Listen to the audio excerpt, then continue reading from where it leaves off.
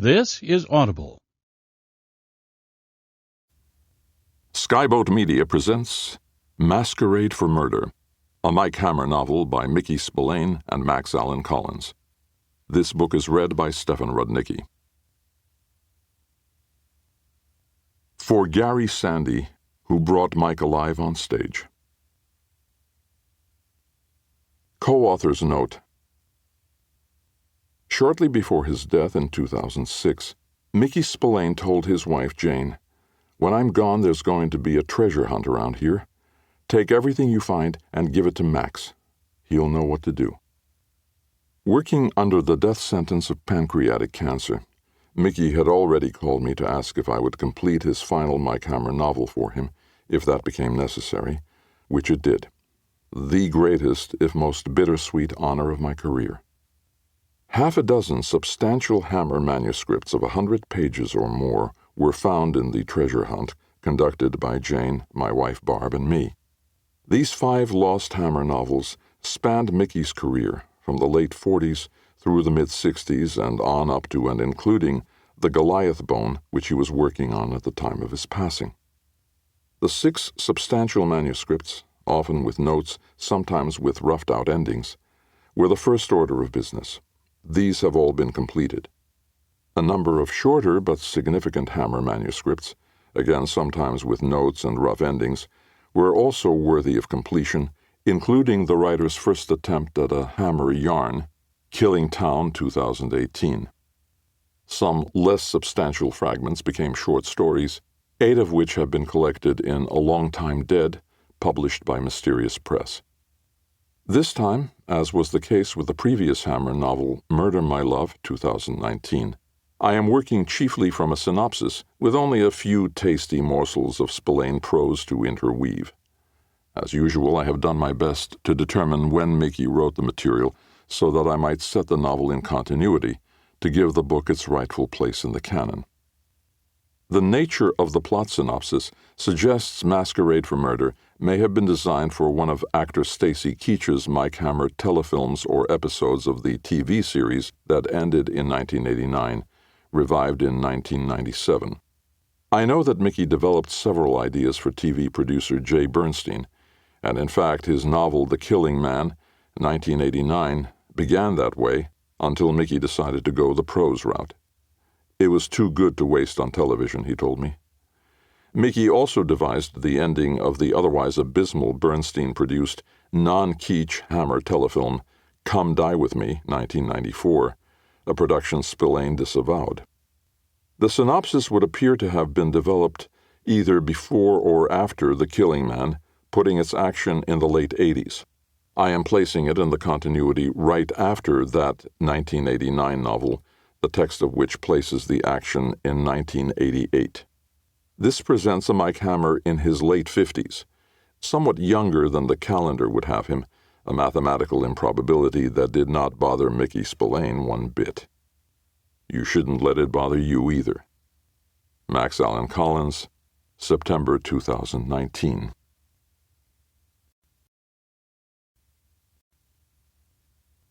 Chapter 1. It wasn't New York anymore, not the old New York. Over on the main stem, the lights still blazed as bright as ever, and the people were just as many. But that was Tourist Town, Action Street, the Big Beanery.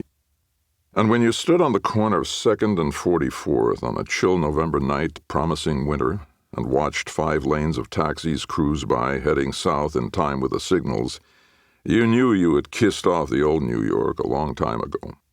The L's were down, the cobwebs gone, and even the slop chutes had their faces lifted. The Blue Ribbon restaurant was a memory, fading into history with Broadway pen-pushers like Walter Winchell, Earl Wilson, and Hy Gardner, whose newspapers were as dead as they were. The hole-in-the-wall joints were done over and intimate now, the prices high and the lighting low, where the rich married slobs could slip off with some poor sexy broad without causing too much of a stir.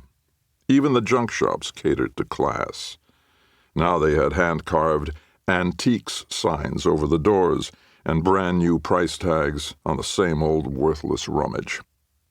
Across the street from where the hacky dropped me, one place was still open and unchanged. Pete's Chop House, said the neon lettering above dark-tinted windows that glowed with electric beer signs like fireflies in the night. I was meeting Captain Pat Chambers of Homicide, my oldest friend in the world, going back all the way to the Army, and a kind of war nobody protested. One of his best officers, Lieutenant Casey Shannon, the Wall Street cop, the news called him, was retiring soon, and this was his send-off. Diminutive Pete himself met me just inside. He was his own maitre d', a small, jet-black-haired man in his 60s, only his hairdresser knew for sure, wearing a shiny tuxedo and a thick mustache and a puffy face that bore a smile like a duty, but one he didn't mind. The place was smoky and dark, mirrored walls working to make the joint bigger. One of those male bastions where women were welcome as long as they came accompanied. Like me, Pete's was a relic, a supper club clinging desperately to the past. "Mike," Pete said, the smile turning real. "Or is it Mr. Hammer, now that you're respectable?" I grinned at him. I just killed somebody important for a change. I took off my pork pie fedora, and Pete helped me out of the trench coat and took the hat and handed the works over to the blonde at her window. She was maybe 25, but in that low-cut sparkly thing she looked like 55. 1955, that is, and that was fine by me. "One of these serial killers you read about, huh?" Pete burbled. "Hiding in plain sight in a government job yet, and you flush 'em out. You got a lot of play in the papers, Mr. Hammer. Mike. Like the old days. Your girl Velda, she's okay. Bastard put her in the hospital, they say." "She's great. That was months ago, Pete. Old news." I patted his shoulder and slipped away. I wasn't here to talk to an aging restaurateur about my latest 15 minutes of infamy. The hostess, a stunning redhead in a green evening dress with matching emerald eyes, intercepted me. Though I hadn't been to Pete's for a while, I was enough of a regular to know that her first name was Sheila, though by now we were too well acquainted for me to ask what her last name was. She was 10 curvy pounds the right side of plump, and had cherry-red lipstick lips with a bruised Bardot look that made her smile seem knowing and sly without even trying. Her arm slipped into the crook of mine as she slow-walked me, winding around tables, pausing for busboys and waitstaff. "Alone tonight, Mike?" She was flirty in that way that you knew would never amount to anything. "Velda doesn't like this place." Lovely raven-haired Velda was officially my secretary, but unofficially my partner in a bunch of ways, with her own PI license and a .32 automatic in her purse, and my heart tucked under her arm. The Bardot lips twitched with amusement. "Food not to Velda's taste." "Food very much to her taste. That's why she doesn't like it." Sheila gave me a kiss of a smile. "Watching her figure." "Her and me and every other right-minded man in town. Are you okay, kid?" "Super. Why?" "I got X-ray vision, me and Clark Kent. I can see right through that makeup." Her left eye was a little swollen and expertly dabbed with flesh-colored cosmetic. She frowned just a tad. "Is it that obvious, Mike?" "Could be I'm a detective. What's his name? I might have something for him." She brought us to a stop, and her smile turned into a tragic thing that wouldn't fool anybody. "No, Mike, please don't. Please stay out of it. I'm breaking it off, I promise. I swear." I touched her cheek lightly. "You have any trouble shaking loose, kid, you know where to find me, and it won't cost you a penny. I enjoy spending time with men who think beating up women is fun." She swallowed, nodded, then delivered me to my destination and slipped back to her post. Pat hadn't lined up a back room or anything, just a big corner booth filled with rumpled men in rumpled suits. I shook hands with everybody, then squeezed in next to Pat, who was my age, blonde with gray-blue eyes, a trimly muscular build and a methodical mind. "We decided," Pat said, "not to wait for you before we started drinking." "Good call," I said. There were 7 of us, including but not limited to burly, balding Shannon himself, Chris Peters, his slim young current partner on the PD, And Ben Higgins, an already retired skin-and-bones copper who'd been the sidekick before that. I'd barely settled in when a waitress in a white dress shirt and black skirt delivered me a Canadian club and ginger. Like I said, I was something of a regular at Pete's. My preferences were known. We talked old times. I won't bore you with it, but Peters loved hearing everything, particularly the tales that show how dogged and tough Shannon could be, but also the ones that made this older mentor of his seem human, like when the Wall Street cop was on the receiving end of his former partner Ben Higgins's practical jokes. Hell, Higgins was saying, I didn't even know you could melt X-Lax down and make a decent hot fudge sundae out of it. Turns out you can. Over everybody else's laughter, a smirking Shannon said, It made hot fudge, all right. Well, let me tell you. Several rounds of drinks went by before we finally ordered. Everybody got the house specialty, bone-in ribeyes, and the waitress was still getting the particulars, salad dressing, veggies, potato, and so on, when a tall, broad-shouldered guy of maybe 35 came in, leading two men a decade or so older who seemed vaguely servile, yet bore a distinguished quality the younger man somehow lacked. They were peeling out of their Burberry cashmere trenches, the older men revealing Brooks Brothers suits, each worth a week of my rent at the Haggard building. Shannon, sitting next to Pat, leaned over and said to both of us, What the hell are they doing in a joint like this? Shannon looked something like the old movie actor Pat O'Brien at a similar age, but less hair, wisps of white only. Like that old-time actor, he had a hint of Ireland in his voice, not from once having lived there, but growing up in a home where the parents had, and the brogue had been catching. That other Pat said, Don't let Pete hear you calling his white tablecloth joint a joint, pal. Shannon raised a single hand of surrender. Nah, it's not that. It's just that Colby kid is more a Four Seasons type, or the Union Square Cafe when he feels like dressing down. I looked sideways at the newcomers who Pete was handing off to Sheila for seating. That's Vincent Colby, huh? In the flesh.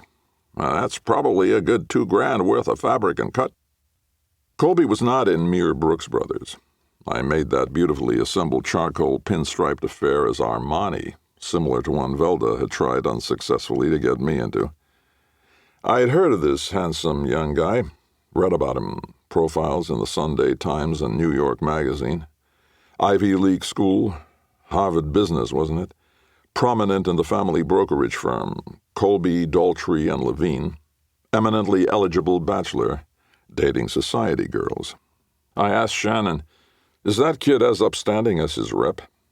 Shannon was watching as Sheila led Colby across the room, the two Wall Street big shots trailing along like litter bearers. As far as I know, Shannon said, like his old man, that kid served in the Navy, made lieutenant. Straight shooter all the way. His mouth twitched. Some youthful indiscretions, I understand. No police record, but underage records get expunged, particularly if you have connections. He sipped his highball. Colby's guilty, all right, of being a rich golden boy, but that's about it. Far as you know. Far as I know, Mike. Sheila was getting them seated in a booth at the bar area across the dining room. Only Colby didn't sit down right away. He was standing there chatting with the redhead. She was smiling and trading talk in a friendly way. More of that going-nowhere flirtation? Or something else? I said, He sounds too good to be true. That's been my feeling, Shannon admitted. I always felt like he was playing me. Playing you how, Casey? He twitched another sneer. Too friendly. Too cooperative. Patronizing, like he was putting one over. How did you rub shoulders with the lad? I had a couple of investigations that took me to the Colby firm. What kind of investigations? He didn't look at me while we talked. Suddenly it was like pulling teeth. He said, A secretary there died of an overdose. A low-level employee was the victim of a hit-and-run. Fatal? Shannon nodded. Vaguely suspicious, but nothing came of either. Colby was in the lives of both parties, was helpful to a fault. Sheila was lingering, and Colby took her two hands in his and smiled, and she smiled back, then peeled away. Could this privileged punk be the guy roughing her up? Maybe somebody needed to put the brake in brokerage. Colby was finally about to sit down, but maybe he felt our eyes on him because he paused, spotted us, beamed and came over, navigating the sea of tables of diners like the Navy man he was. He stood before our booth and half nodded to each of us in turn, but reserved his dazzling white smile for Shannon, who was looking up at the man in Armani with a smile as rumpled as his own decidedly off-the-rack suit. This was my first close look at the guy, and it revealed a male specimen who was almost too handsome, with long eyelashes and dark curly hair worn rather short and wet with product, giving him a Roman emperor look. But was he Julius Caesar or Caligula? Either way, he sported a tan that said trips to warmer climes were not infrequent, or maybe he just used a tanning bed somewhere. At home, maybe. Colby leaned in and offered his hand to Shannon, who half stood, as much as possible in the booth anyway, and accepted the proffered paw for a shake, then settled back down. "So, I'm guessing this is a retirement party," Colby said, his voice mellow and smooth. He could become a TV or radio announcer if being a rich Wall Street heir didn't work out. "Pre-retirement," Shannon said genially. You could never have discerned that the old copper had any suspicions or negative thoughts at all about the guy. Strictly friendly time. "I recognize both of your partners in crime," the young man said, showing off those white teeth some more.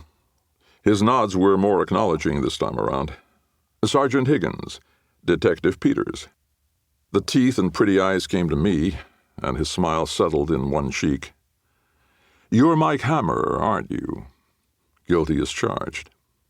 Dark eyebrows rose above the long lashes.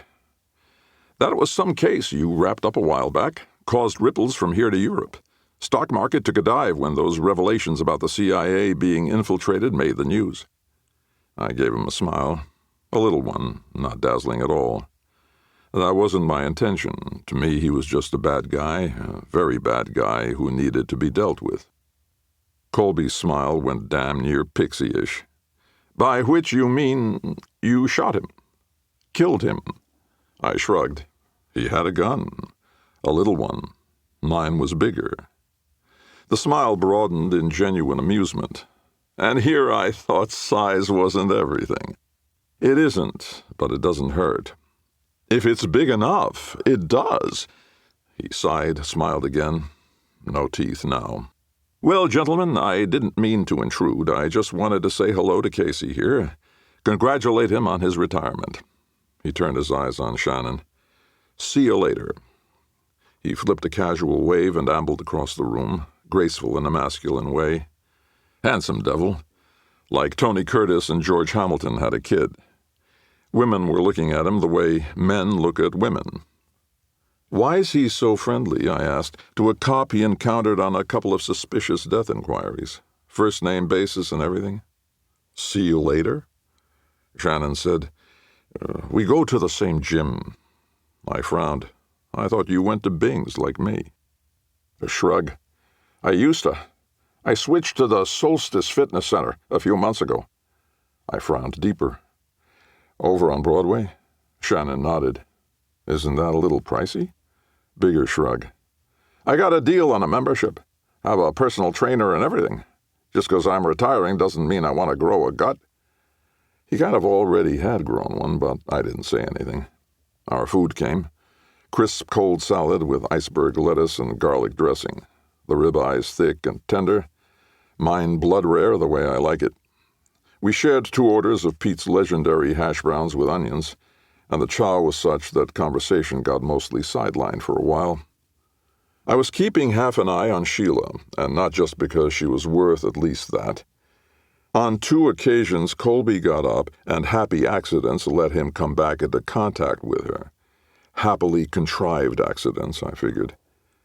Once, when he got up to go to the head, which took him past her station, that gave him an excuse to pause and jaw with her a while on his way back to the booth. Another time, he joined her at the bar where she was chatting with the white shirt, black bow tie bartender, who was just another good-looking guy in his late 20s or early 30s, but just maybe lacking the Colby kid's bank book. The Wall Street heir took her by the arm, and not rough at all, and I was watching for that, and walked her over to one side, and then they were talking in a serious way. Not an argument, but not chit-chat or flirtation either. These two knew each other. The bartender was taking this in, glaring at them as he filled orders. What the hell was that about? We were having a round of after-dinner highballs as I watched Colby and the hostess discussing something near the bar again, and the bartender maybe resenting it. I wondered if the bartender was just a friend of Sheila's who maybe knew Colby had been treating her roughly and was considering stepping in and doing something about it, in which case hurrah for the bartender. I said to Shannon, I thought Colby dated the debutante crowd. He does, sometimes. Not always. He's been known to date models. The Vogue variety. Shannon sipped his highball, shook his head. More like Playboy and Penthouse. He parties at the Tube in Chelsea. The Tube was more blue jeans than Armani, a trendy spot known for multiple lounges with such funky themes as an S&M dungeon, Victorian library, and a dance floor with cages, plus hot and cold running cocaine. After a final round of drinks, the little retirement get-together petered out, and Shannon and his two partners all took their leave after fighting over who would take the check. Pat won. I hadn't made a bid, because I was always happy to see a cop pick up a check for a change. Soon Pat and I were alone in the booth. Over in the bar area, the three stockbrokers were having their own after-dinner drinks, and Colby had not invented any more excuses to bump into Sheila. Is it my imagination, I said to Pat, or was something going on with Shannon? What do you mean? Well, he starts out kind of bitching about this Colby character. Then, as I get to asking questions, suddenly I have to work to pry even tidbits of information out of him about the boy. And Casey Shannon going to a rich guy, personal trainer type gym? What the shit? And the friendly way he talks to that golden boy, and then how wary he seemed and unfriendly toward him when Colby wasn't standing in front of us. Yeah, Pat said. I picked up on that. So you're still a detective then. Good to know. So what the hell do you make of it?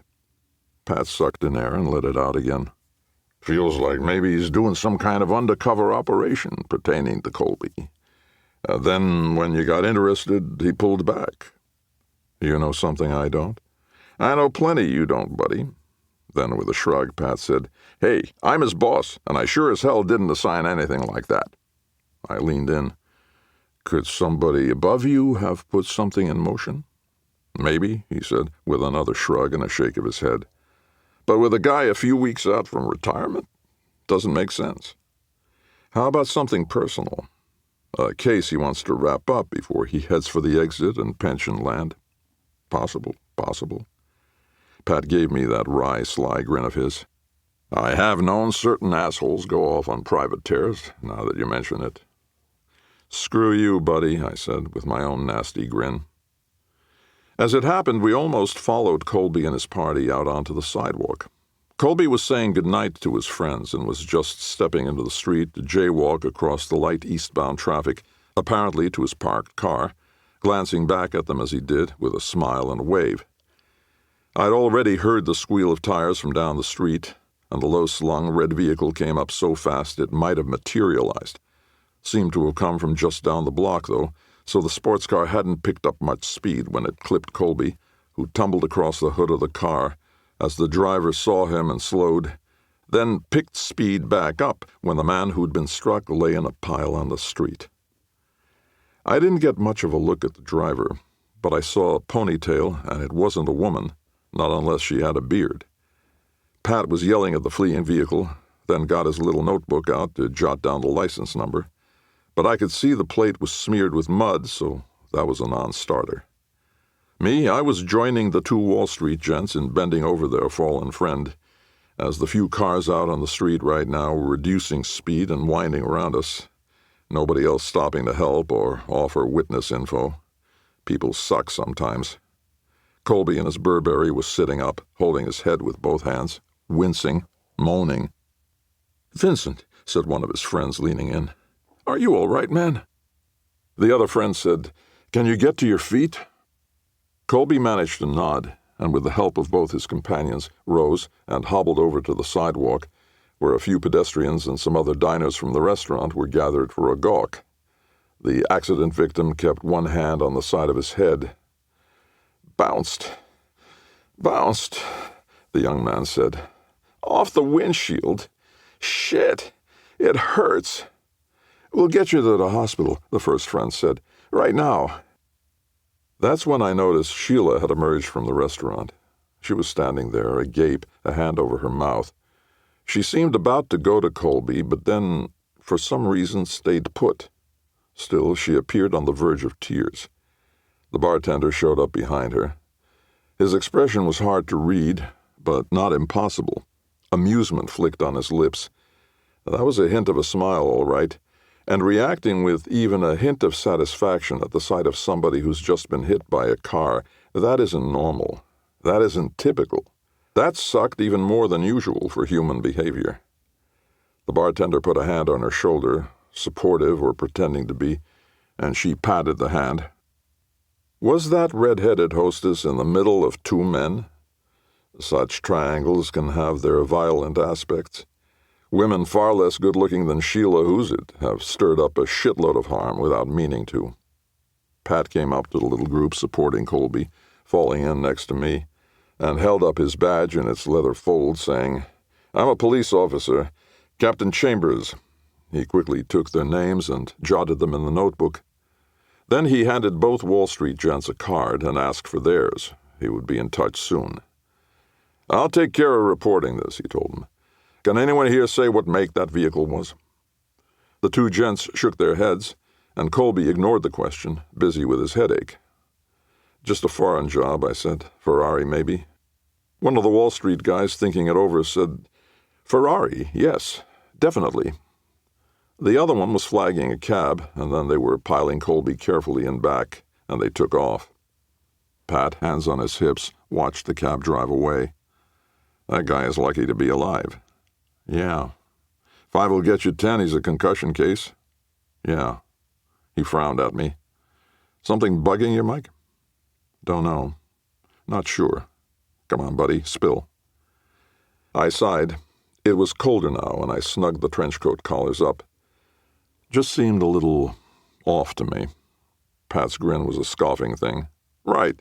The guy intentionally stepped out in front of a speeding Jaguar. Why? To get his jollies? I don't know why. And don't know that he did. And that was a Ferrari." He shook his head. "You have to be the most suspicious son of a bitch I ever knew." "Really? How often am I wrong when I am?" He didn't have an answer to that. He asked me if I needed a lift, and I said yes. On the way to my place, I said damn near nothing. My mind was busy replaying what I'd seen, and wondering why it felt wrong somehow.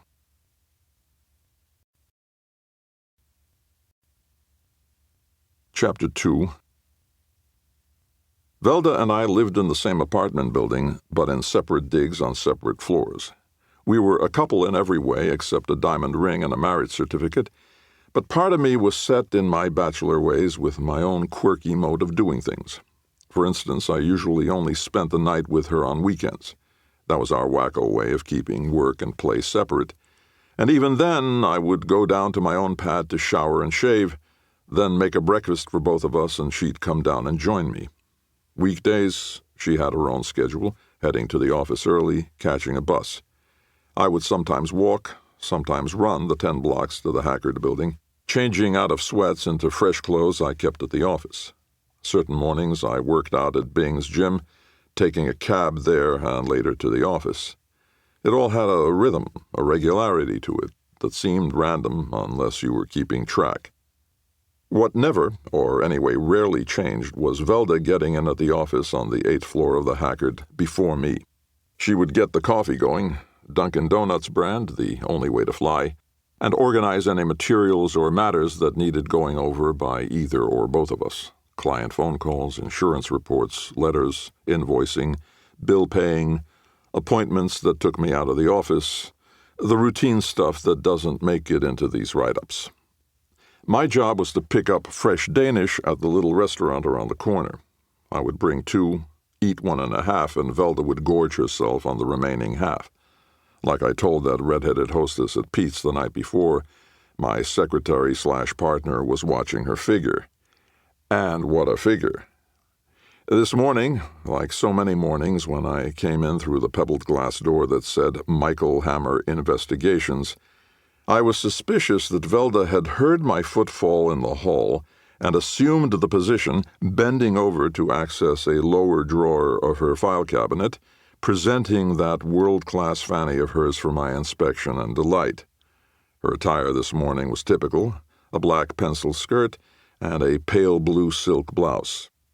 "Good morning, Mike," she said, without even looking. "How do you know I'm not that guy who came in and crowned you not long ago?" I said, depositing the bag of Danish on the little table under the window at left where the coffee maker bubbled. "He put you in the hospital, remember?" She stood and, a file folder in hand, smiled at me as I climbed out of the Burberry, but not cashmere coat, and walked back toward the door to hang it and my Dobbs hat in the closet. "Don't you remember, boss?" she replied smoothly. "You killed that son of a bitch." She rarely used terms of endearment at work, separating business and pleasure, like I said. "I remember, doll," I said, "and it was a fucking pleasure." I did use terms of endearment at the office. I went over, got myself some coffee. She had a cup already poured, and doctored mine with milk and sugar. Then I put my Danish and a half on one paper plate and her half on the other, and delivered both to her desk where she was heading with the folder.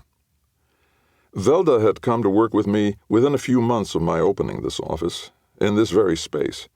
It had been remodeled, but still looked like it was 1952. You could almost say the same about Velda. She was near my age, but looked 15 years younger, maybe 20. Guys half her years goggled at her in the street, and it didn't make me jealous, just proud. She was tall, even in the flats she wore at work. Her raven hair was cut in a style-defying, shoulder-brushing page boy that had auburn highlights in it now, her big brown eyes set off by light brown eyeshadow, the dark long eyelashes needing no help from Maybelline, her lush lips glossed a sultry burgundy. That classical hourglass shape was supported by long legs, muscular in the dancer's sense, and full high breasts on loan from the young Jane Russell. "You know what I love?" she asked. "Me?"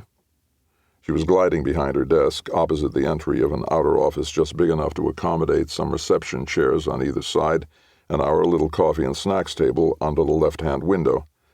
Behind her desk and to the left a little was the door to my inner sanctum. "What I love," she said, nodding to the client's chair opposite her, "is reading something fresh and new and exciting about you in the paper. Something you haven't shared with me. You know how I adore surprises." She was pushing this morning's daily news at me, open to page 3, already turned so that I could read it. After all, she already had. The headline across the top of the tabloid page, the copy taking up a third of the page, was "Wall Street Up-and-Comer Struck Down." 2 photos of Vincent Colby, a close-up portrait shot, and a candid of him and some society gal at a gala event accompanied the article. I set my coffee cup on Colby's puss. I didn't have anything to do with that.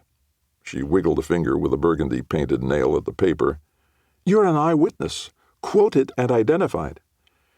"Right, I'm that fabled innocent bystander you hear so much about." She grunted a laugh, then reached for her half a Danish and nibbled on it like a mouse at cheese still in the trap. "And you're identified as Michael Hammer, venerable private investigator whose numerous self-defense pleas in justifiable homicide cases have vexed the New York State court system for decades." "That should drum up some business anyway," I said through a mouthful of pastry. "Venerable means older than shit, doesn't it?" "Yes, it does," she confirmed. "It also says the hit-and-run victim was seen earlier talking to you and a certain captain of homicide at the restaurant. What about?" She was pissed, mildly pissed but still pissed, because I hadn't called her last night or first thing this morning to fill her in. She is understanding in ways I could expect no woman ever to be with me, but reading about me in the paper, Finding out about something in that fashion, and not directly from me, frosted her tail but good. So I filled her in. No heat was coming off her at all now, other than what was generated by those good looks that I never got used to or took for granted. "You really were just a witness," she said, mildly surprised. "An innocent bystander." "Innocent as a newborn babe, that's me." I leaned back in the chair, coffee cup in hand. "But that doesn't mean I'm not on the spot." "It doesn't?" She had this ability to suggest a frown without wrinkling her forehead much, if at all. One of her beauty maintenance secrets. "Why not?" "Hit and run is a crime." "Let me write that down." "It's a crime, and I was at the scene. Furthermore, I was observed talking to the victim in the company of that certain captain of the homicide division. You may have met him, Patrick Chambers." "I believe we have met, yes," she said archly. "So how does any of that put you on the spot?" "Somebody important almost got killed under my nose. I will be expected to do something about it, else look like a chump." Her smile would have been as enigmatic as the Mona Lisa's if Da Vinci had put some smugness in the picture. "You have a rather rarefied opinion of yourself, Mr. Hammer. This isn't the old days when you were filling the tabloids so colorfully, mostly red." I gestured with my cup toward the paper. "The Penta thing got play." "Yes, and after you killed that bastard, both the News and the Post did those nice retrospectives about your wild exploits back in the days of Howdy Doody and Milton Berle. You know what that makes you? A celebrity? Nostalgia." She tapped the page 3.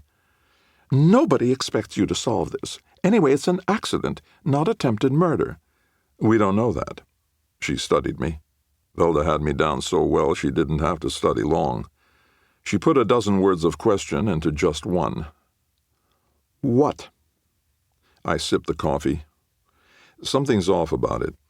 "About the hit and run?" "Yeah." "The News says young Colby narrowly escaped death. Do you have any reason to think somebody targeted him for a kill? Are you thinking you may have a well-heeled client on the hook? You're not usually one for ambulance chasing." "Maybe I'm Ferrari chasing." The big brown eyes narrowed. "You know, Mike, Mr. Wall Street hotshot's reputation is pretty darn stellar. Colby is generally thought around town to be a good guy. Attends and even occasionally throws charity events. That AIDS benefit on Broadway last month, that was him." I sighed, shook my head. "Truth, kitten, something about that accident stinks. It had a staged look, a phony feel." She turned her head and looked at me sideways. "You mean faked?" "I don't know what I mean, frankly. He got hit all right, and his 2 Wall Street cronies hauled him off to the hospital. Maybe staged in the sense that it was no hit-and-run accident, but a murder attempt. I told you Casey Shannon mentioned 2 suspicious deaths Colby was at least on the fringes of." "And you think Shannon may have been investigating him related to one or more of those deaths?" "Fine. So talk to Shannon." I shook my head. "If he's working under deep cover for somebody over Pat's head, Casey won't give me a glimmer. Or if it's personal, he'll keep that close to his vest. No, I think the one to talk to is Vincent Colby." That widened her eyes. "If he's up to having visitors." "If he isn't," I said, getting to my feet, "I'll talk to his doctors. If he's suffered some injuries, then maybe I'm all wet about that thing being staged. And he may need help at that." I was in my hat and coat at the door when she called out to me, still at her desk. "Thanks for dropping by," she said. I had been to Bellevue Hospital many times, but never, as some might imagine, so I could be admitted to the mental ward. Still, you could go mad in certain quarters of the place.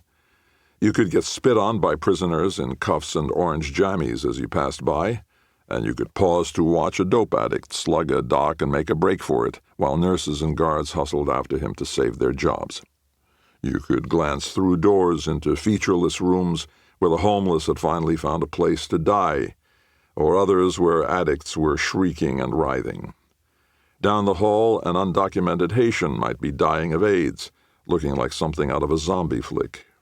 Yes, you could drive yourself stark staring nuts without trying at all in the lower reaches of the city's flagship hospital. But I was not in a circle of hospital hell on this visit. I was headed to an upper floor in a wing funded by the likes of Vincent Colby's family. I'd stopped in at the First Avenue lobby at the information desk to pick up a visitor's pass. I described myself as a friend, and that's all it took. Visiting hours were 8 to 8, and it was just after 9 a.m. now. With my hat on and my coat over my sleeve, I stepped onto an elevator, and when I stepped off, I just about ran headlong into Sheila, the curvy, red-headed hostess from Pete's Chop House. You might figure she wouldn't look as good this time of morning, making a hospital visit. It's true the fluorescent lighting wasn't as flattering as the low-key illumination at the supper club. But the green-eyed beauty, in a denim jacket, pink sweater, and jeans today, had the same lovely face with the Bardot mouth, now with blush on her cheeks and watermelon eyeshadow to make her seem younger and more in tune with her generation's style than last night's green evening dress when she was playing hostess to dinosaurs like me. One touch remained the same. She still had flesh-colored makeup applied to hide that shiner some son of a bitch gave her. "Mike," she said. "Sheila, am I that frightening?" She smiled, laughed a little. "No, it's just always funny to run into somebody in another context, you know. I never saw you anywhere but Pete's, or in the paper, or on the TV news." I gave her half a smile. "I know what you mean. For example, I've known you for several years, but I never caught your last name." "It's Ryan." She gestured down the hall. "Are you here to—" Nodding, I said, "Stop by to see how Mr. Colby's doing. I saw that hit-and-run go down, you know. I take it that's why you're here?" "It is." I gestured to a nearby nook where a patient's relatives and friends could sit and wait and read ancient magazines. "Got a minute?" "Sure." We shared a two-seater couch. I asked, "How's the patient doing?" She shrugged. "A little groggy from the meds, but I think he's doing all right. A doctor's in with him now." "You're a friend of Vincent's?" "Not really. I just met him last night. He stopped by our booth to say hello to Casey Shannon, who we were throwing a little retirement party for, as you probably picked up on." "Oh, yes. The Wall Street cop." Her eyes narrowed. "Is he some kind of financial expert or something?" "Hell no. Just a copper who worked that part of town, and in so doing got to know some of the stock market crowd." I gave her the whole smile now, but didn't push it. "I'm going to ask you a nosy, none-of-my-business question." Her head bobbed back, and her smile got just a little wary. "You are, huh?" I shrugged. "I'm a professional snooper by trade. You know that. And I witnessed a crime last night, so I can't help myself. I get interested." Sheila returned the shrug. "I guess that makes sense." "Are you two an item, Ms. Ryan?" She shook her head.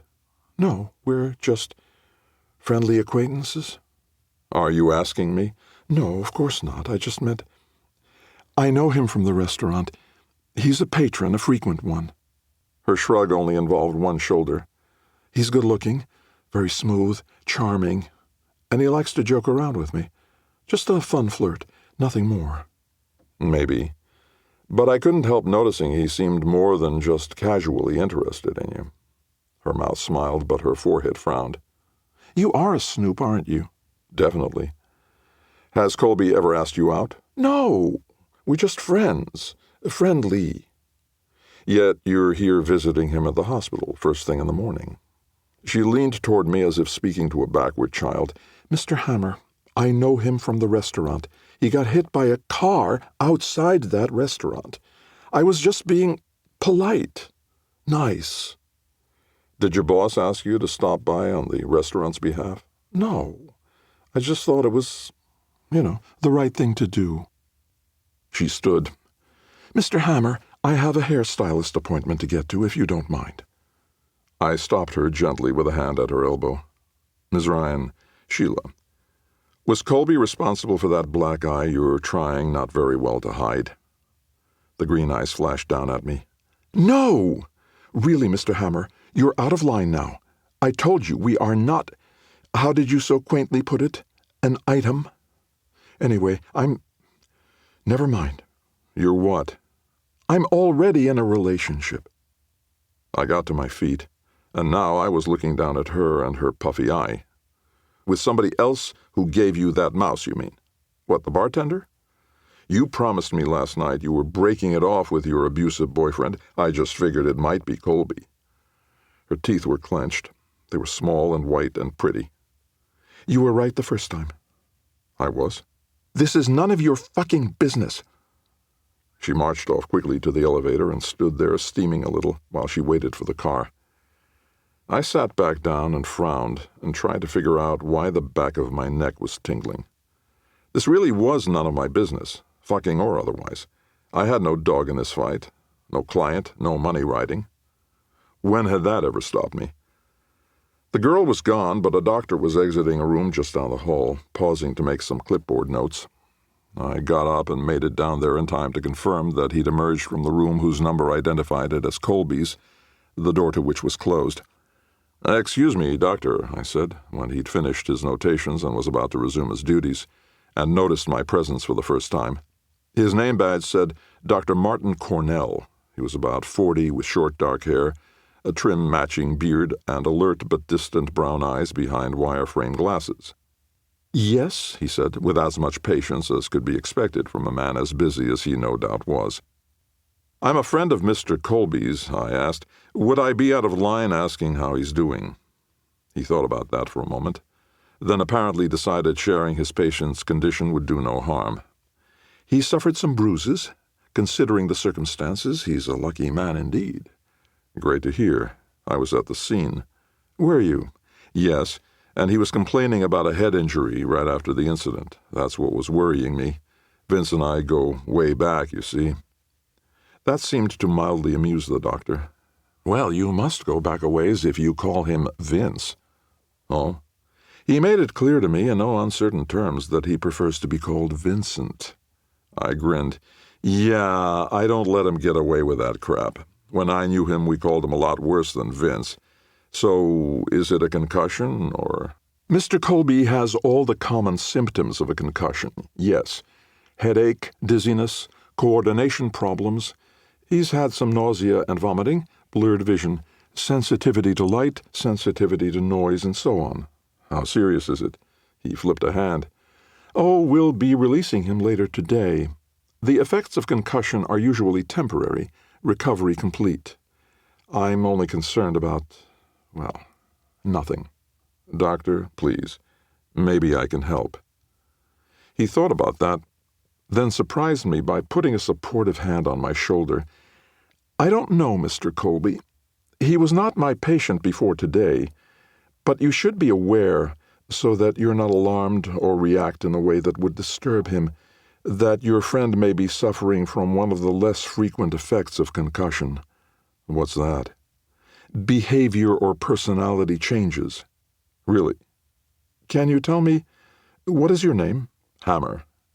"Can you tell me, Mr. Hammer, is Mr. Colby usually known to fly easily off the handle, let's say?" "No. He's known to be quite self-composed. At least that was my understanding." One eyebrow rose above the wireframes.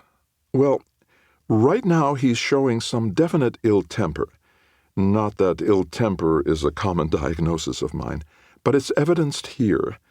His father came by earlier. His mother is deceased, I understand, and I informed the older Mr. Colby of this, but he'd already witnessed as much and obviously seemed disturbed by it." He sighed, lifted both eyebrows this time, then said, "You can see him now." "Thank you, Dr. Cornell." He went off, and I went in.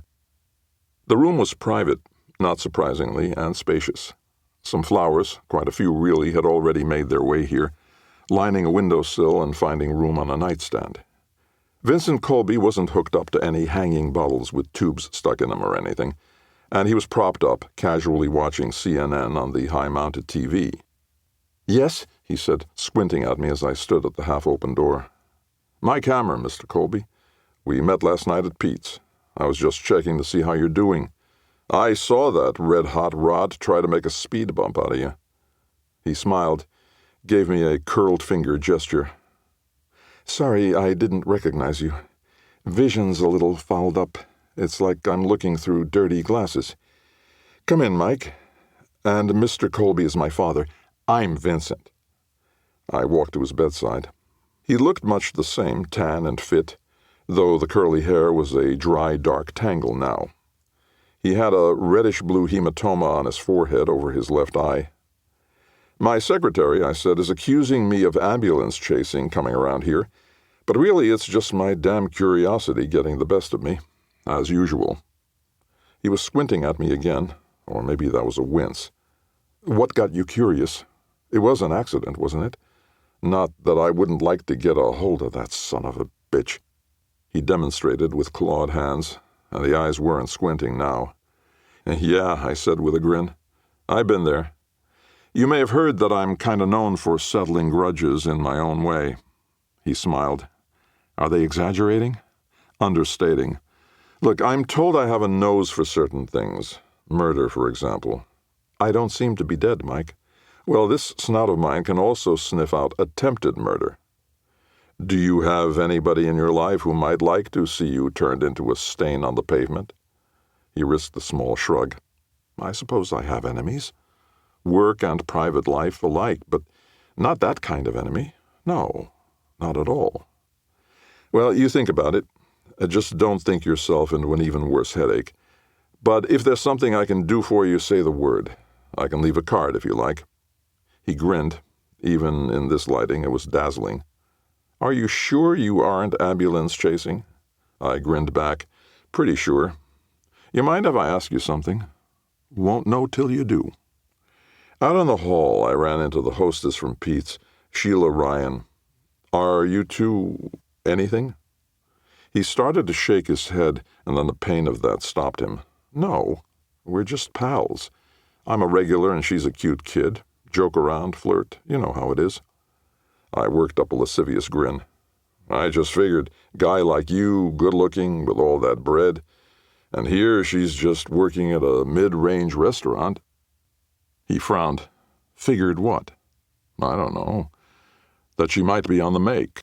I know I wouldn't be immune to that." "To what?" "That ripe a piece of tail." Colby jerked upright, and both of his hands made fists out of themselves. "Watch what you say, Hammer, or I'll feed you that tough guy reputation one tooth at a time." He grabbed my card off the nightstand and flipped it at me. "Stick that up your ass, you fucking prick!" I raised both hands. No offense meant. I slipped out into the hall, shutting the door behind me, grinning to myself. "Thought so," I said. Chapter 3. The offices of Colby, Daltrey, and Levine, near Wall Street, took up the 37th floor of a glass and concrete tower, just another giant tombstone marking, some would say, the graveyard that was Manhattan's financial district, a place where at times it seemed that integrity had gone to die. Just 2 years ago, the Wall Street boom had gone bust thanks to corporate raiders, leveraged buyouts, junk bonds, and especially insider trading, where high finance had become street corner deals where cash-filled suitcases were passed from one dirty white-collar hand to another.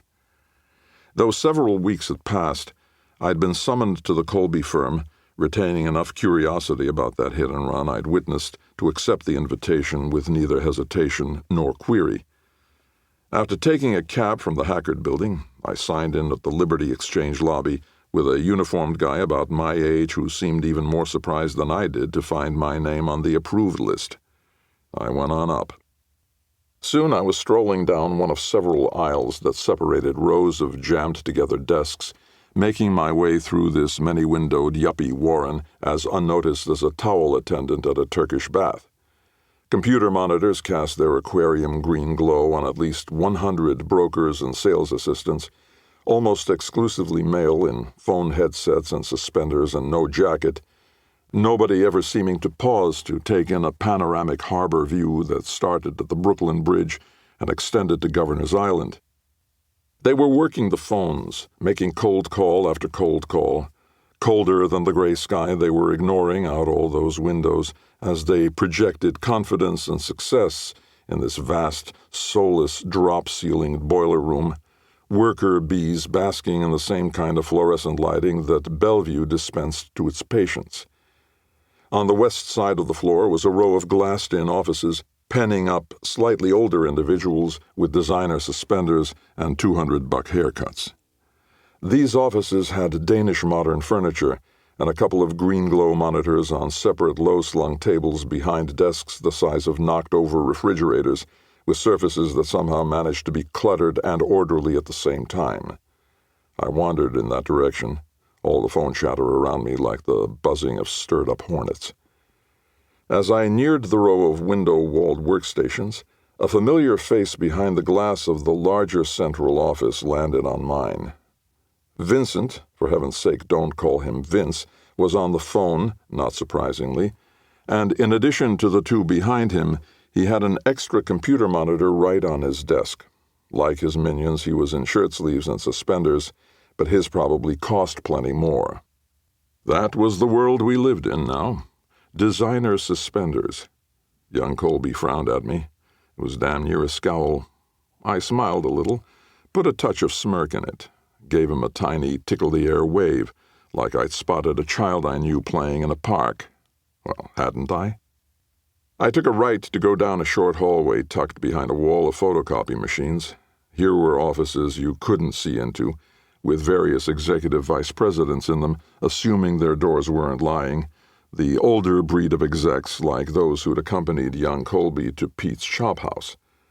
The hall led to a receptionist, a 40-something severe but beautiful brunette in a gray tailored suit, cream-color silk blouse, and black-framed mannish glasses. She had cheekbones that could cut glass. Despite Velda's attempts to make a respectable-looking man of business out of me, my non-cashmere Burberry, Dobbs hat in hand, and today's man threads failed to impress. She asked, "May I help you?" like a floor walker to a shoplifter. Her nameplate said Ms. Stern. Really? "Your boss is expecting me. Mike Hammer." Her manner shifted. She'd been given that name, it was on her list, too, but the moniker itself had meant something to her.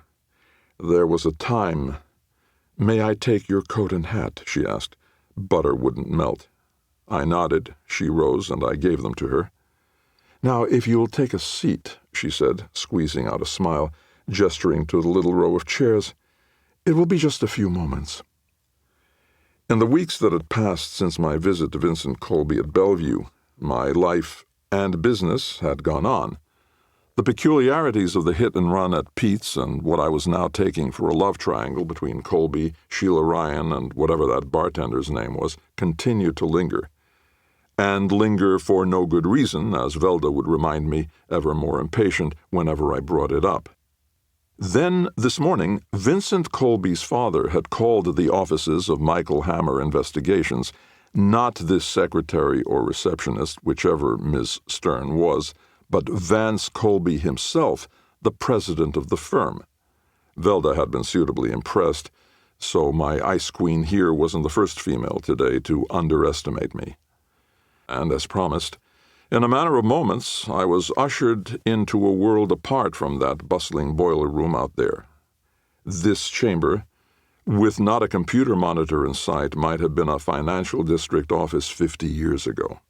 The walls were dark, lush wood with gleaming parquet flooring and an occasional oriental carpet under a high, elaborately molded ceiling. No acoustic tiles here.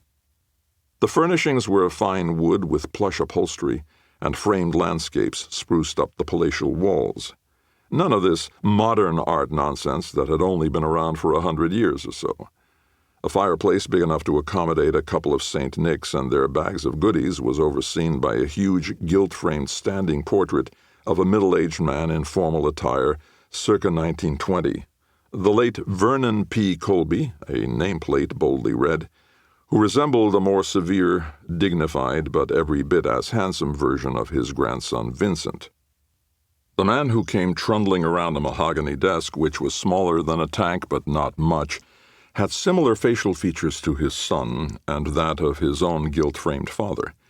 But this was a smaller man, made even more so by the vastness of the chamber, somewhat portly, no matter how hard his well-tailored charcoal pinstripe suit tried to conceal it.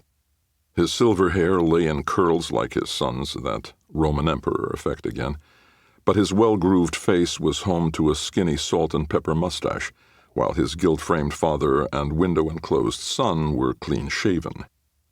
"Mr. Hammer," Vance Colby said, his hand extended even before he'd reached me, his voice mellow like his son's. "You're kind to respond to my entreaty so quickly." "Sure," I said as we shook. His hand was small, but his grip large. "But you didn't indicate the nature of your entreaty." Sit, sir, please." He was gesturing to a pair of two-seater couches facing each other by the hearth, a modest gas fire going, the cold snap out in the real world making it appropriate. The low-slung coffee table between us had a gleaming pot of its namesake waiting on a silver tray with china cups to be filled. "Coffee?" he asked, as if the thought had just occurred to him. "Thanks." He poured, then told me to help myself to cream and sugar, which I did. As he settled back on the couch, a steaming cup in hand, my host said, "I'm of an age, Mr. Hammer, to know of you firsthand, from your newspaper exploits." That was second-hand, really, but I just said, "I'm of an age to have had them." "Might I ask, sir," his formality was catching, "if you mean that as a compliment or just an observation?" "A compliment, definitely," Vance Colby said, sitting forward, putting the coffee cup on a coaster on the glass top between us. He grinned, and it seemed a little forced. "You know, somehow I always felt that we had a lot in common." "Yeah, I was just thinking that. But what I said was, 'How's that, Mr. Colby?'" He flipped a hand. "Well, politically, for instance." I grunted a laugh. "Not unless you haven't voted for 20 years either." That widened his eyes, which were faded blue, and not the pretty eyes of his son. That must have been Vincent's mother's DNA. "Really, Mr. Hammer? A man with your strong opinions doesn't vote? Why ever not?" "It only encourages them." I sat forward. "Sir, I'm going to guess you already have a big-ticket private security company handling both your business and your home. And we only have 2 licensed investigators in my firm, including my secretary. We're very good, but we're a staff of 2. He was nodding. "Understood." I sat back. "And even if you don't already have a security outfit, I'm not an appropriate choice for your needs." He sat back as well, folded his arms. Some shrewdness came into his voice, which was a relief because I had not been impressed so far. "You already know why you're here, don't you, Mike? If I may address you that way." "Sure, if I can call you Vance."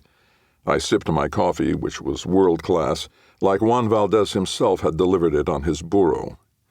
I get uncomfortable when I'm on a first-class basis with somebody who expects a mister out of me in return. He chuckled at that. "Of course. Obviously, this is about my son." "Yeah, we exchanged greetings when I got here. Sort of. You must be glad to have him back here at work." Vance nodded, but seemed distracted. "Vincent was only in the hospital overnight, but, before we go any further, I'd like to get you on retainer, make this official. What would you say to $1,000? Yippee?" A grin blossomed, unforced this time. "I've taken the liberty," he said, and reached in a jacket pocket for a check fold. He tore the check out and handed it to me. He'd made it out in advance, and somehow I just knew he'd used a fountain pen, probably a Mont Blanc. But I raised a traffic cop palm with one hand, the check drooping from my other. "Is there a problem?" he asked, frowning, confused. "A technicality.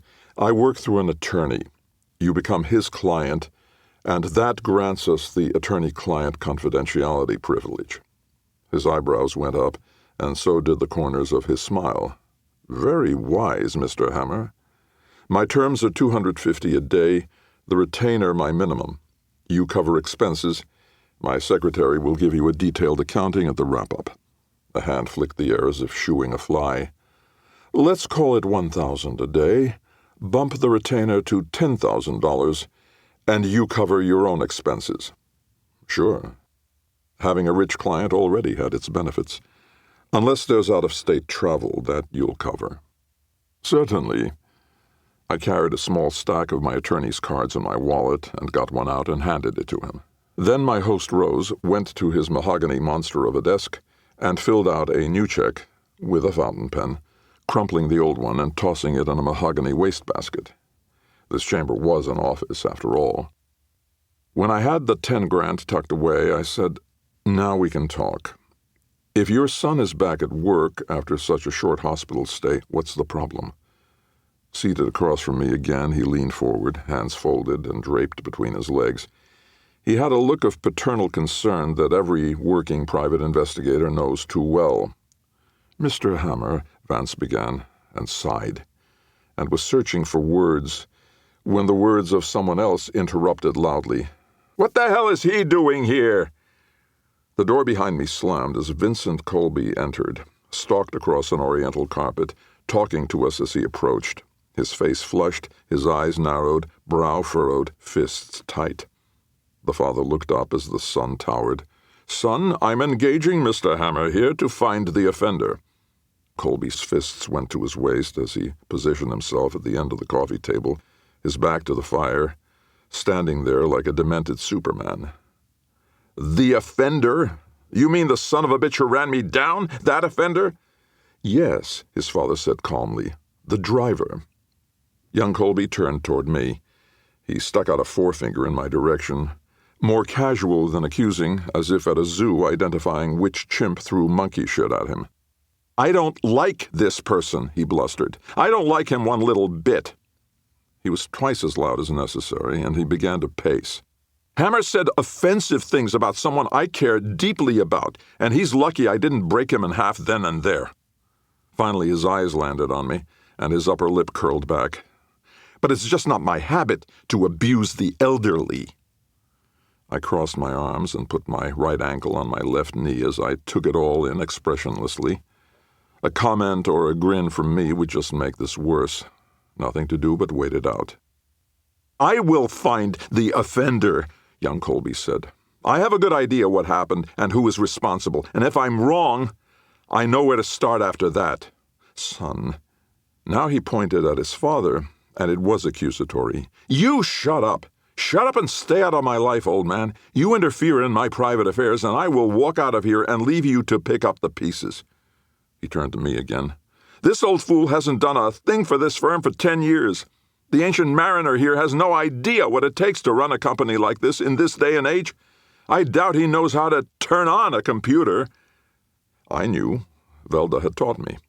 Colby lurched forward, and his father, still seated, backed away, frightened, as his son's fist came down, and I was poised to go for the raving ranter myself, but the base of the blow was meant for the table, and it connected, making everything on that coffee table jump. Then Vincent Colby stormed out and slammed the door behind him. We sat in silence for a while, broken only by the gentle lapping of flames. Fortunately, my coffee cup had been in my hand and not on the coffee table. I took a drink. Vance Colby had a hand over his face and was doing his best not to sob. His best wasn't enough. I waited. Soon he was dabbing at his face with a handkerchief. I apologize, Mr. Hammer." I smiled at him, just a gentle thing. "Mike, remember? Families are tough sometimes." The smaller Colby gestured with both hands, as if balancing two objects. "That's just the thing. We've always been close, Vincent and I, always. His mother died when he was 7, and we've been best friends ever since. Never a harsh word between us, until—" I frowned. "Until the accident?" He nodded. "Yes, I am assured by the medical experts that my son will fully recover, but it may take time. Vincent is on medication, and he is seeing a psychiatrist on a daily basis. So far, frankly, it's not doing any good." He swallowed. "But it's early. It's early yet." "Has there been an impact on his work?" His shrug was elaborate. "Vincent's working only half days, seeing the shrink in the afternoons, sometimes his physician as well. There are occasional explosions of temper. He's always been a charmer where the staff is concerned, a bit manipulative perhaps, but that's not a bad thing in this game. He has not, at least not as yet, evinced any signs of violent behavior." My eyes got big as I pointed to the door Vincent had stormed through minutes ago. What the hell would you call that?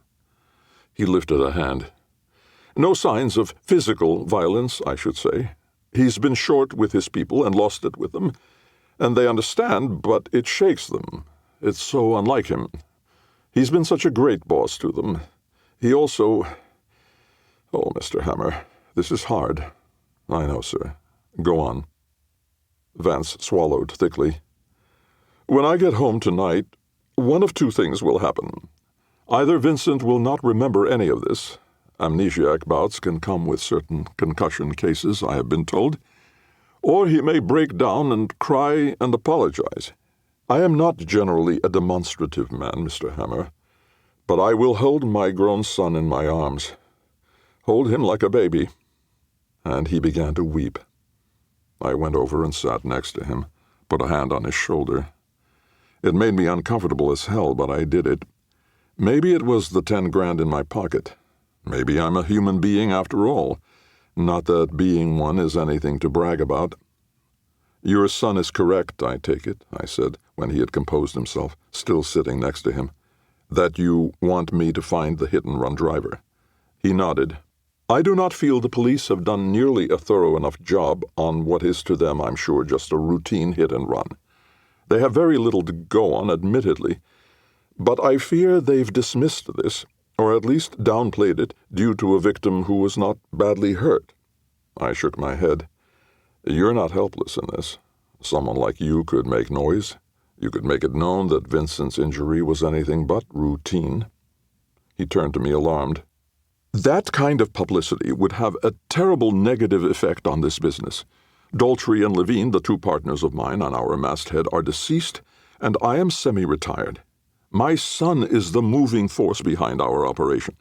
I do not want his condition getting out. It would compromise the firm horribly. Okay. I got up and resumed my seat opposite him. I get that.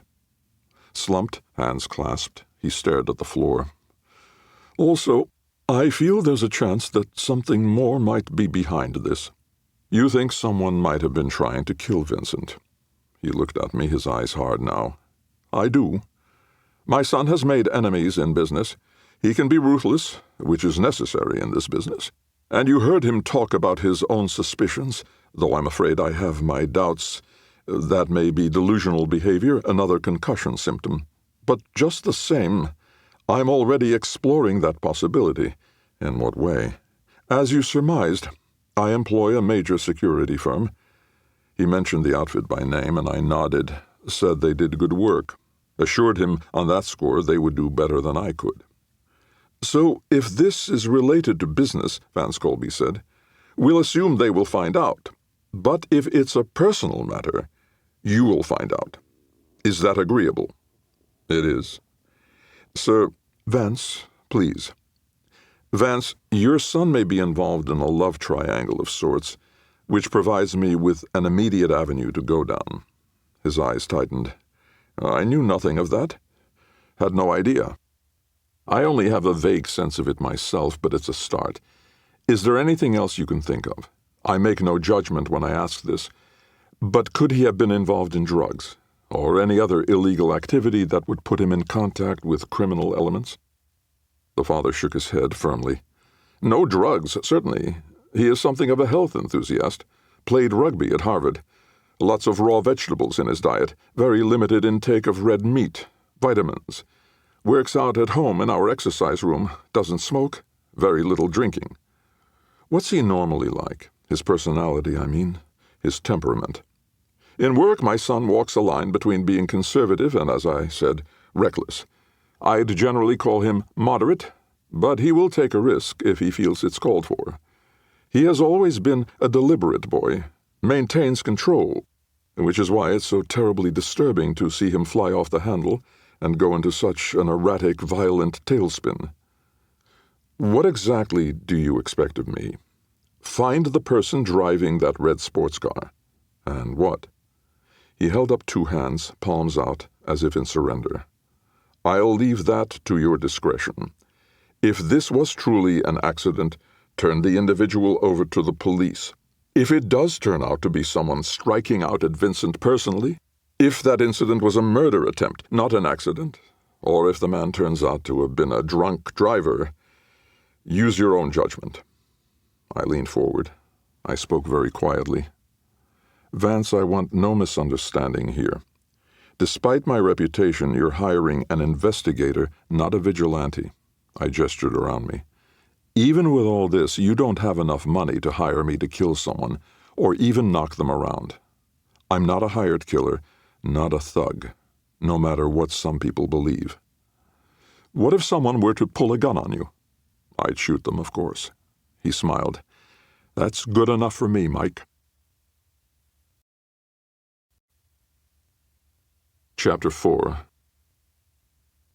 You can drink till 4 a.m. in Manhattan, but some restaurants with bars set their own time for last call. Pete's Chop House was one of those, which was where Velda and I headed for a late-night supper after taking in Ain't Misbehavin' at the Ambassador Theater. There were plenty of places closer to grab a bite and a brew, but as usual I had a hidden agenda. After a warm greeting from Pete in his shiny tux and suspiciously black hair and mustache, I deposited my coat and hat with the check-stand blonde. The lovely Sheila, in another green gown, nicely low-cut tonight, complimented Velda on her oversized black blazer and white turtleneck, then acceded to my request for seating in the bar area. The green-eyed redhead escorted us there with a smile and not a word about my last visit to the restaurant, or to our previous, ultimately tense encounter at Bellevue. She still had an eye swollen up, but camouflaged with cosmetics. On a weeknight, at around 11:15, the old-fashioned, less-than-spacious supper club was sparsely populated, the not-too-smoky ambience going well with the low lighting. Velda had a small chef's salad, and I put away a rare steak sandwich and fries and a couple of Miller Lights. We took our time, and in low tones discussed the Colby job. And a job is what it was now that we had deposited the old man's check for $10,000. We kept our voices low while Sinatra, Dino, and Davis sang to us from the sound system. "I'm still not sure," Velda said, "what it is you think we can do that the motor vehicle boys and girls can't do better. Maybe nothing, but we only have one hit-and run to look into. Plus, there are aspects of this thing that they don't know about." She was nodding. "Colby's mental state post-concussion, you mean?" I nodded back. "That and the cast of players hugging the periphery." She bobbed her head almost imperceptibly toward the bar. "Like that kid back there mixing drinks?" We were both old enough to call anybody under 40 a kid, even if Velda's looks still made her a babe. "Like him," I agreed. "He seems to know who I am, or anyway, my face rings a bell."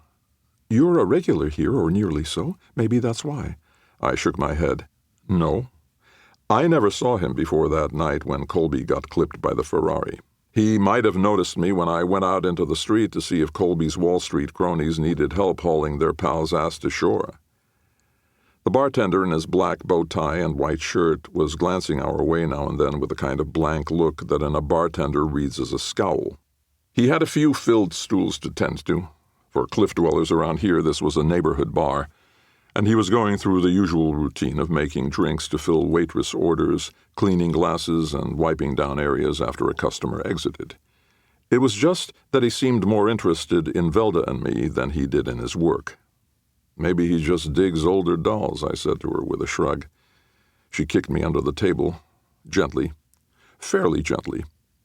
After sipping her Miller Lite, which they had on tap, she said, "You can't really suspect a bartender who's, 28, 30, of having a friend with a Ferrari who he hired or talked into trying to run down his competition with that redhead?"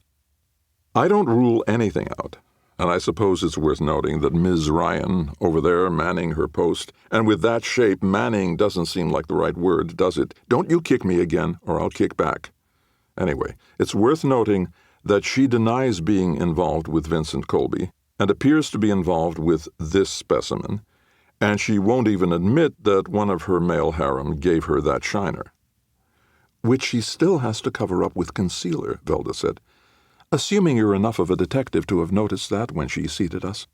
"I'm not only enough of a detective to have noticed that," I said, and sipped Miller. "I also noticed it was the other eye this time.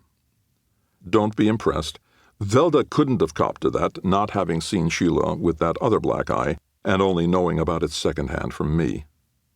"It has been a couple of weeks," Velda said, her own lovely eyes narrowing. "Plenty of time for that first mouse to stop squawking." Pete rolled over to our booth with a big smile, leaning in to see how we were doing. "Join us for a moment," I said.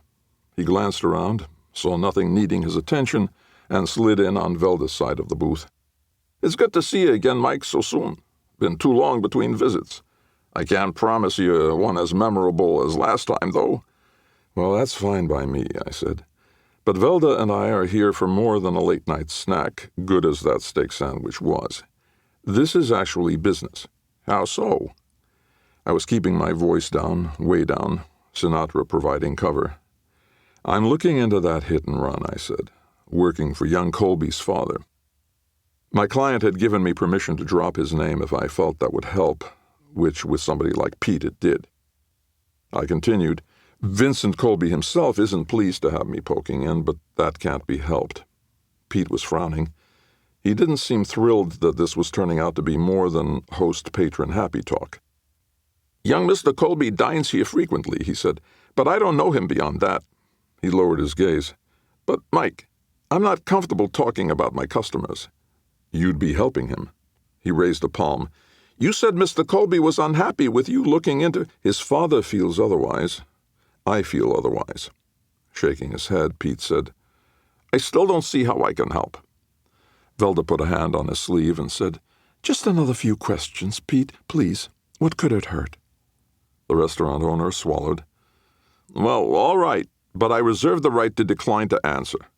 Velda smiled. "Take the fifth all you like, Pete." "So," he said, "what do you want to know?"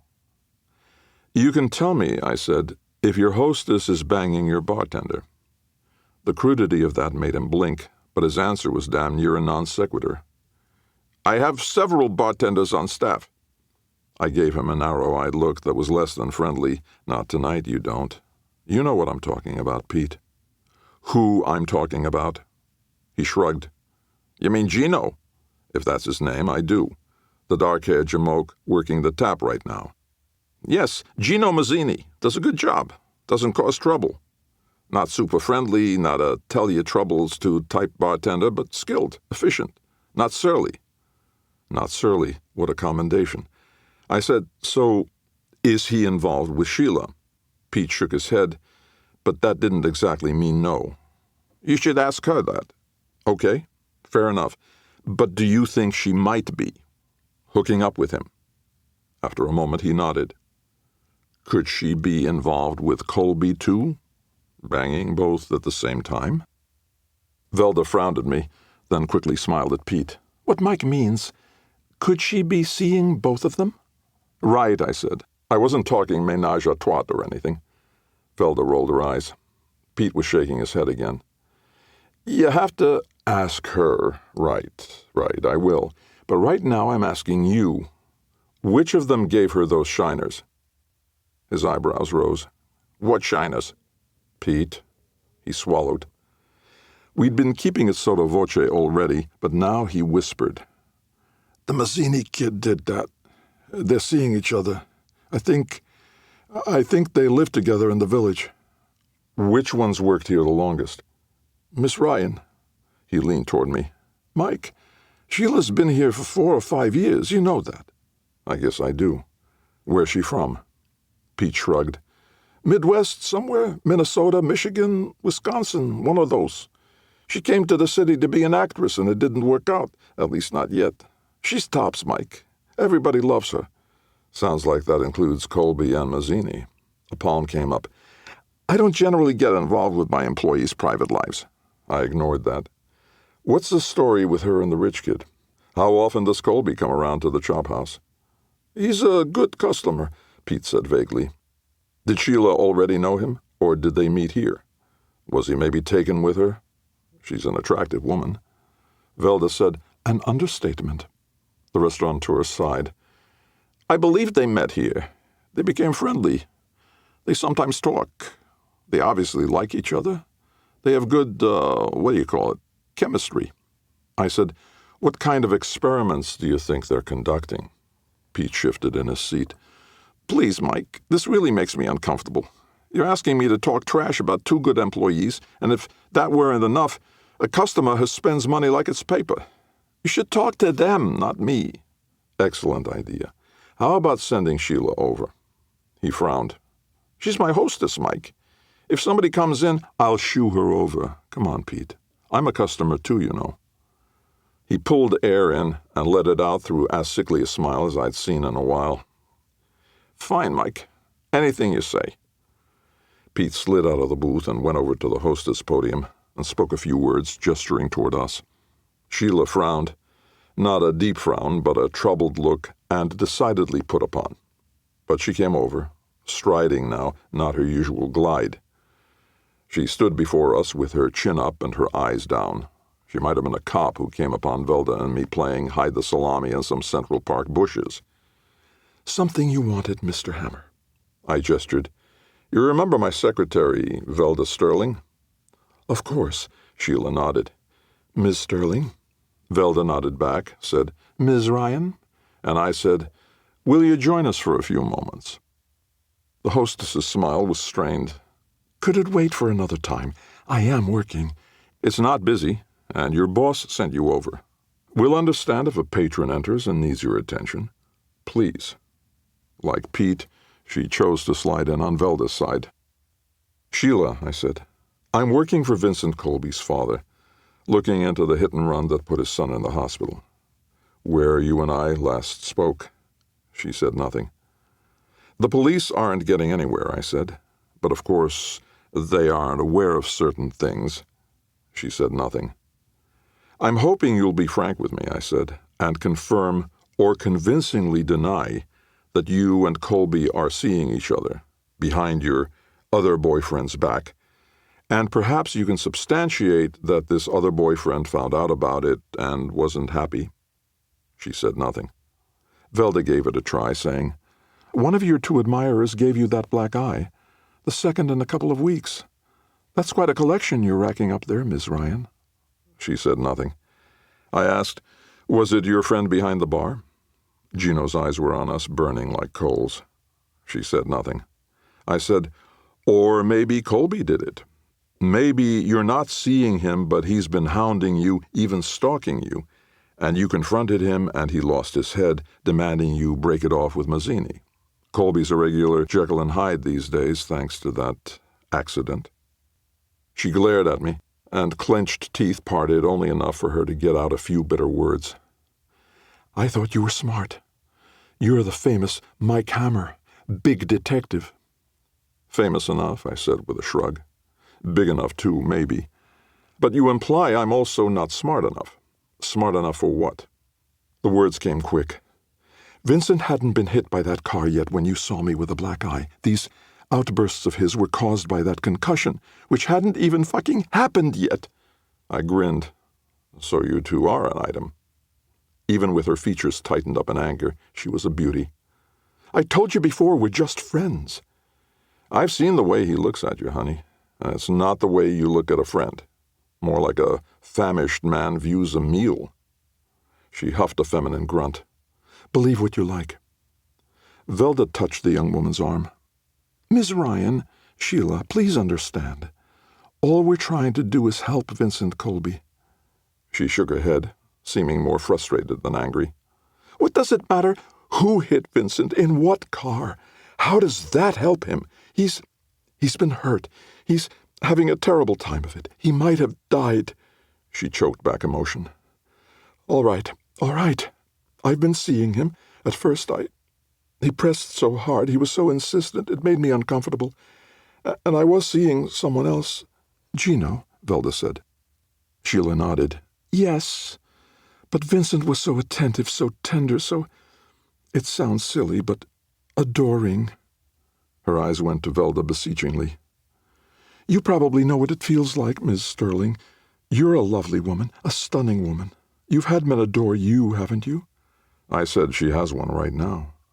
Sheila actually smiled a little. I've broken it off with Gino.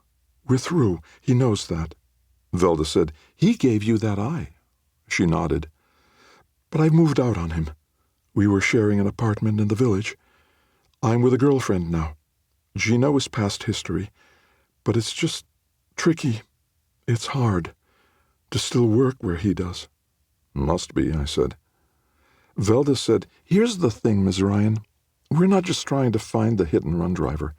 We're trying to determine if it was a hired job. If your Gino or someone else in Vincent's life tried to have him killed in what would be written off as an accident." "That's silly," Sheila said. "I told you, Gino could never afford that. He doesn't have money or friends with money either." I said, "On the other hand, Colby works in the world of high finance. He may have enemies in those same rarefied circles, and we don't know yet who in his social circles, which are also pretty damn rarefied, might have a deadly grudge against him. We'll be looking into that." "Another larger investigative firm," Velda said, "is exploring the financial world aspects. Someone with Vincent's wealth, his family's fortune and standing can be a target for all sorts of things, for all sorts of reasons." The young woman thought about it. Neither Velda nor I pushed her any further. Our case had been made. Finally, Sheila said, "Gino gave me both black eyes. I think you've probably already come to that conclusion yourselves. But it's ridiculous to think he might have hired someone to drive that sports car and try to kill or, frighten Vincent off. I hope you're not assuming, because of his last name, that Gino has mafia connections or any such foolishness. He's like me. He came to New York from a small town to be an actor, and he's still trying to be one. But just like I wound up a waitress, he became a bartender." Velda asked, "Are you still pursuing acting?" "Still making a somewhat half-hearted attempt of it, I admit. I audition, just not as frequently, as doggedly. It wears you down after a while."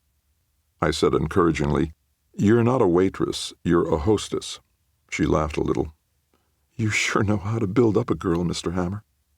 Velda was smiling a little. Apparently men can be idiots sometimes. Who knew?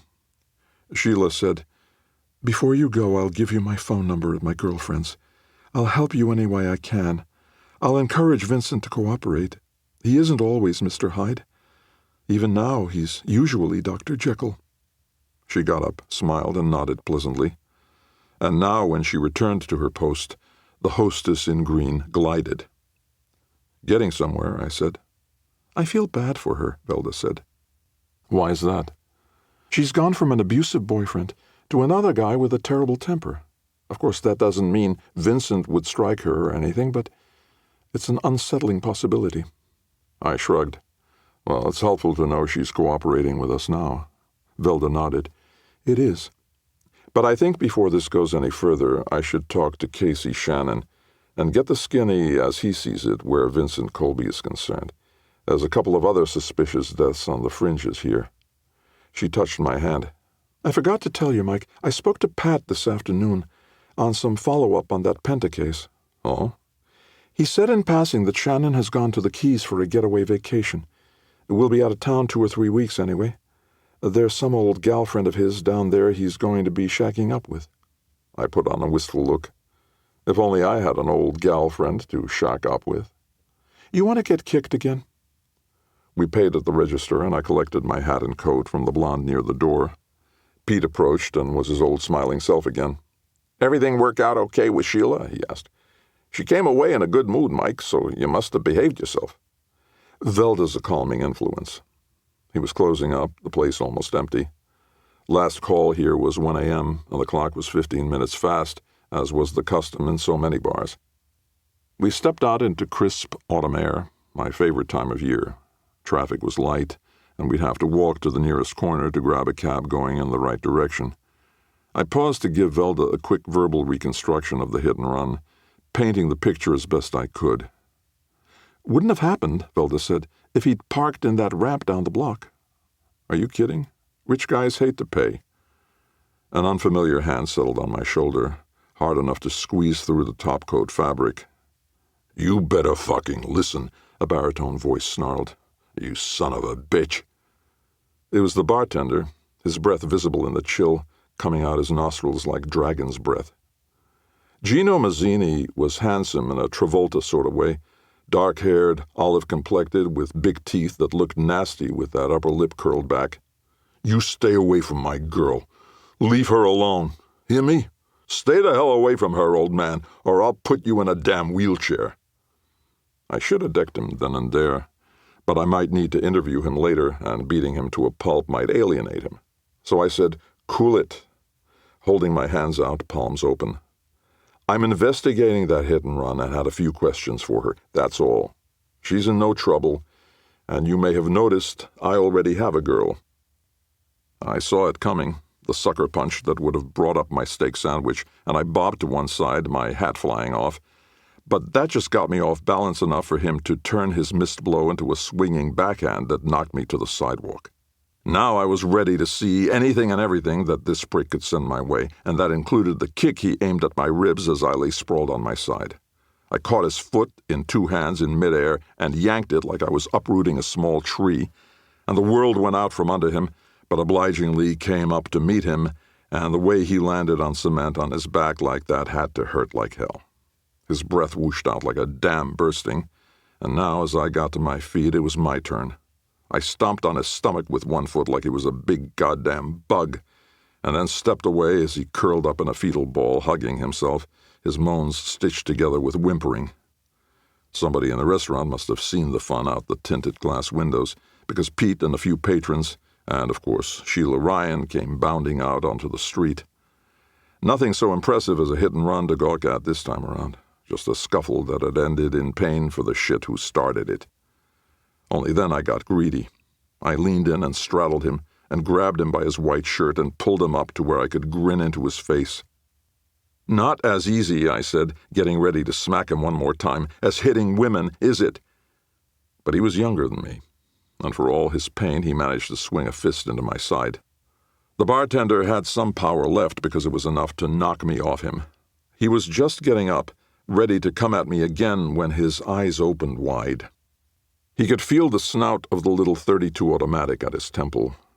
Velda said through a lovely, terrible smile, "Of course, with some women, it's not easy at all." Then she thumped him on the head with the barrel, and he went down on his knees, trying not to cry, but not making it. The diminutive Pete was looming over his fallen bartender now. "Your ass is fired, you dumb bastard!" Then the restaurateur came over to apologize as his hostess and a handful of patrons trailed back inside. "He must not know," Pete said, "who my camera is." I forgot for a minute there myself, I said, smoothing my coat, looking around for my hat.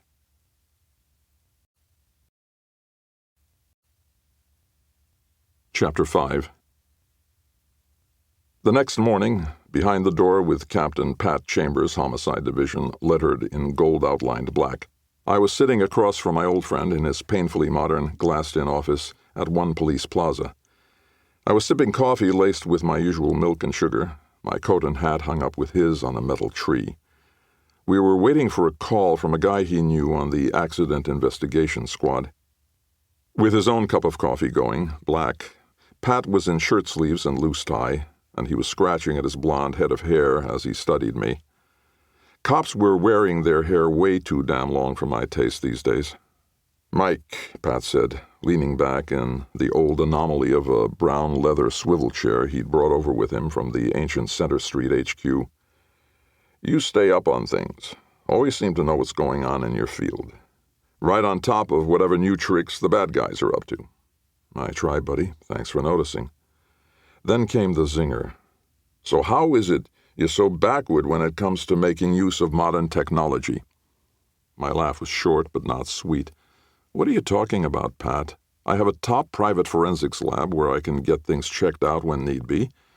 I have connections with the FBI and CIA and alphabet soup guys you don't even know exist, and all their resources. I consult with top security company experts, and I have an in with a high-ranking cop who gets me access to what I need from his lab and other sources. Maybe you saw him in the mirror this morning. That's not what I mean." "What do you mean, pal?"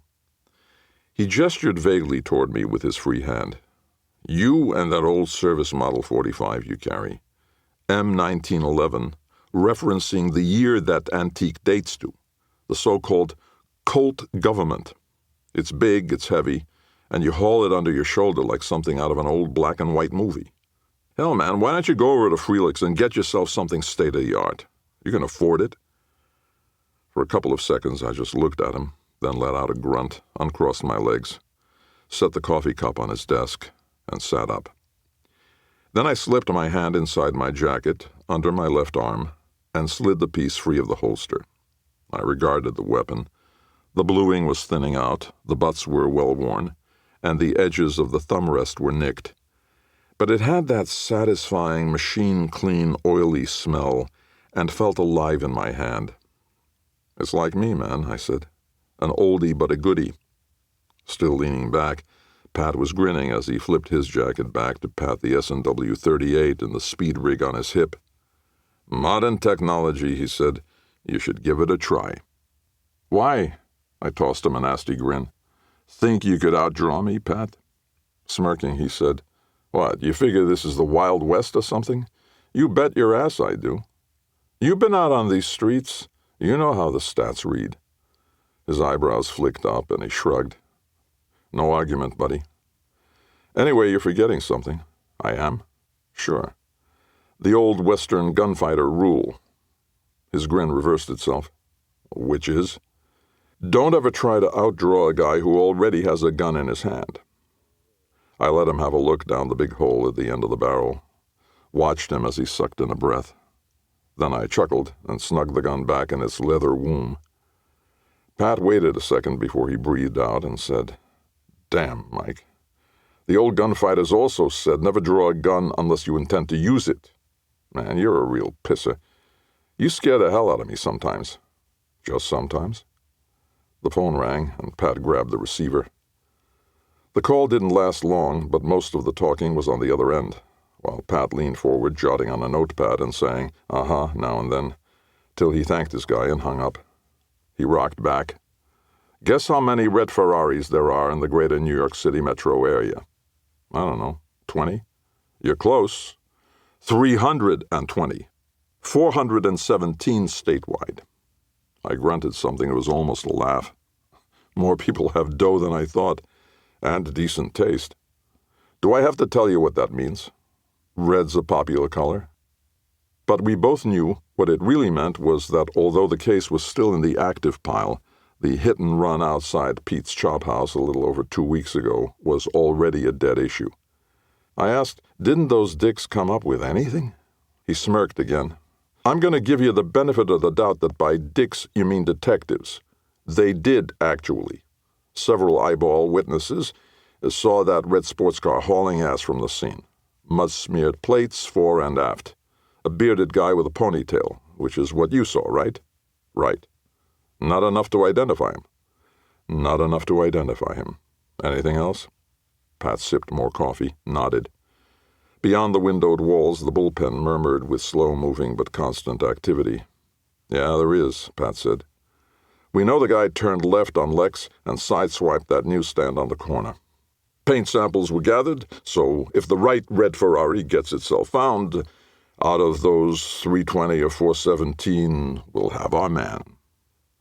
You had to know Pat as well as I did to pick up on the sarcasm in his tone. I felt sure the NYPD would dig into this hit and run with a victim out of the hospital the next day, just as soon as they got through tracking down the Star of India that was stolen in 1964. I wasn't saying anything because I knew something Pat didn't, or anyway had forgotten. But my silence and my expression were enough to jog his memory. Eyes narrowing, he said, "That's the newsstand on the corner of Lexington and 44th. "Is it?" "That little midget they call Billy Batson, who runs the stand. He witnessed another hit and run, 20 years ago?" "Did he?" "Kind of a pal of yours, isn't he?" My shrug maybe tried a little too hard. "I pick up my magazines there. By the way, all midgets are little. Thanks a bunch for the intel. No trouble." Pat sighed. "You know, Mike, most detectives hate coincidences. I hate coincidences. But you seem to thrive on them.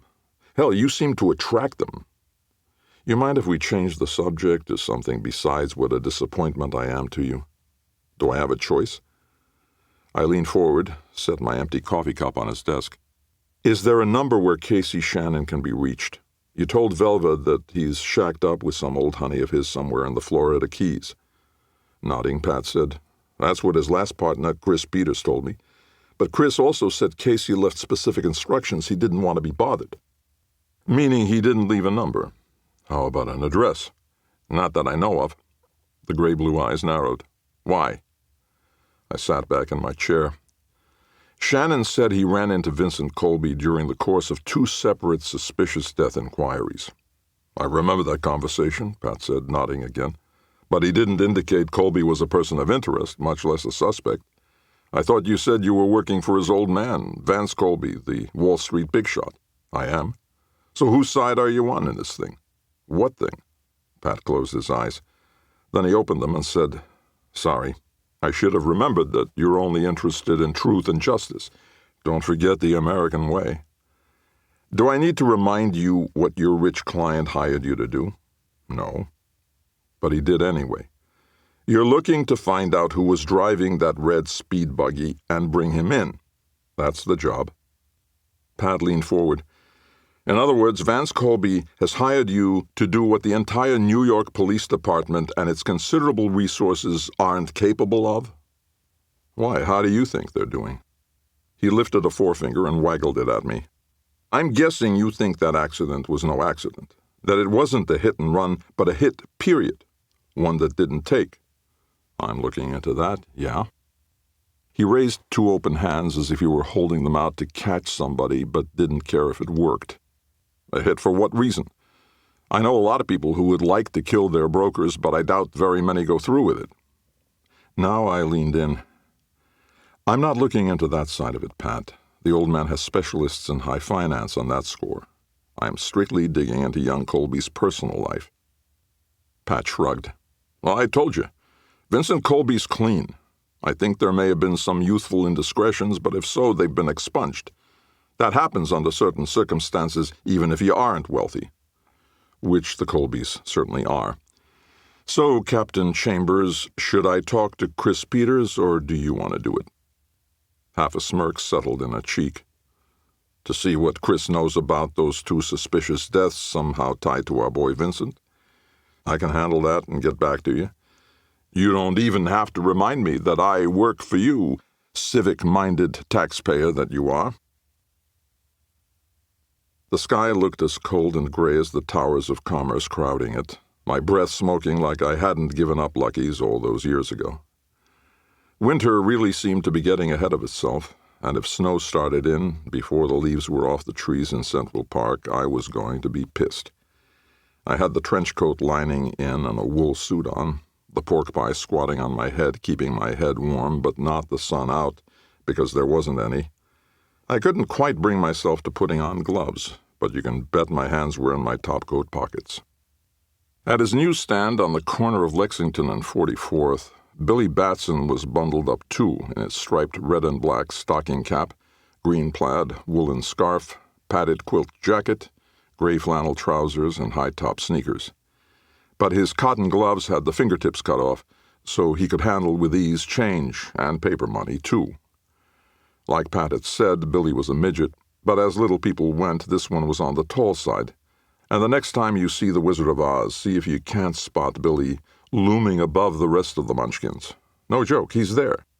He'd been one of the famous singer midgets before plowing his showbiz dough into this newsstand half a lifetime ago. Billy's last name wasn't actually Batson, of course, though I had no idea what it really was.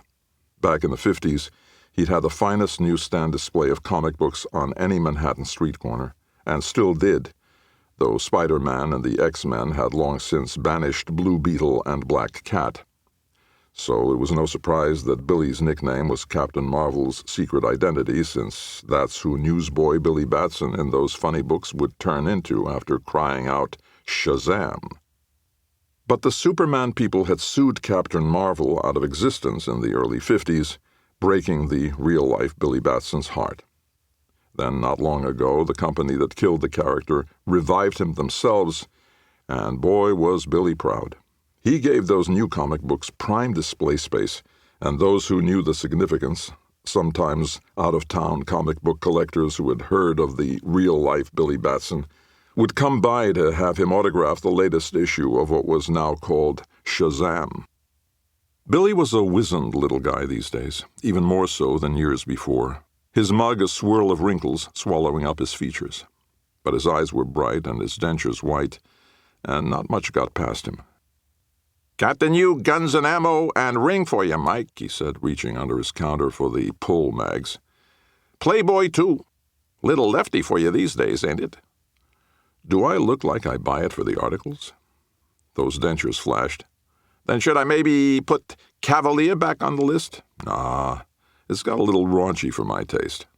Anyway, I got better at home." The bright eyes twinkled.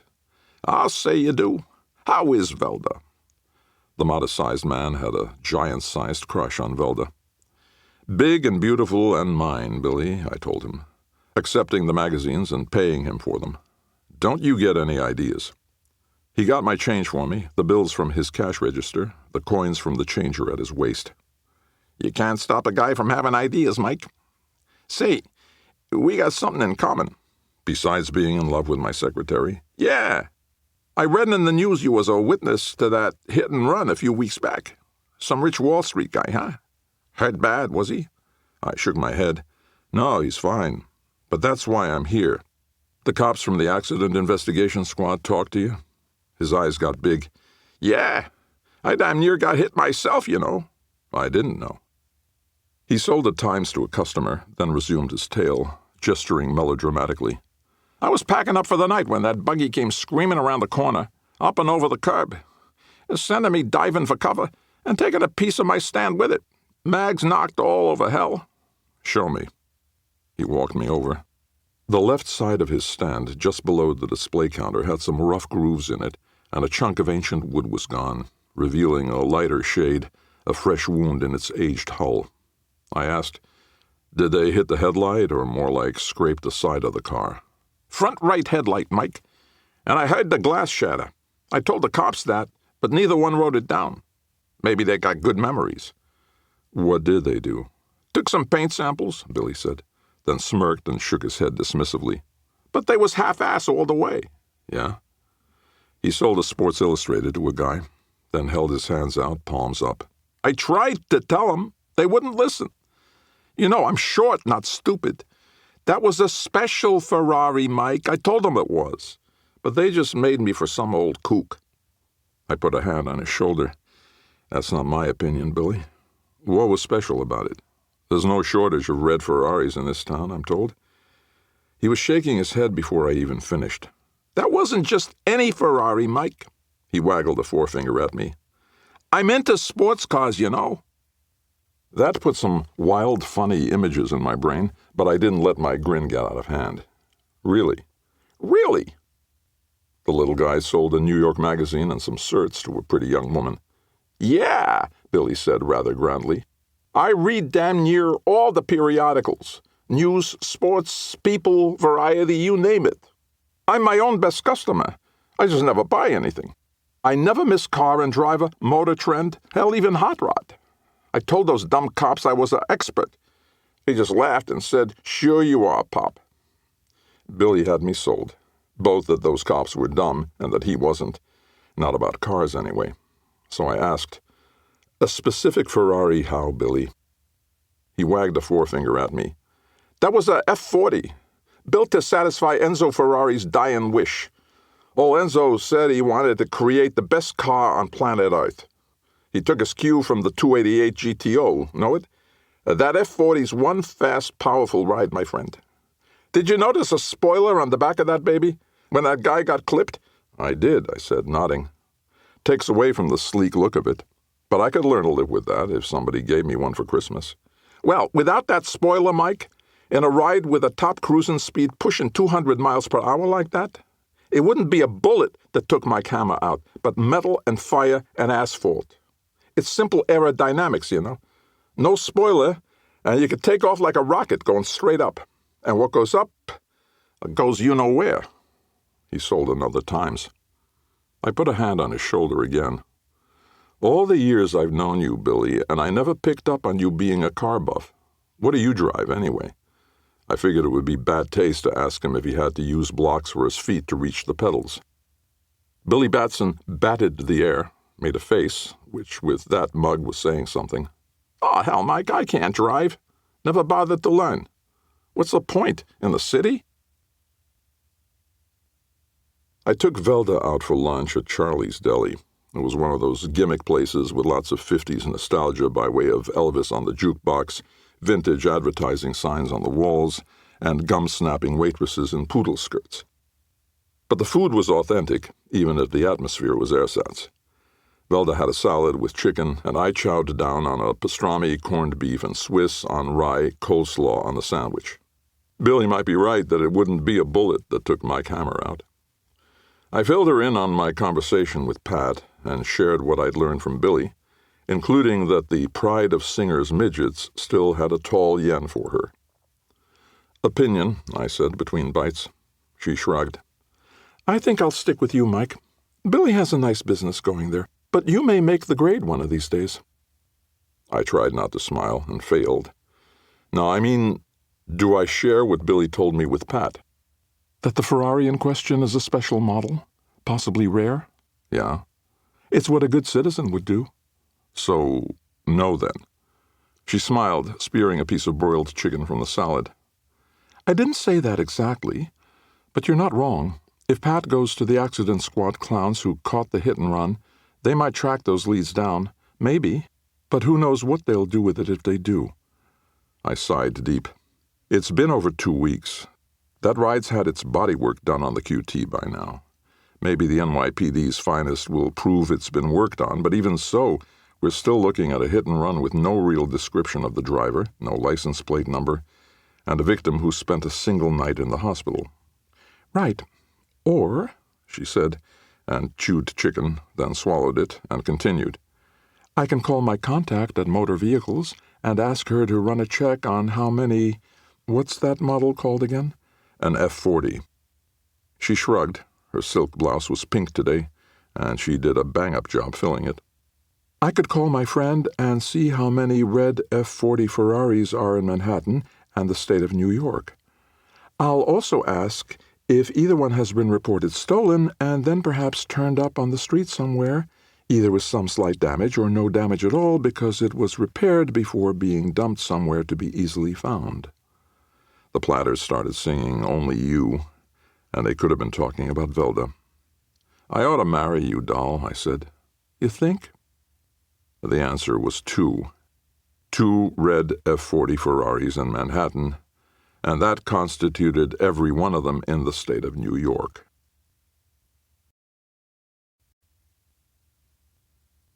Chapter 6. That afternoon I found myself, more than a little unexpectedly, back on the 37th floor of the financial district building that housed the offices of Colby, Daltrey, and Levine. Once again I moved largely unnoticed through the boiler room of cold-calling young brokers basking in that green aquarium luster of computer monitors. The murmur of hard sell pretending to be soft sell followed me as I made my way through. I took the right toward the row of glassed-in offices of the yuppies who had climbed up a few rungs. In that central, twice-the-size office for the CEO's son, company president Vincent Colby, the massive desk was unattended. Off to my left was a receptionist, a blonde babe in a red blazer with shoulders wider than mine, her tresses up, her glasses round-framed and big-lensed, the better to see me with. She was seated at a small dark wood desk, and looking formidable for a girl of maybe 22.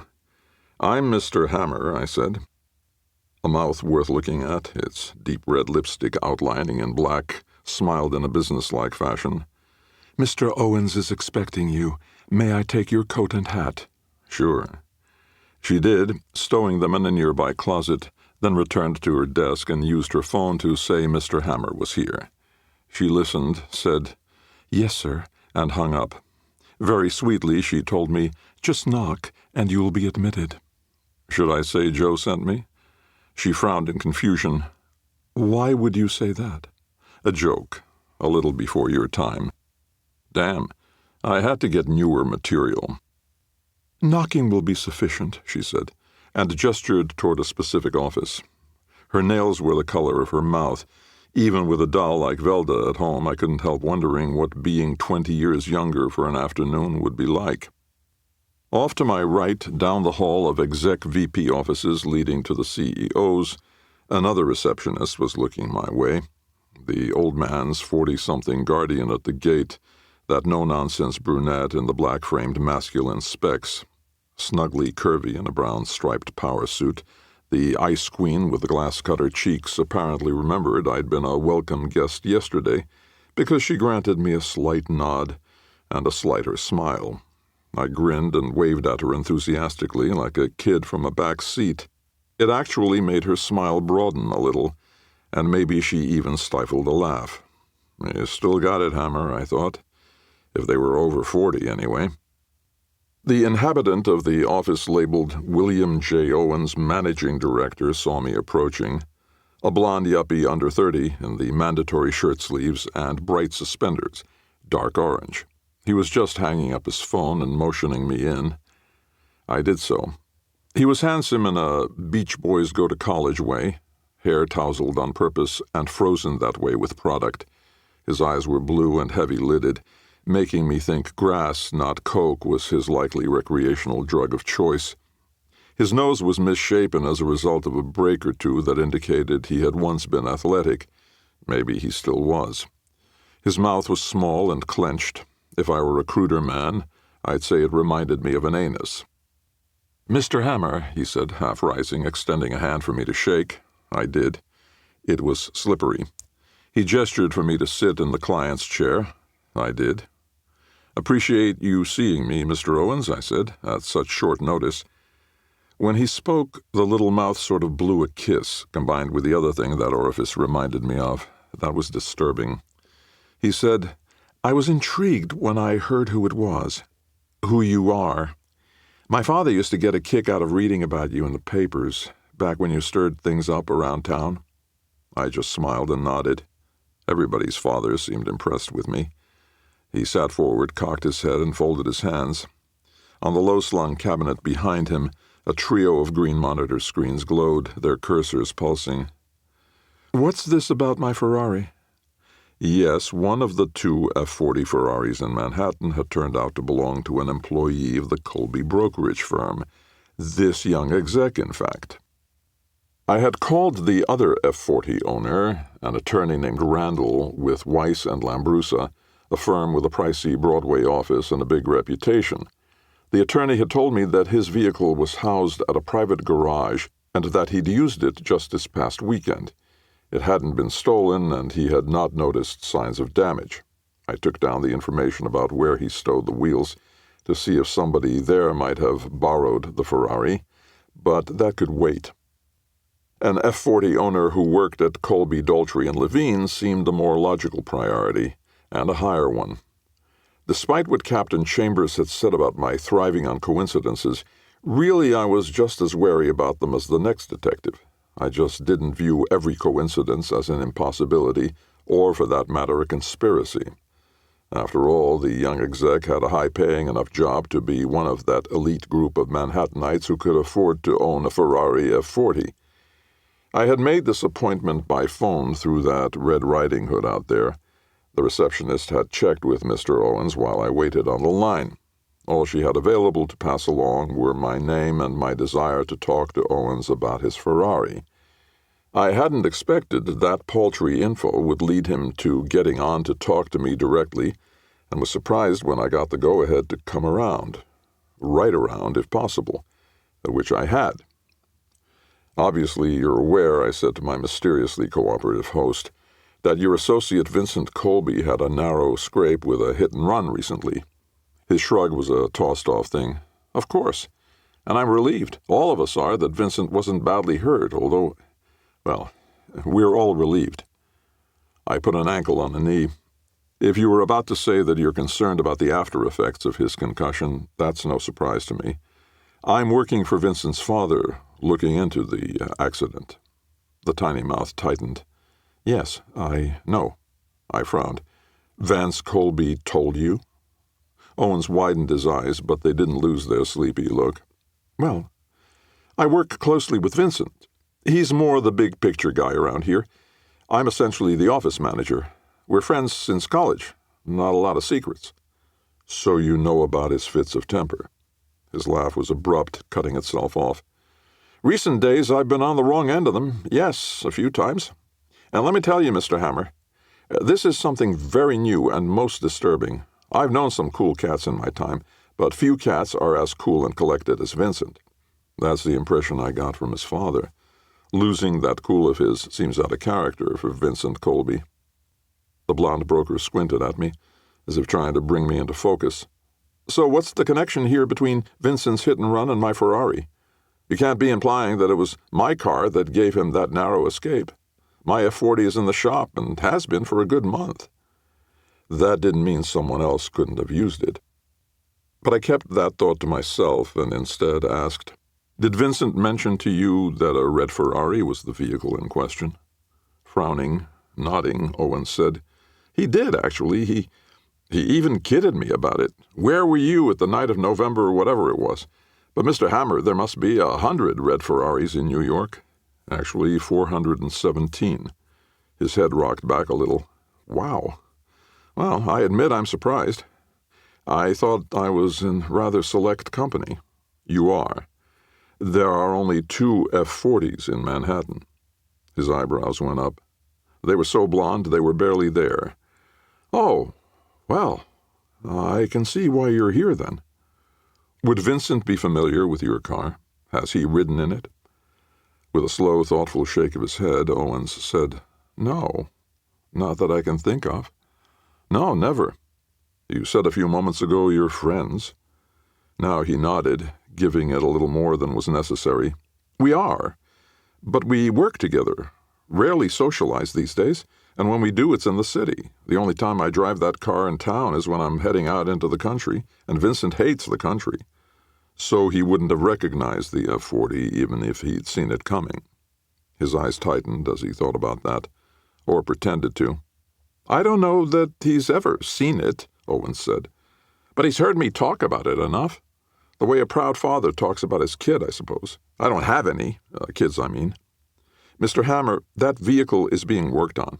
It's a fantastic machine in many ways, but the brakes are frankly shitty." Some proud father. He went on, "The rotors and calipers, too, aren't what you'd expect from something so high-end. I've had to have a frustrating amount of maintenance done on it, but I have a top guy who does the work for me." "High-maintenance ride, huh?" "Afraid so, but worth it." He grinned puckishly. "Like some females, worth the misery." I gave that more of a smile than it had coming. "It's in your mechanic's possession now?" "It is. His name is Roger Kraft." He reached for a notepad and pen, started scribbling. "I'll give you the address." He tore off the slip of paper and passed it to me across the desk. "I appreciate this, Mr. Owens," I said, pocketing it.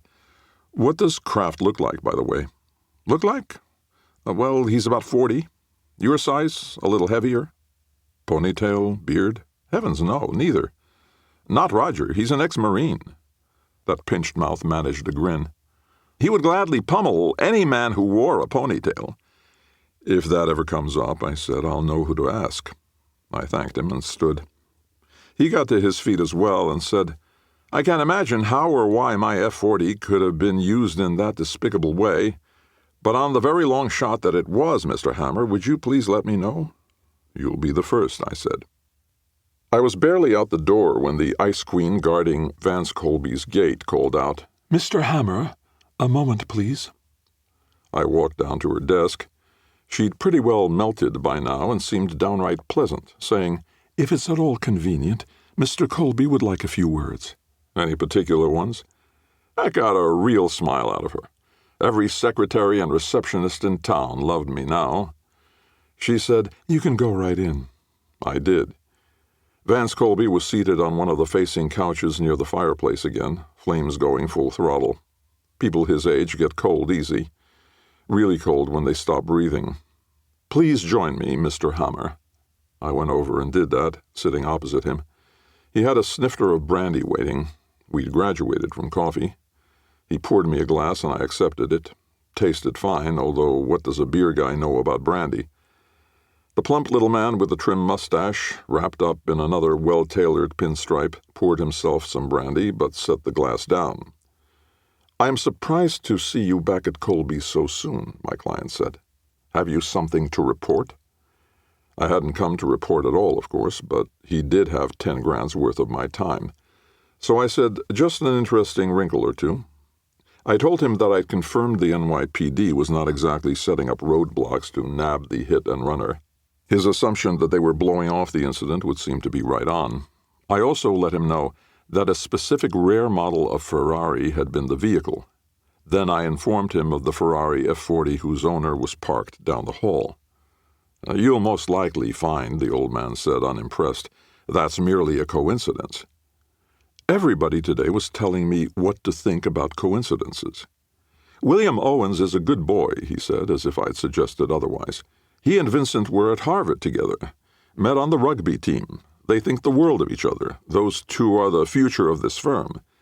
"Well, it's an odd turn of events," I said, then sipped the sweet stuff he'd poured me. "I'll have to look into it." The faded blue eyes popped. "By all means, when I heard you were on the premises, I assumed you must have come to see me, to bring me up to speed." "If that Ferrari had been up to speed," I said, "I doubt your son would be alive. Those babies do nearly 200 miles per hour. Disturbing. Disturbing." I nodded toward the door. "Where is your son, by the way? I notice he isn't in his office." "Psychiatrist.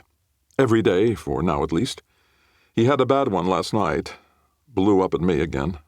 "What set him off?" He flipped a hand. "I suggested he take a leave of absence, just for a few weeks or at most months, until his psychiatrist and physician give him a clean bill of health. Clean bill of mental health." I finished my brandy, stood. "Thank you, Mr. Colby. I'm glad to have a chance to touch bases with you, but these are early days." He stood, frowning a little. "Will this take days?" Figure of speech. "But it could take days, yes. My advice is put this out of your mind. Help your son as best you can, and meanwhile I'll find that Ferrari and its driver for you." A smile blossomed under the skimpy mustache. "You do that, Mr. Hammer, and there will be a handsome bonus in it for you." "And I'll accept it." We shook hands and I went out. The brunette with the mannish glasses gave me a smile as I passed. Nothing icy about her now, though she still had a certain regal air. But I already had a good-looking brunette in my life for a secretary, and being greedy only got a guy in trouble. Lower Manhattan was home to plenty of desolate, half-dead business districts like this, rife with crumbling, neglected buildings waiting for gentrification to catch up with them, the street-level storefronts housing dingy shops dealing in junk, out-of-date crap or surplus goods. I'd been to this particular stretch of small business purgatory before, just a few months ago. The tire recapping place continued to ooze its bouquet of butyl rubber into the atmosphere, an open-back truck piled with used casings parked out front, unattended. The tool and die shop still wore a closed sign that could mean for the moment, but more likely forever. The plate glass shop had somehow managed to stay above water, and that tune-up and auto repair garage that had just opened for business on my last visit remained a beacon of optimism among a graveyard of empty storefronts. What the hell would a Ferrari F40 be doing down here? The wind fluttered the bottom of my trench coat, and my hat needed to be well snugged or it would fly away on me. I'd parked half a block down from the address I was checking out. I didn't care to leave my heap too far away, not being as trusting as the tire recapping boys. The building on the corner had once been a gas station, probably dating back to the days when the term service station was still in use, and guys in crisp uniforms and caps came running out to clean your windshields and check your tires, water, battery, oil. That was in the days when the idea of filling your own tank seemed absurd. What were we, farmers? Now the structure was a ghost of that curved 50s architecture that said the future was here. Well, it was.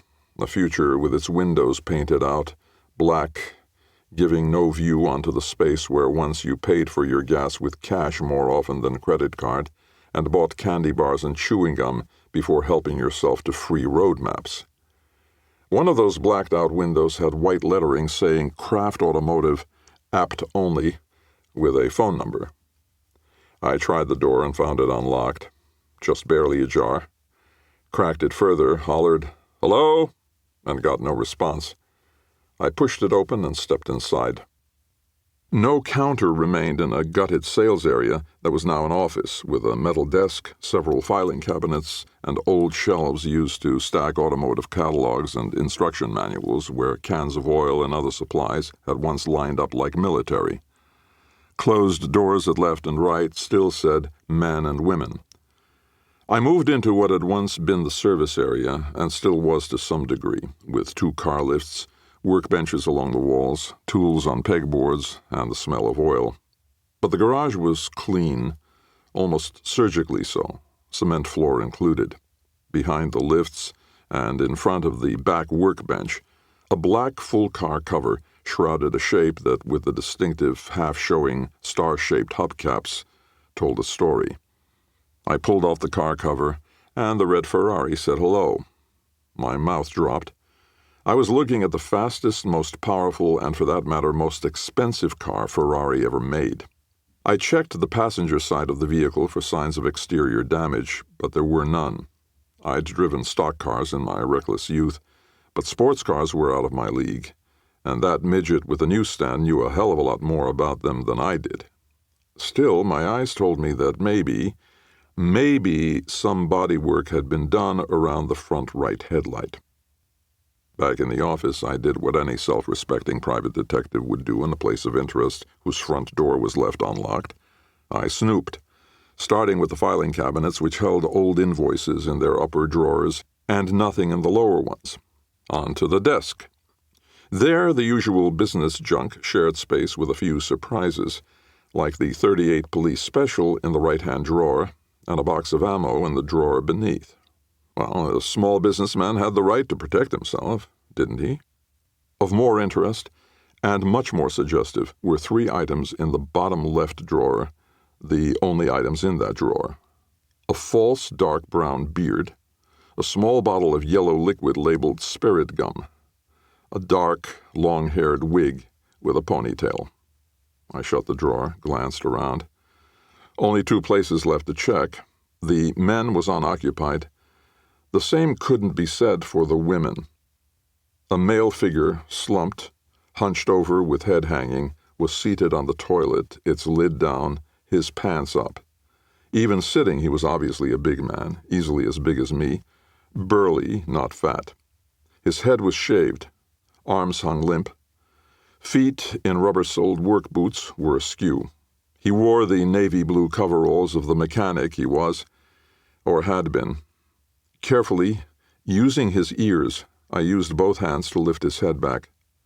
His eyes were open and rolled back and filmed over, dull with death.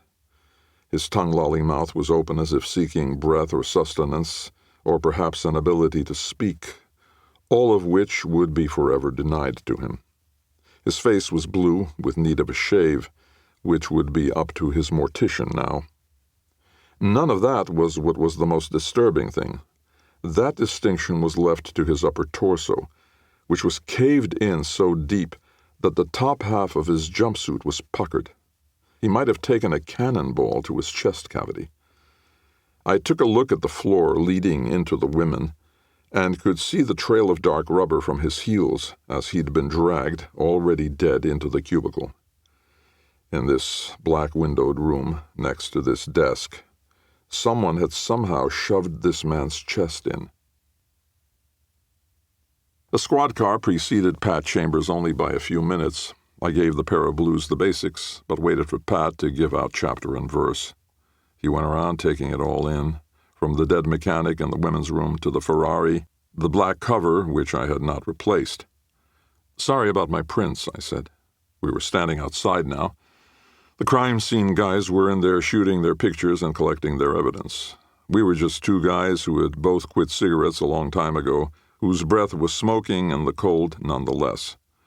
He shrugged. He had no way to know.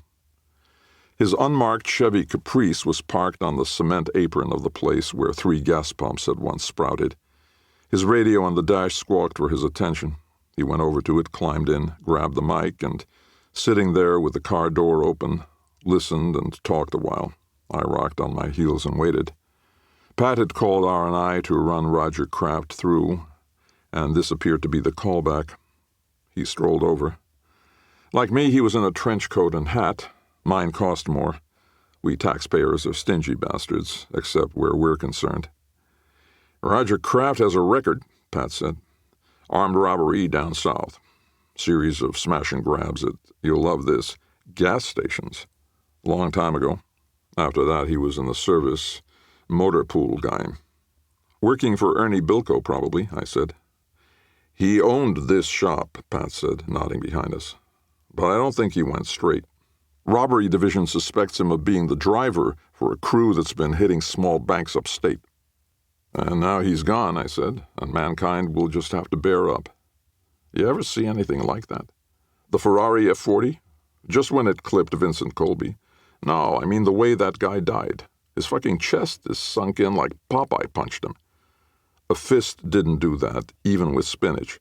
2 fists didn't do it either. I got no idea what did unless the killer had a battering ram in his pocket. I'd already filled Pat in about Owens at the Colby brokerage. He'd said nothing then, but the back of his mind must have been working on it. He said, "You think this Owens character hired Kraft to kill his friend? I think Owens hired Kraft to fine-tune his car. And I think if somebody did hire this guy to kill the Colby kid, they took advantage of how little Owens used the vehicle to borrow it for the job. Unless Kraft was just out joyriding. Just a coincidence that the Owens vehicle was what he was working on. Well, I didn't say that. Come on, Pat. You know how us detectives hate coincidence. There could be a connection. Somebody might have recommended Kraft to Owens. I mean, this isn't the part of the city yuppies generally hang out in. How would William J. Owens stumble onto this place? The Yellow Pages, maybe?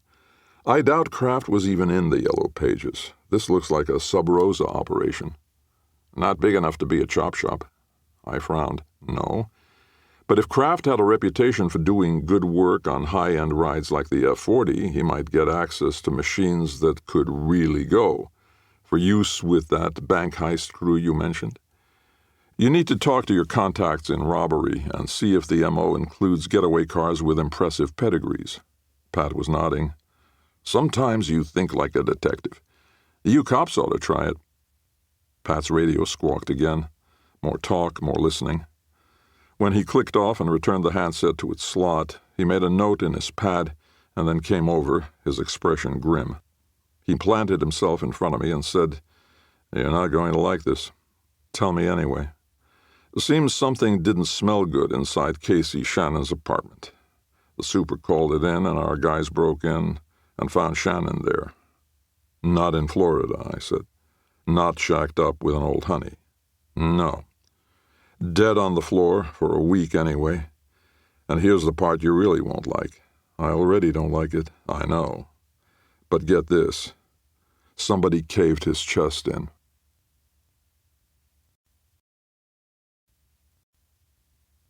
Chapter 7. Tudor City, between Grand Central and the United Nations, was an island of apartment buildings within the island of Manhattan. In the heart of Midtown, the cluster of apartments had everything.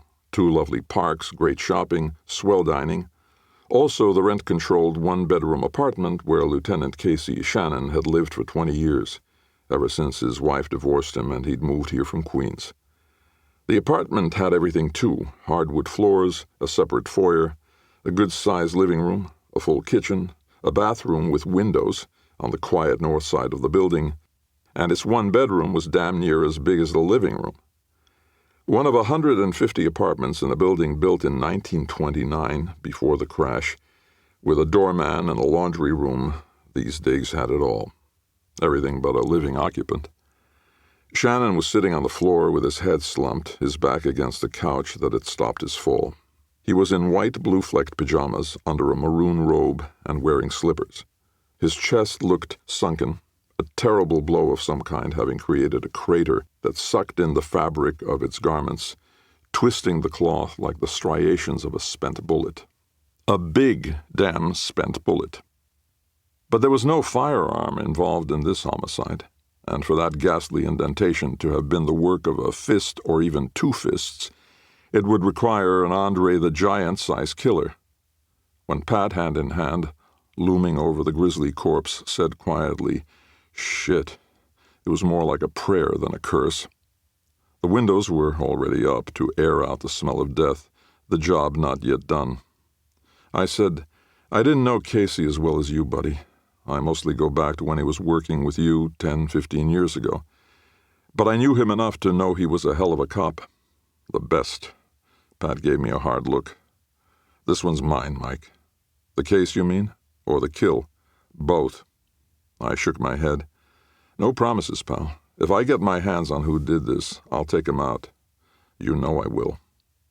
The gray-blue eyes were ice-cold. "I'm asking you a favor on this one, Mike. This time it's my friend some son of a bitch slaughtered. This is my Jack Williams." Jack had stepped in front of a Jap bayonet, and it cost him an arm, but saved my ass. Back here at home in the glorious post-war world, a cold-blooded murderer cut Jack down. And I had taken my revenge by way of delivering a slug in the killer's belly, just the way Jack got it. It hadn't been pretty, and I still revisited it in my nightmares, but I could do it again, easily. "I'll try, Pat. If I get there before you, I'll save the bastard for you. But you're not me. You don't have the stomach for it that I do." "Oh, I won't kill who did this," he said. "With the death penalty gone, what I want is to watch him squirm in court, suffer public shame and humiliation, his every evil act dragged out and shoved in his face, then spend the rest of his sorry life behind bars, being some animal's bitch." I shrugged. To each his own. We had the place to ourselves for the moment. 2 uniforms were in the hall and the door, and the forensics team wasn't there yet. I prowled the place, like I was walking point in the jungle. It was in some ways a typical bachelor pad. Lots of guys are slobs and live in a mess of a place where a woman's touch would have made it habitable. Casey was a thorough and meticulous cop, and that had been the way he lived. This pad was neat as the proverbial pin, and whether he vacuumed and dusted himself or had a cleaning woman in, the result was a glimpse into the orderly mind of a top-notch investigator. A yuppie with a little dough would have salivated at the very thought of getting this place at twice the rent Shannon had been paying. Their interior decoration would have been far different, however. Casey had clearly furnished the place when he moved in a couple decades ago, raiding the showroom at J.C. Penney or Sears. The pictures on the walls were infrequent and were either hunting scenes or photos of his 2 grown children and 4 grandchildren. President Reagan's picture beamed over a vintage wooden file cabinet. This was a living room that got lived in, or it had been before the murder. TV with lounger opposite, a bookcase with bestsellers, the fountainhead, something of value, anatomy of a murder. An old scarred-up desk consuming one corner. His phone was on it, and a blotter, and a row of reference books, but no stacked papers or files or anything. I knelt for a look at the 3 desk drawers. No sign that any one of them had been pried open. Pat was checking out the kitchen, and I was tempted to go through that desk and those drawers, using a handkerchief so as not to leave prints. But that search was rightly Pat's bailiwick, him and the lab boys. He returned, and I met him at the corpse. "So," I said, "how do you read this?" His hat was on now, pushed back. No sign of a struggle. No sign anything's been gone through. Somebody wanted Casey dead. Simple as that. "Simple," I said. "Some fucker just rolled this Civil War cannon in and lit the fuse and aimed at your friend's chest." He ignored that. "Casey knew the killer. A friend, maybe, or at least an acquaintance." "Not necessarily." "Uh-huh." "You can rule out a stranger because Shannon let the person in, obviously at night, and they ended up across the room. So they spoke a while. I don't think the killer was here long. No coffee cups or beer bottles in the kitchen?" "None." I shrugged. "But that doesn't rule out somebody he knew from a case he was working. Somebody who stopped by and said he had some info for Casey and got invited in?" Pat twitched a frown. "And did that to him, somehow." Yeah. But Casey was retired. Casey was still looking into something having to do with Vincent Colby. For some reason, that was the case that was eating at him enough that he couldn't let it go. Couldn't hang it up till he resolved the damn thing to his investigative mind's satisfaction. Almost to himself, Pat said. Every cop has one of those cases. I walked in a small circle, my hands in the air. But what was it? Vincent Colby's the common denominator, but appears to just have been on the periphery of those things. Those things, Mike, are called homicide investigations, and judging by what little I know, both of those deaths are tied to Colby, Daltrey, and Levine. He waggled a finger at me. I don't know the details, but I will very damn soon, my friend, and that I promise you. Right on cue, Chris Peters burst in, tramping through the entryway, the badge he'd used to get past the two cops at the door still in hand. I heard the call in my car, he said, breathless. The slim blonde detective who'd been Shannon's last partner reminded me of the young Patrick Chambers. His eyes went wide all around. Jesus, will you look at him? He almost ran to his fallen colleague, then stopped short, the cop in him not wanting to disturb anything. Then he dropped to his knees, as if at a shrine. Swallowing hard, he said, "What happened to him?" "I don't know," Pat admitted, putting a hand on the detective's shoulder. "Somehow someone crushed his chest in. The M.E. can tell us more after the autopsy." Then the young man hung his head, mirroring the corpse nearby. They might have been praying together, but only one of them was crying, the other way past that. Pat let this go on a while, then helped the boy to his feet. "We'll find who did this. He'll pay." "He or she," I reminded them. "There's always those two possibilities." I knew that too well. Pat walked Shannon's heartsick partner away from the body and positioned the young man and himself so that their backs were to the grim tableau. I came along. Pat told him, "Mike is working the Colby hit and run." I said, "I'm working for the father, old man Vance Colby." Of course, Chris had been there that night. "Well," Peters said, "that whole hit-run thing threw Casey for a curve." "How so?" His expression grew thoughtful. He was at least a little suspicious of Colby's role in those two other homicides. One was a low-level broker at the Colby firm, the other a secretary there. Vincent Colby's secretary? No, not exactly. He doesn't have a secretary, even though he's all but running the place. They have a secretarial pool, but the young woman had been in frequent contact with him, taking dictation and such. As good-looking as the women at that firm seemed to be, I wondered exactly what kind of dictation she'd taken. "Attractive girl?" I asked. "Very. Tragic circumstances. She was found raped and strangled in her apartment. Her roommate was away for the weekend and found the body when she got back late on a Sunday night." Just the kind of thing that could get its claws into a detective, even one who'd seen everything, like Casey Shannon. I said, "If I'm remembering right, the other homicide was also a hit-and-run." Peters nodded. "Yes, different circumstances. The young employee was in the ramp of a parking garage where he kept his own car when he was struck down. No witnesses. Casey thought that one stunk." My laugh was short and harsh. I can see why. That reads more as a murder than an accident. You don't work up that kind of speed in a parking ramp unless you're homicidal in one way or another. Pat said to Peters, "Remind me when these homicides went down." "The secretary over a year ago," he said. "The other one a good 2 years ago. But now we have 2 hit-and-run incidents at the Colby firm, and Vincent is at least a peripheral figure on the 2 earlier homicides and the target of the more recent one." I asked, "Have you been working with Casey on this?" He shook his head. "Not since he retired. I'm partnered up with another guy and up to my ass in the usual alligators.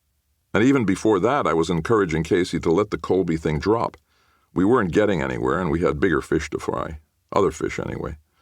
No shortage of homicides in Manhattan." "No shortage," Pat sighed. I asked, "Why would he tell you he was going to Florida when he was sticking around to, what, keep digging?" "You got me," Peters said, throwing his hands up. "His message came in at work when I was out, so I didn't question him about it." Pat said, "He knew you didn't agree with him keeping at this thing." Peters was shaking his head hard now, exasperated. But we're at 3 homicides now and an apparent attempted murder, all tied to that same brokerage. Something's going on. 4 homicides, I said, and told him about the Kraft kill and its identical kill M.O. The young detective listened intently, a haunted blankness gradually curdling into something else, his handsome face getting ugly, and he looked like he might start crying again. I couldn't blame him. Trembling with rage and sorrow, he said, "I want a piece of this, Captain Chambers." Pat put a hand on the young man's shoulder. "I understand. But you're too personally involved with this one. I'm taking charge of this myself. Of course, I'll need you to be available to me. I want to know everything you've got on those first 2 homicides. Whatever you need, Captain." "Good. And I'll keep you in the loop." "Thank you, sir." "Thank you." Pat shooed him off, and after a pathetic look back at his dead partner, Detective Chris Peters left the crime scene. "What a hypocrite you are," I said, but I was smiling. "What the hell do you mean?" "He's too personally involved with this one. What are you, Pat? Aren't you the guy salivating over killing the killer's chances whenever a parole hearing comes up, crushing the bastard's dreams of a life beyond prison walls?" That made him laugh. I was glad he hadn't lost his sense of humor. The Tube was one of those well-known night spots that I'd never had a desire to frequent. That was based on what I'd read and heard. Fact was, I'd never been there at all. On 12th Avenue in Chelsea, the notorious club was housed in a warehouse that was part of a one-time railroad freight terminal. The place was massive, something like 80,000 square feet. Train tracks from the turn of the century still ran through a sunken section of what was now a long, narrow dance floor. Railroad sidings from the 11th Avenue freight line of the New York Central Railroad once ran directly into the warehouses around here, transferring goods to and from freight cars ferried on barges across the Hudson from Hoboken. Where workmen had once toiled mightily, young New Yorkers now partied with abandon. Flashing lights bounced off metal tubing along the ceiling and off iron pillars rising from old wood floors within sand-blasted brick walls. New wave and other contemporary music, courtesy of a DJ, blasted at decibel levels unknown to man from massive speakers mounted everywhere. I moved through alone, a figure out of another era in a hat and trench coat, surrounded by an under-40 crowd whose clothing above the waist was loud and expensive and angularly cut, with jeans below, sometimes fashionably torn, other times crisply designer. I had thought about bringing Velda along, and she might have got a kick out of the place. She had more interest in changing times and new fashions than me, to say the least. But she might have wanted to hang around and take it all in, whereas my intention was to get in and out. Kind of like the couple screwing in a booth near the door to a unisex bathroom. What was becoming of this generation? Didn't they have enough dignity to go into that John and have at it? I had been led here by Vance Colby, having called my client to say I needed to talk with his son, who I understood still lived with him. Like the late Casey Shannon, the elder Colby had a co-op, but his was on Fifth Avenue with a mere 20 rooms or so, none of which held his son at the moment. Vincent was out for the evening with a lady friend, and the likeliest place to find him was the Tube, so I'd given it a try. But with the strobing lights in this dark industrial tunnel-like space with its packed dance floor, with 3 stories of open wrought-iron walkways looming on either side, other patrons hanging over the railings with drinks and joints in hand, I was having no luck spotting my client's son. The bar was a squared-off sheet metal oasis in the middle that I managed to reach and was able to order a rye and ginger from a girl with spiky green hair, a face powdered white, and very red lipstick. Her breasts spilled out of the top of her black and red bustier like cantaloupes from the back of a produce truck. These kids today. "Are you Mike Hammer?" a voice said, which clearly had come to terms with a way to be heard over the deafening crap that Velda had told me was called techno music. I turned, and the guy standing there was handsome in a sharp-featured way, in a gray sports jacket that probably cost $1,000, and a white T-shirt that cost a couple bucks, and dock pants that cost who gives a shit, an ensemble set off by a black eye patch that screamed for a parrot on his shoulder. "Parker Bagan," I said, not quite yelling. I read about you in the papers. Congratulations on your success. I read about you in the papers, too, as a kid. Hadn't everybody? Me and Flash Gordon. Word of advice? I said. Sure. I nodded toward the couple sitting a few squared-off metal stools down from me who were sharing a coke-lined mirror, employing a use for a $100 bill that I'd never tried. He grinned. He winked with a visible eye. You disapprove. I don't give a damn what people do, I said, though that wasn't entirely true. At the old Club 52, I had once flushed a pile of coke down the John and got criticized for it. I was more a live-and-let-live guy now. He seemed amused, his smile as wry as my drink. Then what's the problem, Mike, if I may? You may. It's just too wide open. It'll catch up with you. He shrugged. I pay handsomely for the privilege. Someday you'll run into an honest copper or an administration less corrupt than most, and you'll be finished. A little friendly advice from an old soldier. Appreciate it. He gestured grandly. I just don't like to rain on people's parades. I hear you.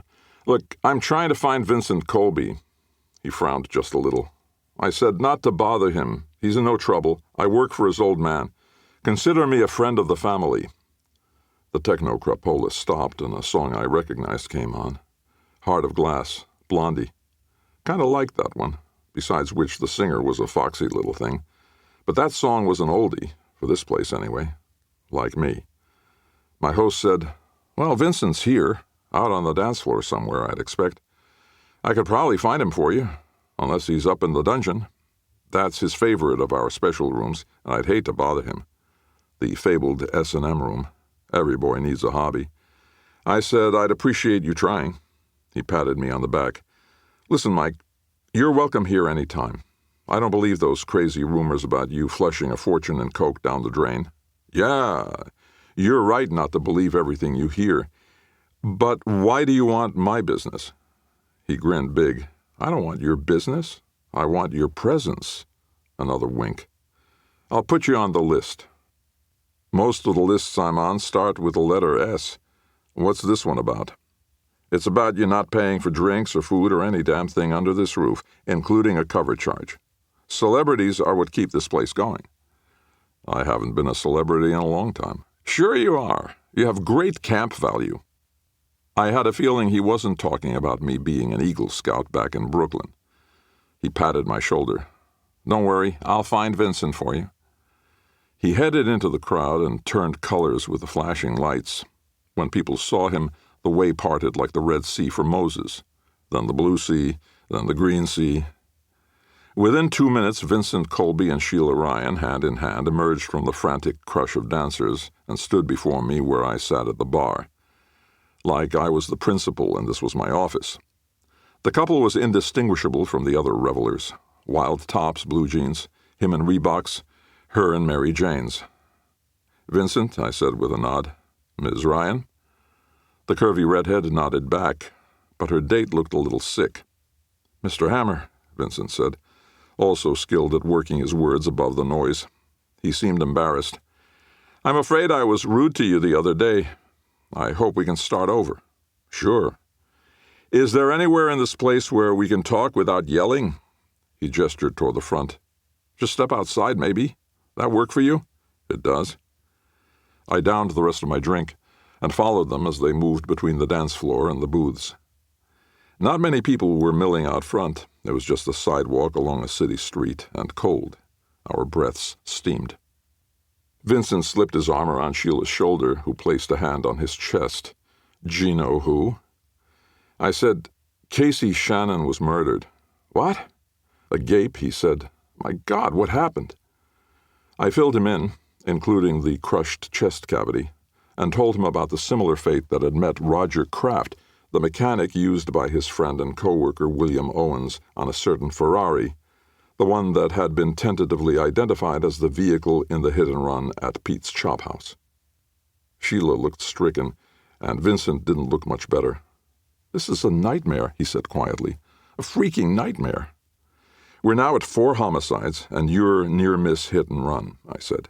All connected in some fashion to the Colby brokerage, and, frankly, you. Alarmed, Divining the accusation in that, Sheila said, "Mr. Hammer, Vincent and I have been together all day." I said to him, "I thought you had an appointment with your shrink." "With my psychiatrist's blessing," Vincent said. "I took a day off from work and from therapy. We went to the theater, a matinee, cabaret, ate at the Four Seasons, spent some time at Sheila's apartment, and came here to round the day out with a little harmless fun." "In the dungeon room?" Sheila blushed, but all Vincent did was smile a little, saying, "It's perfectly innocent, Mr. Hammer. Some mild spanking, whips that don't hurt, hands tied behind the back while your partner does whatever he or she would like, within reason." I wondered what within reason was in a club where you could get your ashes hauled in a booth and then share a mirror of cocaine with your sweetie pie. I asked, "How well did you know Lieutenant Shannon?" "We were friendly," Vincent said with a shrug. "At least superficially. I suspect that he suspected me." "In that secretary's death?" "Yes. I'd seen Victoria a few times. That was her name, Victoria Dorn. As I say, she and I had gone out. I'd stayed over a few times." He glanced at Sheila. "Sorry, honey, that was way before us." To me, he added, "But the lieutenant never found anything, 'cause there was nothing to find." "What about the other death?" "Paul Matthews? He was just a broker out on the floor. I didn't know him well, but that was an accident." I grunted a laugh. "What, like your accident outside Pete's?" "Vincent, it's no accident when a car has worked up enough speed in a parking ramp to run somebody down." "That's not true, Mr. Hammer. Think about it. We've all seen people come roaring around corners in parking garages and said, 'That guy's crazy.' Maybe not often, but it happens." He wasn't wrong. "Look," he said, and swallowed. "I'm getting scared. I don't mind admitting it.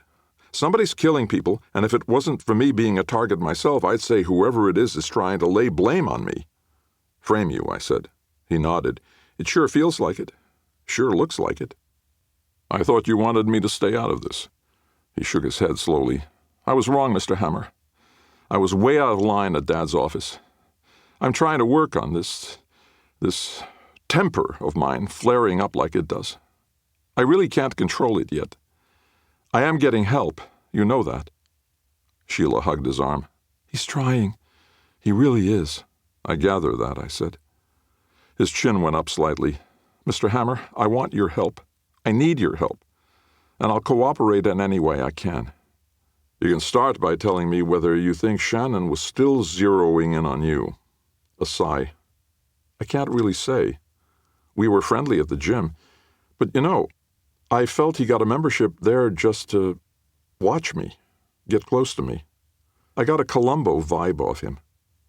He'd spot me when I was working on a machine or lifting weights. Helpful, interested. Just too damn nice." "It does appear," I said, "that he was still working on the case, even though he'd retired.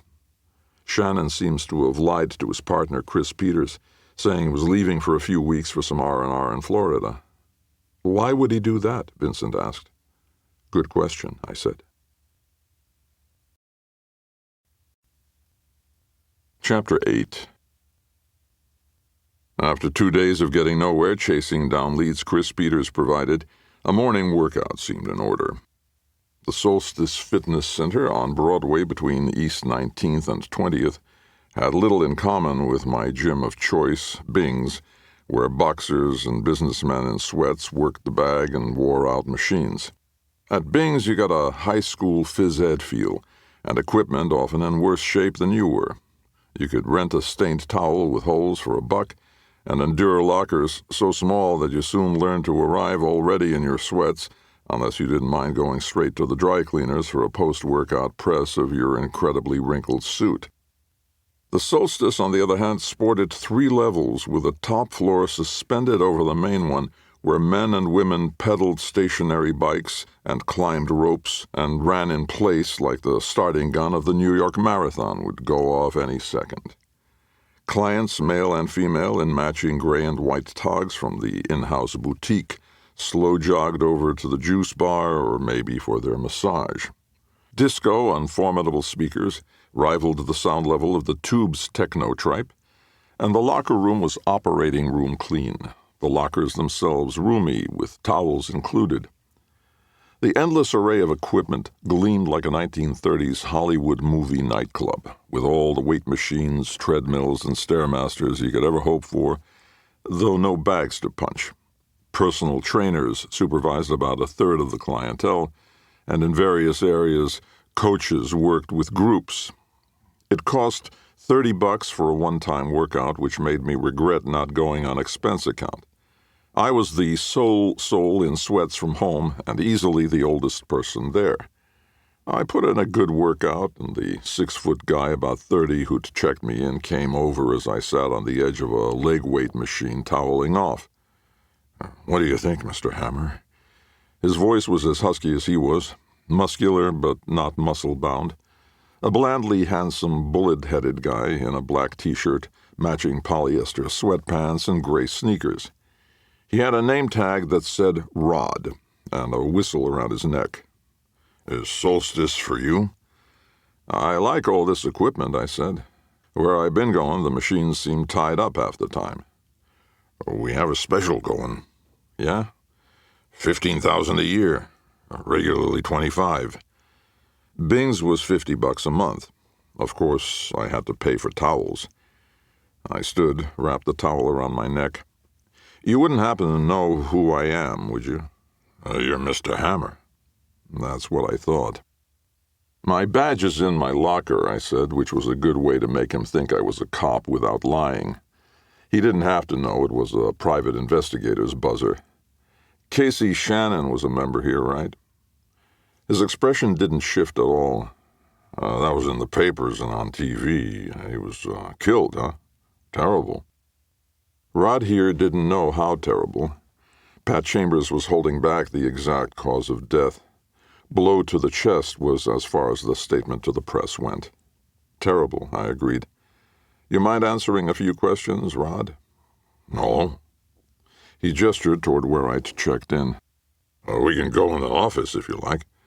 "This is fine right here. How long had Lieutenant Shannon been a member? Your rates are pricey on a civil servant's pay." The trainer shrugged. "He had a trial membership, 3 months. It was almost up." "No, completely up, now." "Rod, how did he get along here?" "He was like you, Mr. Hammer. Really good shape for his age." Thanks a bunch, I thought. I asked, did he make any friends in particular? His smile was on the vacant side. "Oh, yes. They didn't come in together or anything, but he always seemed to be here when Mr. Vincent Colby, was in for a workout." I was fishing, and surprised to get so immediate a bite. "I'm acquainted with Mr. Colby," I said. "Does he have a regular workout time?" "He does, 3 times a week. A late afternoon Monday, Wednesday, and a little earlier on Friday. Or he did. You may not be aware that Mr. Colby had an accident a few weeks ago and hasn't been in since, but I'm sure when he's recovered he'll be back at it. He's a natural athlete. Played rugby at Princeton." "Harvard, actually. Tell me, Rod, would they ever work out together, Colby and Shannon?" "Sometimes. They seemed friendly, conversed. Not warm, but people concentrate on their personal programs here. Of course, that brought them together in itself, since they had the same personal trainer." "Who would that be?" "Mashi." "Pardon?" "Mashi Sakai. Masahiko Sakai. We just call him Mashi for short. Very proud to have him on staff." "Oh?" The trainer nodded. "He's achieved the final Dan level of Judan. That's 10th degree black belt." "That's right.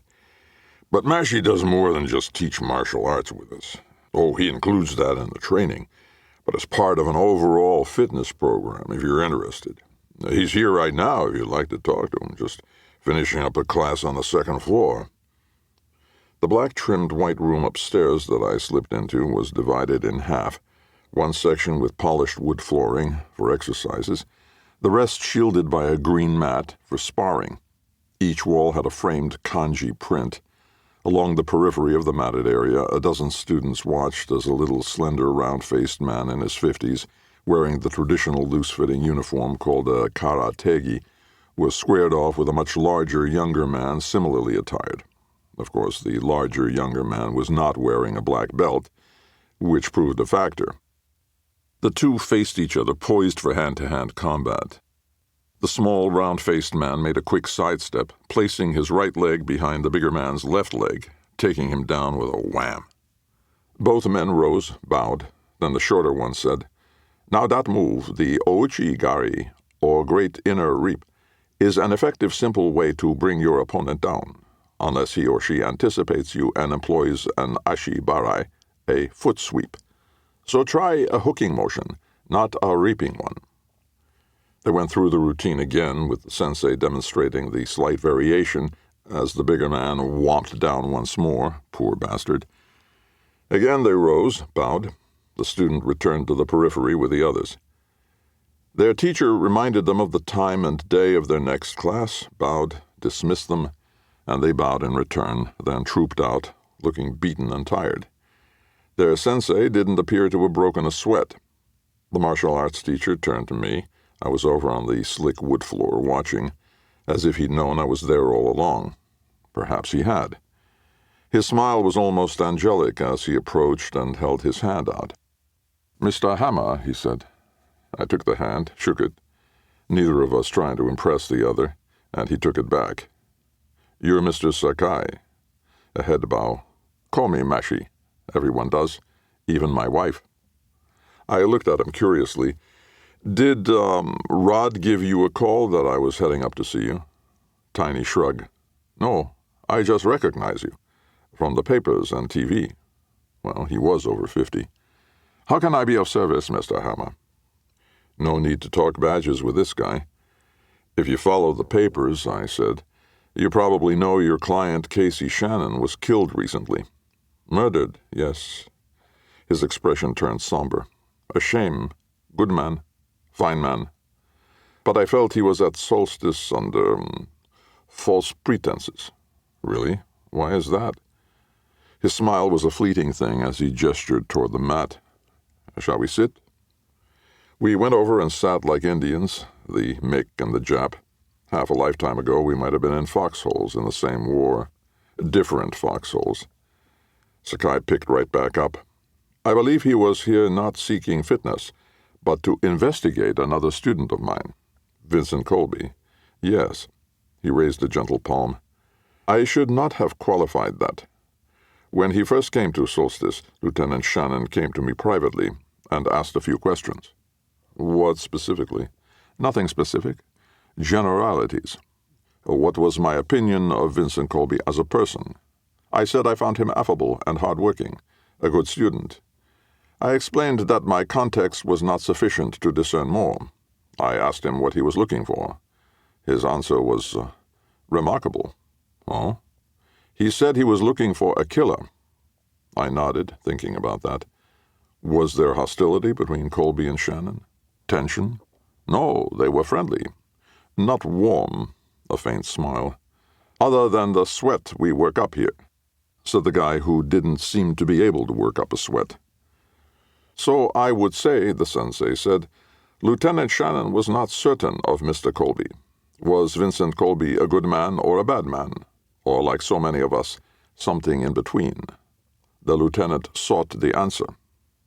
"Is Colby a good student, or would you say he's proficient?" Several emphatic nods. "Yes, one of my best. Took right to it." I thought about that for a while, and the sensei patiently waited for me. Then I asked, "Is it difficult to kill someone with karate, Mr. Sakai?" I thought the quick shift in subject might throw him, but this was not an easy man to throw in any sense of the word. His immediate response was only to say, "Call me Mashi, please, Mr. Hammer." "Yeah, and I'm Mike. But is it possible to kill with martial arts techniques?" "Certainly. Not so simple as on television and in the motion pictures, but yes." "Is there a karate move that could cave in a man's chest?" He actually blinked once. "What a specific question, Mike." "Is there?" "I teach various aspects of martial arts here. If you are familiar with such things, you probably know I was sharing judo moves with my students when you came in. But I can assure you I have never taught that particular move to any student, ever, including Mr. Colby. What particular move? He sat silently for perhaps 10 seconds, which is longer than it sounds. Try it. Then finally he spoke, quietly, gravely. It is known as Migi Hiza Ageate Ryoken Ryosoku Hiki Oroshi. That's a mouthful in any language. He nodded once. A lot of words for a simple move, one that is useful in particular in close quarters. It is a concealed bunkai, a move hidden in plain sight, a self-defense technique that can save a life, and take one. What the hell is it exactly? His shrug was barely perceptible. You pull your opponent's head down and simultaneously bring up a knee to his chest, swiftly, powerfully. I frowned. And that can kill? With sufficient force applied, yes. The energy moves up from the feet to the knee, delivering a blow to the soft tissue under the rib cage while the opponent's head is held in a stationary position. Judas. The ribs are driven back through the lungs and solar plexus, shocking the nervous system. Enough force can be generated to equal 2 cars colliding head-on at 35 miles an hour. If I may be somewhat pedantic away, just below the chest, the solar plexus is comprised of a dense bundle of nerve cells and supportive tissue. This is the abdominal cavity's autonomic nervous center, a concentrated bundle of nerve cells and supporting tissue, ganglia, interconnected neurons, that through their linkage with other nervous system bundles allow disruption of visceral functioning for other organs, including the heart muscle, causing death. Causing death, again, with proper force. If proper is the right word, this is nothing I would ever teach a student, or even mention, of course. Of course. But perhaps you would like me to show you a move to counter it. Yeah. Oh, yeah. As I came in through the office door, Velda was at her desk on the phone, saying, "Here he is now, Pat." I hung up my coat and hat, blew her a kiss, went on into my inner chamber, and took the call at my desk. "We have another homicide," Pat's voice said. "Well, isn't that what you're captain of? A specific kind of homicide." Shit, not. Another crushed chest cavity. A woman named Jasmine Jordan, a black call girl who worked out of an apartment house on East 78th. She had a whole damn floor to herself and her clients. Hell, at least she didn't work at Colby, Daltrey, and Levine. His laugh was short and harsh. Doesn't mean she didn't know somebody there. The Jordan woman was 30 and on Vice's radar, but this current operation was new to them. Other residents, none of whom were thrilled by Ms. Jordan's presence in the building, saw respectable-looking gents in business suits arrive by limo or cab and later get picked up the same way. Do we know when she died? Who found her? Anonymous tip, female voice, maybe a co-worker who found her and called it in, then got the hell out. Died last night between midnight and 3 a.m. is the initial read. Autopsy is today and we'll know more. I grunted. Somebody's ambitious. That's 3 kills in 48 hours. Vincent Colby could have been one of her well-heeled Johns, you know. I could almost hear his eyes narrowing. "Mike, I thought you were working for his father." "I am. But young Colby's the linkage between all of the other kills. And anyway, he's on my mind. I just got back from checking up on him at that high-class health club." I told Pat that Shannon appeared to have been getting next to Colby as part of investigating those 2 suspicious homicides. The rape victim's secretary who'd been strangled and the boiler room broker who got run over in a parking garage. "Shannon suspected him," Pat said. "It would appear so. Those kills were a couple of stones in Casey's shoe, keeping him from walking carefree into retirement." "He's carefree now," Pat said bitterly. I shifted in my swivel chair. "Something you should know about Vincent Colby, buddy, if you don't already. He's a karate student, apparently a fairly proficient one." And I could hear his chair squeak as he sat forward. "Isn't that interesting? Could these crushed chests be the result of a karate move of some kind? I always figured that killing blow stuff was just nonsense from the movies." Colby's trainer at the Solstice Fitness Center says it is possible. Not as easy as people think, but yeah. Does the trainer know what he's talking about? He's a 10th degree black belt? Oh, well, I guess I'll take his word for it. And Pat, he says it's not anything he's ever taught a student. He says there are ways to kill with karate that are hiding in plain sight. His laugh was rueful. Sounds like you're already getting ahead of me on this one, Mike. I don't have a desk littered with other homicides to keep track of. But you were man enough to call me and let me know the Jasmine Jordan development. I'll keep you in the loop. Hell, you are the loop on this one. I appreciate that, Michael. Don't you go killing anybody who I'd rather see face the shame of a trial and a life behind bars. Do my best, Patrick. Oh, one other thing. Vincent Colby has an alibi for last night. Not much of one, but he has one. Which is what? Daddy Dearest says his beloved only child was tucked in a wee little bed. Makes 2 shitty alibis young Colby came up with. His girlfriend for the Kraft kill, and now his old man for a dead hooker whose classy clientele may well have included Vince. He prefers Vincent, Pat. Fuck him, Pat said, and hung up. Vance Colby and I were once again seated opposite on respective 2-seater sofas in the cavernous office that showed few signs of work ever being done, the fire again throwing orange and black reflections. Neither coffee nor brandy were offered this trip. I had come unannounced, though my wealthy client hadn't hesitated to tell the ice lady to send me in.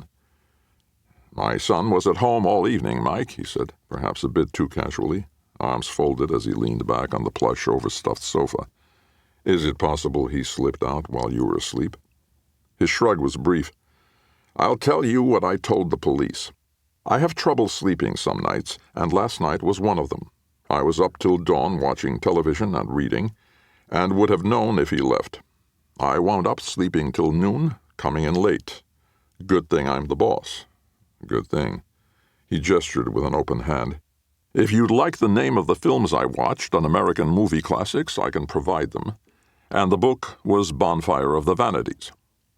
Somehow that made his alibi for his son seem only that much more negligible.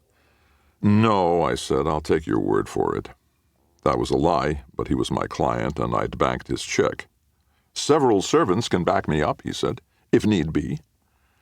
That was marginally better than the names of movies TV Guide could give him, and a book he probably read months ago. But a guy with that kind of bread could spare however much it took to make a loyal servant even more loyal. That could mean good money in a murder case. Anyway, Mike, Vincent's medication at night puts him into a deep sleep, almost a sedative. I leaned forward. The flames were making abstract, flickering designs on his face, where his lingering, thin-mustached smile seemed sickly to me. I said, Mr. Colby, Vance, if you no longer wish to engage me in this matter, I will understand. I will even return your retainer, minus a few expenses.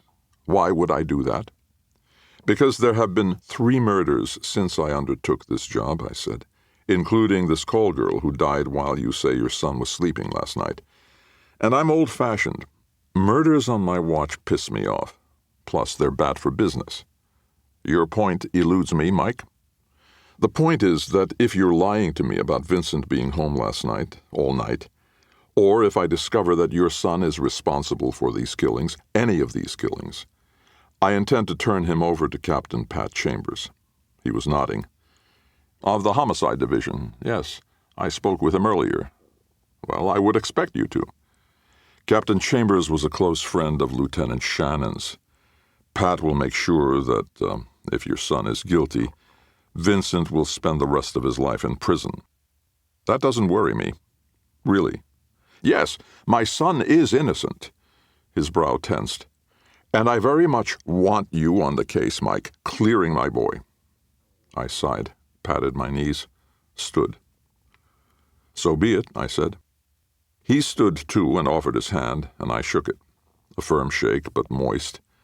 The old man's smile looked like a sculptor slipped with his chisel and hadn't quite pulled it off. I went out, winked at the ice lady, whose pursed-lipped, crinkled chin reaction was at least technically a smile, and started to head out. Earlier, I'd again noticed that Vincent's office appeared empty, but now the heir to the Colby throne was in, behind his desk, while a figure that I was pretty sure was William Owens, managing director of the firm, stood with his back to me, getting the riot act read to him. Vincent's angry voice, though muffled, was booming behind the glass. What he was saying unclear, but his rage unmistakable. The little blonde Red Riding Hood in big framed glasses was goggling from behind her receptionist's desk, looking alarmed. I raised a hand to calm her and headed toward that office, but I hadn't made much progress before Owens, flushed and tearful, came bounding out. Owens saw me and our eyes locked. Still moving, he said in a breathy rush, "I don't know what he was going on about. He just went off." Vincent came charging up behind Owens and turned him around like a naughty child and shook him like such children once were shaken in what I'm told were less enlightened times. "Screw up like that again," Vincent was snarling, "and your ass is gone from here. Understand? Gone!" Vincent, still holding on to his supposed friend by a shoulder, drew his other hand back in a fist poised to punch. I got between them, and the fist froze long enough for me to grab the wrist brandishing it. "Go," I said to Owens, who scurried, muttering, "Thank you," heading out into the boiler room in a blur of striped shirt and orange suspenders. Vincent's face was damn near scarlet, his eyes big and bulging, his nostrils flaring like a rearing horse. The musky smell of his cologne, obsession, came off him like steam. "You let go of me, Hammer! Let go of me, or—" I let go of him. Then I slapped him. The ice lady must have called her boss because Colby was there in seconds, moving faster than a man his age really should. "What are you doing, Mike?" my client demanded. Vincent was standing there, dazed, weaving, rubbing his cheek, blinking like somebody who got soap in his eyes. "What you should have done," I said, "when he was a lot younger." I glanced back like Lot's wife and saw the father walking his shaken son into the nearby glassed-in office.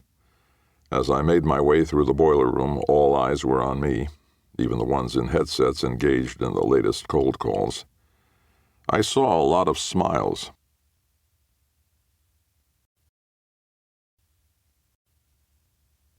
Chapter 9. Velda and I caught an early dinner at P.J. Moriarty's on 6th and 52nd at Radio City before the mahogany-paneled steak and chop house got really busy. It wouldn't take long for that endless parade of bar stools to fill up and for the conversation to build to a friendly din, punctuated by the occasional popped cork or dropped dish or clatter of silverware. Soon the red leather banquettes, one of which we'd easily snagged, would become prime real estate. I had the corned beef and cabbage, while Velda got a small chef's salad with turkey, which is probably all you need to know about either of us.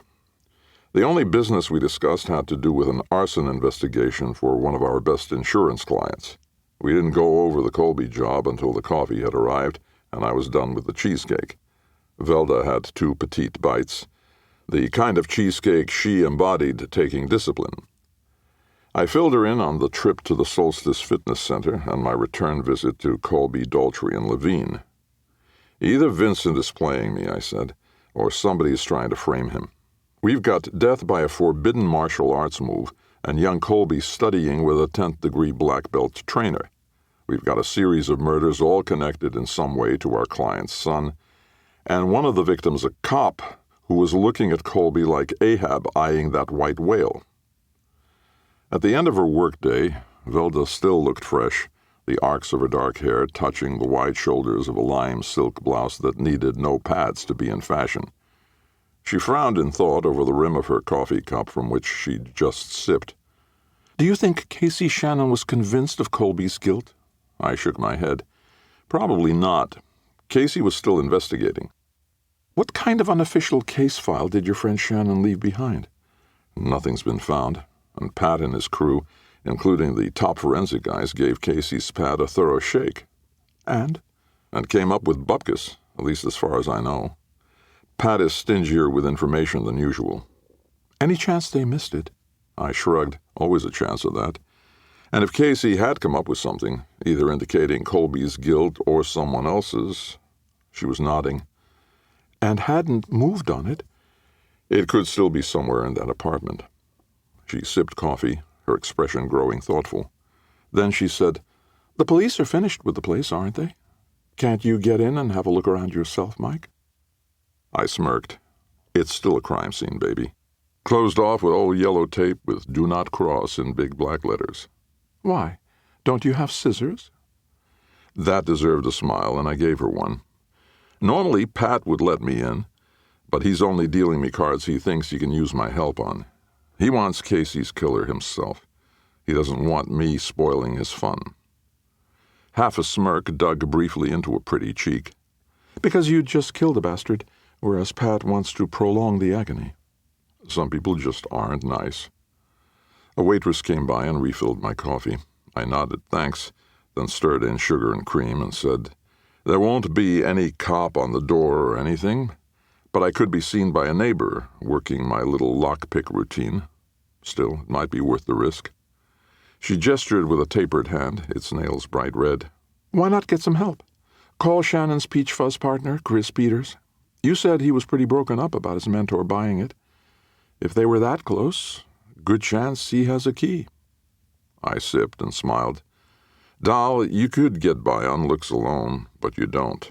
That is a damn good suggestion." Thank you. Want my company? I shook my head. If I can get hold of Chris, and he gave me his card with his home number on the back offering to help if I needed anything on this thing. 2 will be company and 3 a crowd. Thank you very much. Hey, honey, trust me. I have other things you can do for me. Both eyebrows went up. I bet you do. I let that pass. We are assuming this Roger Kraft character was the driver of the Ferrari. A sound assumption, I think. I agree. But why was he killed? Her eyes narrowed. Maybe somebody hired the job and was tying off a loose end. I narrowed mine back at her. Maybe, but what if Kraft had a grudge against young Colby himself? Clearly, that was no accident outside Pete's chop house. Not when Roger Dodger was out driving a sports car that didn't belong to him while wearing a fake beard and ponytail. She had a slow nod going. Did that second-in-command guy at the brokerage, Owens, hire Kraft maybe? Owens and Colby were arguing about something, you said, and it got heated. True, I admitted. Also, Kraft was working on Owens's car, which happens to be the red Ferrari that almost got a lot redder. Could that be the reason for the office dust-up? Colby learned Owens tried to have him killed. She shook her head and her hair went wild, then tamed itself. No, she said firmly, answering her own question. That's dumb. Colby would have called the cops on his friend. Probably. She cocked her head. Just probably? I gestured with an open hand. As irrational as "Don't Call Me Vince" has been lately, who knows? But more likely it's some work thing and just demonstrates what a loose cannon that concussion's made out of our client's baby boy. Her nod was in slow motion. I can buy that. But again, doll, why was Kraft killed? And who did it? If Pat has any ideas about that, he's sure not sharing them. The waitress stopped by again, and Velda held up a hand, preferring not to have her coffee cup refilled. We'd both had enough caffeine already to fuel the evening ahead. Velda said, all we know about Kraft is that he was part of a heist crew, and after this new heat, with their driver turning up dead, the accomplices will be in the wind. Most likely. And if Kraft hadn't been killed the same chest-crushing way as Shannon and that call girl, I would think tracking that end of things might pay off. But we're obviously dealing with one killer. Right again. This doesn't seem to have anything to do with smash-and-grab bank jobs. Her eyebrows rose contemplatively. I have my own police contacts. You want me to dig into the late Mr. Kraft and his life and times? Damn straight. You still know some of the undercover girls in Vice, right? Her dark hair bounced as she nodded. Yeah. Nobody's around from when I worked there a million years ago, but yes, I have contacts. And I know some of the working girls from that undercover job a couple of years back. Let me guess. That dead upscale hooker, what was her name? Jasmine Jordan, but you're ahead of me on this. I am. I'll see what I can find out about her, and maybe we can get a line on her patrons. If one of them is Vincent Colby, we could be getting close to an answer his father, our client won't like." My grin was nasty. "I warned him this afternoon. Told him I intend to follow this wherever it leads." The old man had his chance to bail. She raised a forefinger. "Something else." "Shoot. You should pardon the expression." "We're assuming one killer because of the distinctive method of murder." "Yes, we are." "But we're leaving out the first two kills, the raped, strangled secretary from the Colby firm, and the suspicious-as-hell hit-and-run in that parking ramp of all places, taking down a broker from Colby. Who's it and what's it? Let's call them murders, too." "Let's." She leaned forward, keeping her voice down. The restaurant was starting to fill up, and murder talk required a little distraction. "Obviously," she said, "the first two homicides are related to Colby and his business, but they lack the signature kills of the other victims. Those could be the work of someone else. They don't even have to be the acts of a single perpetrator. It's even possible we are looking for 3 murderers." I winced. "You're giving me heartburn, baby." "It's the corned beef and cabbage." She shook her head again, and the dark locks shimmered. "This is going to bleed into tomorrow, Mike." "I know it will." The check came. I said, "Call the temp agency and get somebody in to fill in for you. Maybe that little Asian cutie is available." She arched a single eyebrow this time. "Fill in for me how?" I smiled and raised both palms in surrender. "Honey, nobody could ever really fill in for you, not even on a temporary basis." "Right answer." Chris Peters was on board almost immediately. He and his wife and baby girl lived in Brooklyn, so I had to wait for him a while, but it would be worth it. Turned out he did have a key to his late partner's pad, and, like me, he didn't want to leave this thing to Pat. "Mike, don't quote me," he said, when I picked him up in my souped-up black Ford heap near the subway station in Tudor City on East 42nd Street. "But I'm not in sync with Captain Chambers on this one." "How so, Chris?"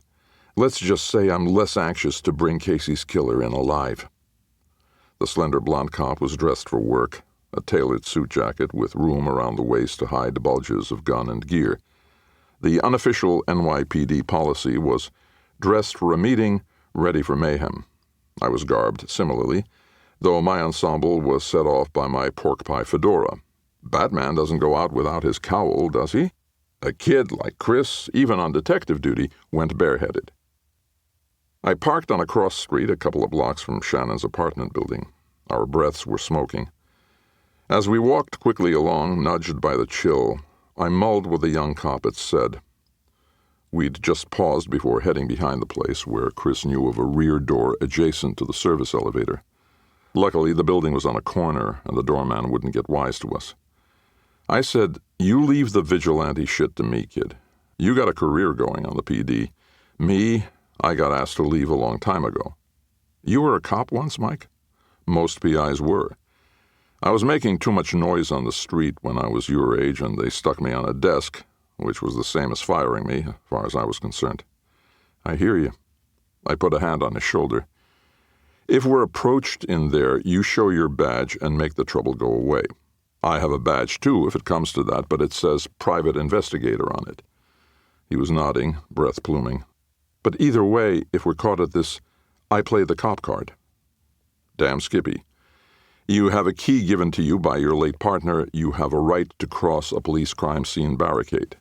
You'll get your ass chewed if it gets back to Captain Chambers, but he won't pursue it." "Okay. And if he does, I'll convince him I talked you into this." In well under 5 minutes, we were on Shannon's floor. The expected crime scene tape was there in a dramatic X, which we ducked under after Chris unlocked the door. The forensics team had left the place in good shape. Beyond the taped outline of where Shannon had fallen near and against the couch, no sign of their work remained. Even the dust of the black graphite fingerprint powder had been cleaned away, which isn't easy. "God," Chris said, looking pale. "It's like nothing ever happened. It's like Casey might just walk in on us." The bizarre outline on the floor and up onto the front of the couch said otherwise. Because Shannon had been slumped with his head forward, the outline had a ghastly, decapitated look. "Chris," I said, "I don't want to toss the place. Pros have gone over it.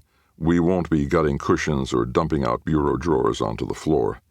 "No need," his partner said. I know Casey's ways. He kept private files on open cases, even when the rest of us had moved on. Photocopied stuff he shouldn't have. Made his own notes, took his own pictures. I nodded. And Pat and the forensics bunch weren't necessarily looking for any such file. They were processing a murder scene. But if our assumptions are right, the file on that pair of unsolved homicides and any notes on Vincent Colby could be here. Chris held his hands out, palms up. Worth a look. Worth a damn good look. The corner with the roll-top desk seemed a good place to start. I'll go over this thing, I said, opening it up, and see if I can find any hidden compartments.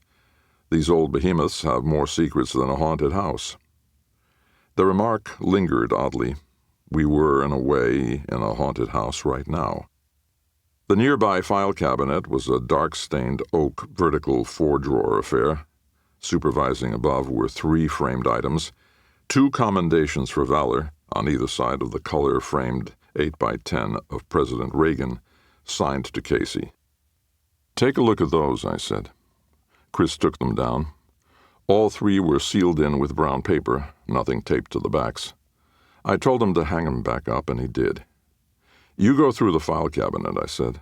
I'm sure they checked everything, but maybe Casey had a system where he filed things under names that didn't match their contents. He checked each drawer. Every one was empty. I said, damn, Pat must have confiscated them.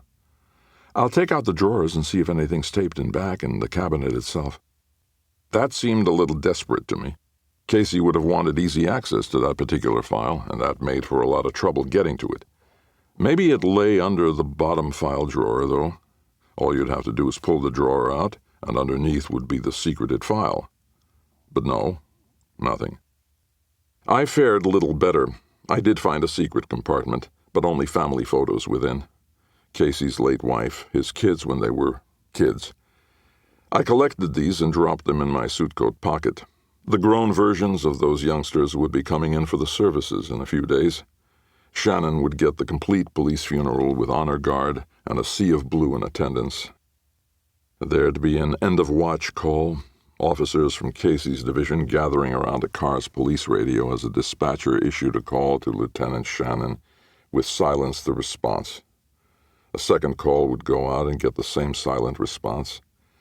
Then an officer who worked with him, probably Chris or maybe Ben Higgins, would respond that Lieutenant Shannon could not answer because the officer had fallen in the line of duty. I swallowed and abandoned the roll-top search. Chris had finished the file cabinet as well, with equally unsuccessful results. We started in on the bookcase and went through every page of every book. We occasionally found a random piece of paper, a receipt from Coliseum Books, a bookmark, a slip of paper with a grocery list, or some work reminder on it. Nothing worth finding, really. Just the routine detritus of a life lived. I sat on the couch with Casey's body outline next to me. Chris stood in front of me, eyes avoiding the ghost of his partner. "Fool's errand?" he asked. "Too early to know," I sighed. "We're going over ground the forensics guys, and for that matter Pat Chambers, have already gone over good. We have only one advantage." "What?" "You." The young cop gestured to himself, frowning, then said again, "What?" "You worked with the man. You worked with him on this case." Casey knew he was poking around in the dirty secrets of a powerful Wall Street firm. Politics stink sometimes, but they're real, and they have an impact on cops. The commissioner says, "Drop it." When you don't, the chief of police says, "We've got a nice beat for you to walk in Staten Island. You'll love it." His arms were folded, but a hand was up, rubbing his chin. "You mean if anybody anywhere knows what Casey Shannon was thinking in the weeks before this happened, it's you, kid." I stood, gestured toward the rest of the apartment. "Let's look at the places the pros wouldn't think of." He frowned. "There can't be many of those." "Well, hell, let's try anything that strikes you as a possibility. Then we'll look everywhere else, harder than the pros did. You're the one whose partner got killed, not them." We went through the cupboards. On our hands and knees, we sorted through the area under the sink where cleaning products were kept. checked to see if there was a plastic bottle that was empty but had something rolled up in it. When that was a no-go, we tried the refrigerator, where the dead man's food was waiting, never to be eaten.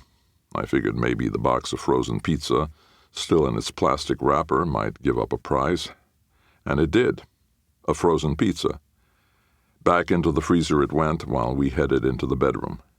We gave it a thorough going-over, even though I knew everything we were doing had been done before by an experienced team and a certain captain of homicide. We looked under the mattress and the bed itself, like maybe a cuckolded husband was hiding under there. Went through the nightstand, pulling out the drawer, checking every damn thing and place you could imagine. A linen closet had us going through towels and sheets like Lawrence of Arabia after a new look. The bathroom had the usual supplies and bath towels and clothes.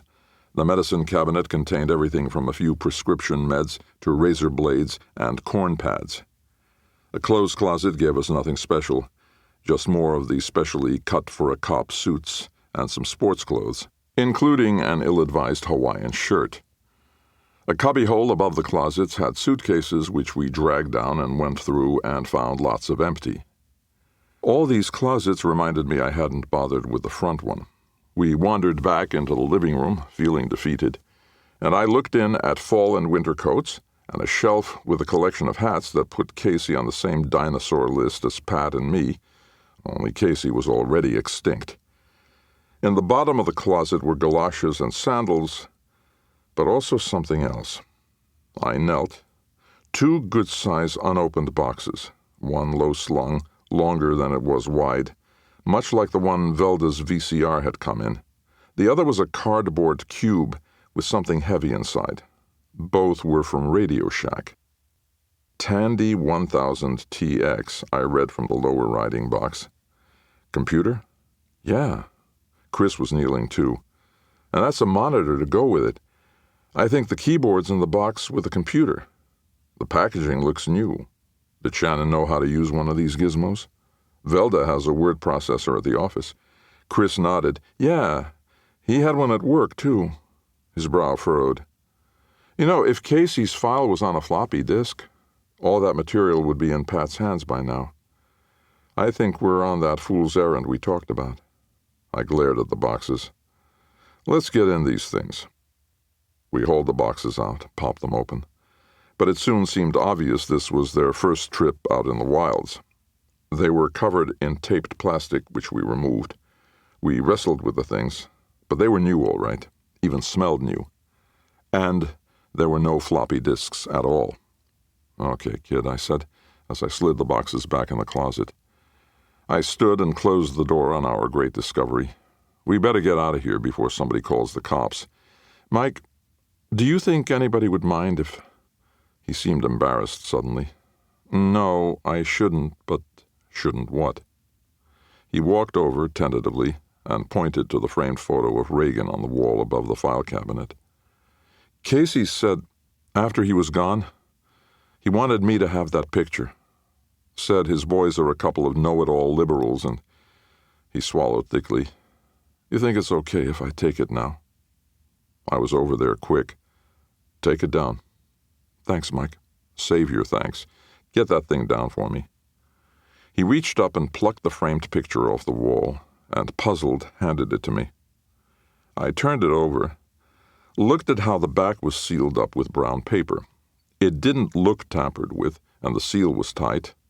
I was probably on another fool's errand, but I tore the paper off anyway, getting another confused frown out of Chris. A piece of gray cardboard backing was inside. I pried that out with a thumbnail.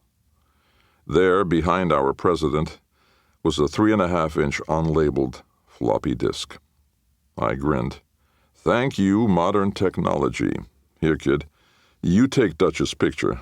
I'll take the file we've been looking for. That was when the lights went out. Blackness swallowed everything, and neither of us said a word, barely able to get a gasp out. I heard the door open, but no light was on in the hall either. I sensed somebody coming at me and swung it where I thought that was, connecting with nothing. Night vision started working itself in, thanks to the window by the roll top onto a New York out there that was not suffering a blackout. The intruder was my size, but not as heavy, almost certainly male, and Chris went for him, but got straight-armed to the floor, a blow so hard and swift I felt the wind of it pass me. Then hands were on the sides of my head, forcing it down, and I knew in a split second what was coming next, and remembered what Sensei Sakai had taught me. I dropped the disc and grabbed the forearms of the attacker, and I threw myself backward, taking the bastard along with me before that knee could rise up like a cannonball and make a caved-in corpse out of me. On the floor, on my back, I rocked back and put my foot on the fucker's chest and flung him over my head. He landed hard, furniture jumping as if startled. But the attacker was quick, and he was up before me. But then Chris was coming at him again. A karate kick made more wind, a sweeping move that sent Chris flailing into the darkness. I came up behind the attacker, but he swung around and another straight-leg kick knocked me against the wall, or maybe the closet door. I couldn't be sure. Then the figure was gone, the slam of the door announcing his absence. I almost ran after him, but first checked Chris, who muttered, I'm okay, though I could tell he was hurting. I went to the door, opened it, and 45 in hand, stepped into a hall where no windows onto the street were there to aid night vision. Footsteps were receding, heading toward the elevator around the corner, I thought. I did not take pursuit, not in the dark, not with Chris in pain. And anyway, the only way I had to light up the world for a moment was a blind shot from the 45. I was kneeling over the kid, gun still in hand, when the lights snapped on, mechanical sounds kicking in and starting back up, whirring noises that were climbing up to speed. I'd left the door to the hall open, and lights had come on out there, too. Had somebody hit the switch on the entire damn building? First off, then back on? We were both breathing hard. I sat on the floor, and Chris was doing the same. That was when we noticed the floppy disk was gone. Shit, I said. He must have been listening in the hall. Somehow he cued an accomplice to kill the lights. But how? Radio Shack also sells walkie-talkies, Chris said glumly. Well, kid, at least he didn't take your Reagan picture. We started to laugh. It beat crying.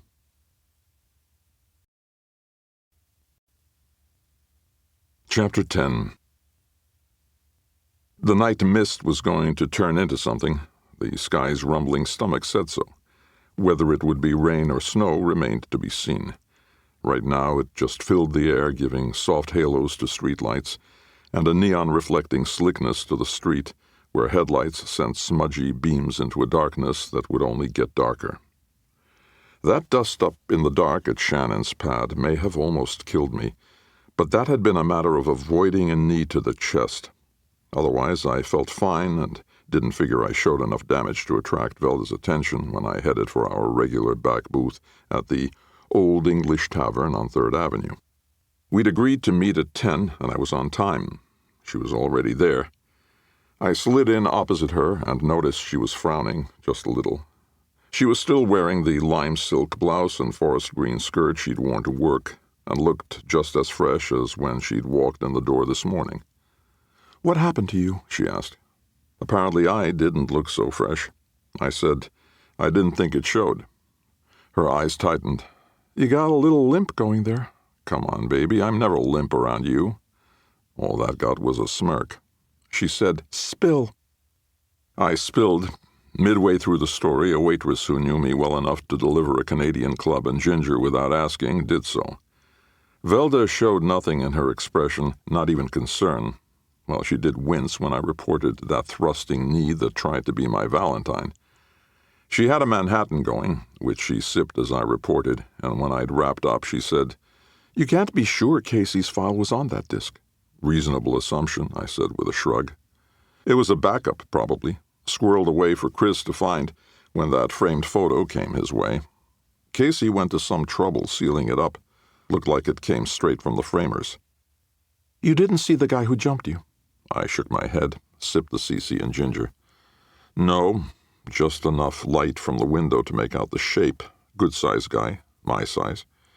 He took Chris down with some martial arts moves, which is no surprise, since this is clearly our knees-up Mother Brown murderer."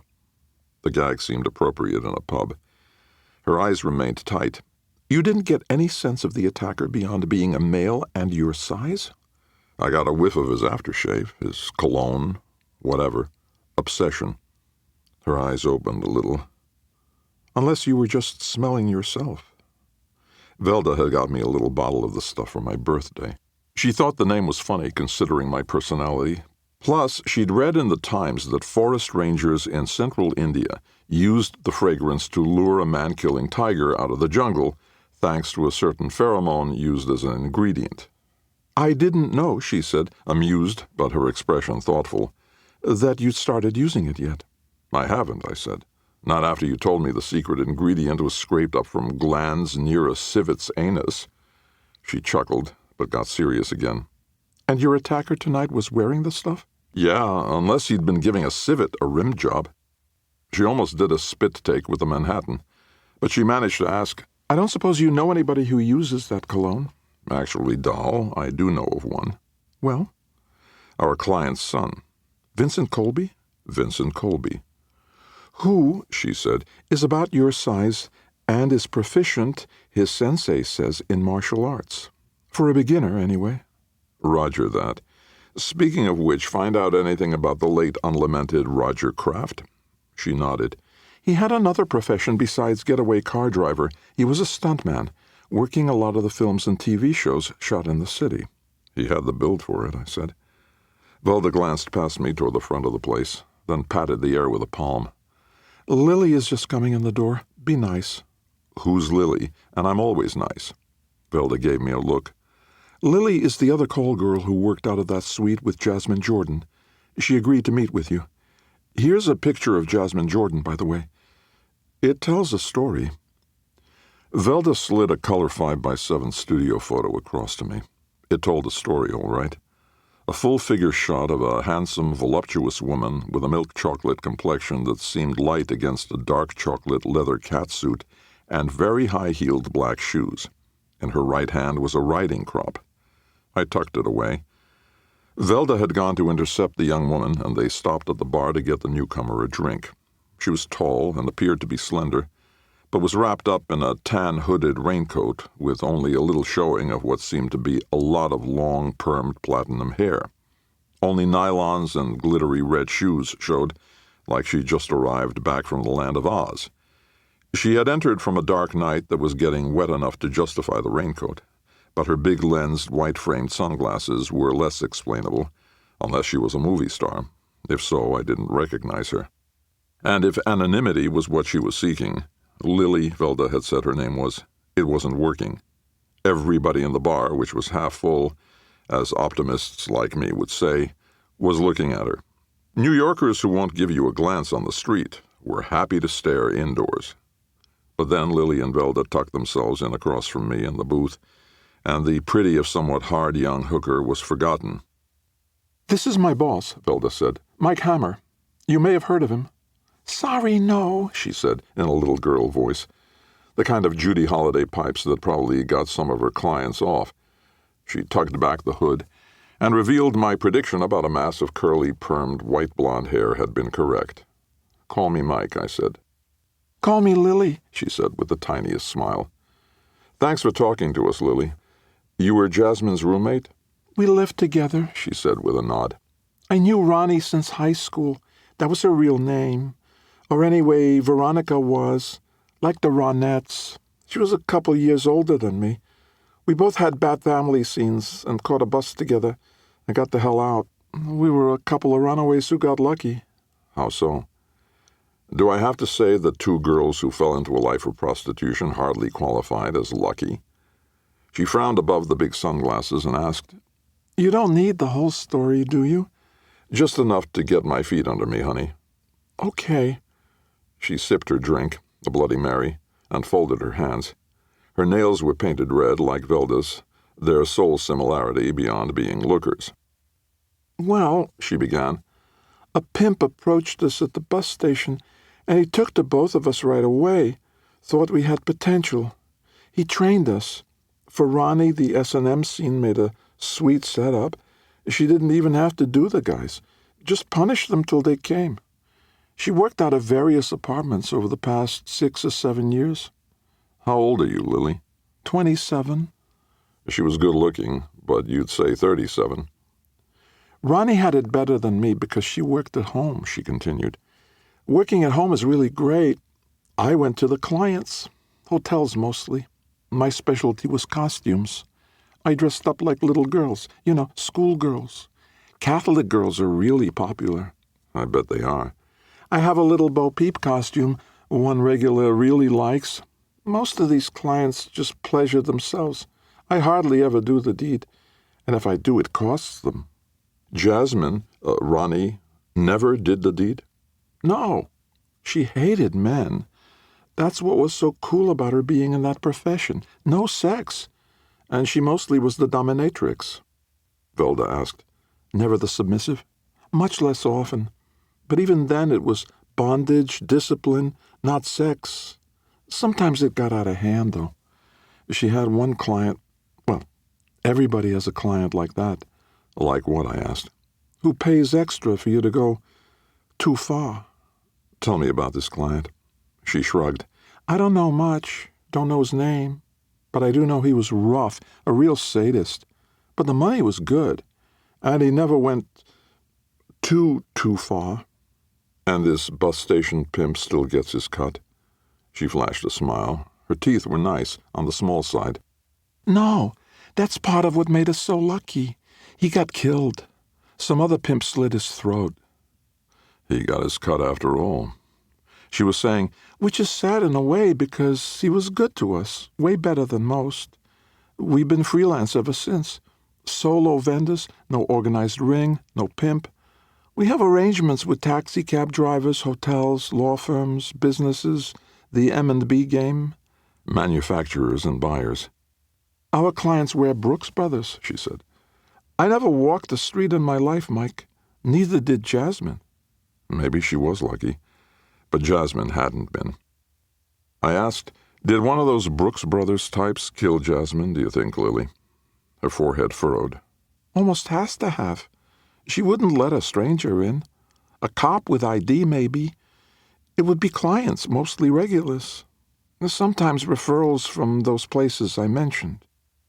Businesses. Was one of them Colby, Daltrey, and Levine? No. Is that a law firm? Brokerage. Was Vincent Colby a regular? She shrugged. I don't know who that is. I stayed out of Ronnie's business. She stayed out of mine. She was discreet. But I'll tell you one suspicious thing. Please. She did keep a book, strictly for herself. A notebook, meticulous, neat rows of names, places, figures. For blackmail purposes? No, she wasn't that kind of girl. It was to protect herself. She called it a life insurance policy. Hadn't really paid off, had it? You need to understand the setup, Mike. We had the whole floor. We lived in one half. Jasmine did business in the other. I never brought anybody home. This notebook? Gone. Somebody took it. Might be the cops, but I'd guess whoever did this terrible thing to her is who has it now. She sat forward, the big dark lenses staring at me. Mike, Velda says you're a detective, that you're looking for whoever did this. I am. Jasmine isn't the killer's only victim. We know of 2 others who died the same way, and it's possible another 2 were disposed of otherwise. Her mouth tightened.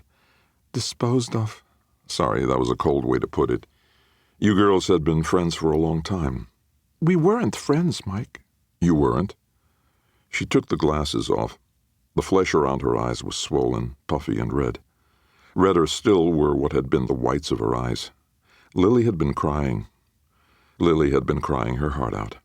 I loved Ronnie, she said, and she loved me.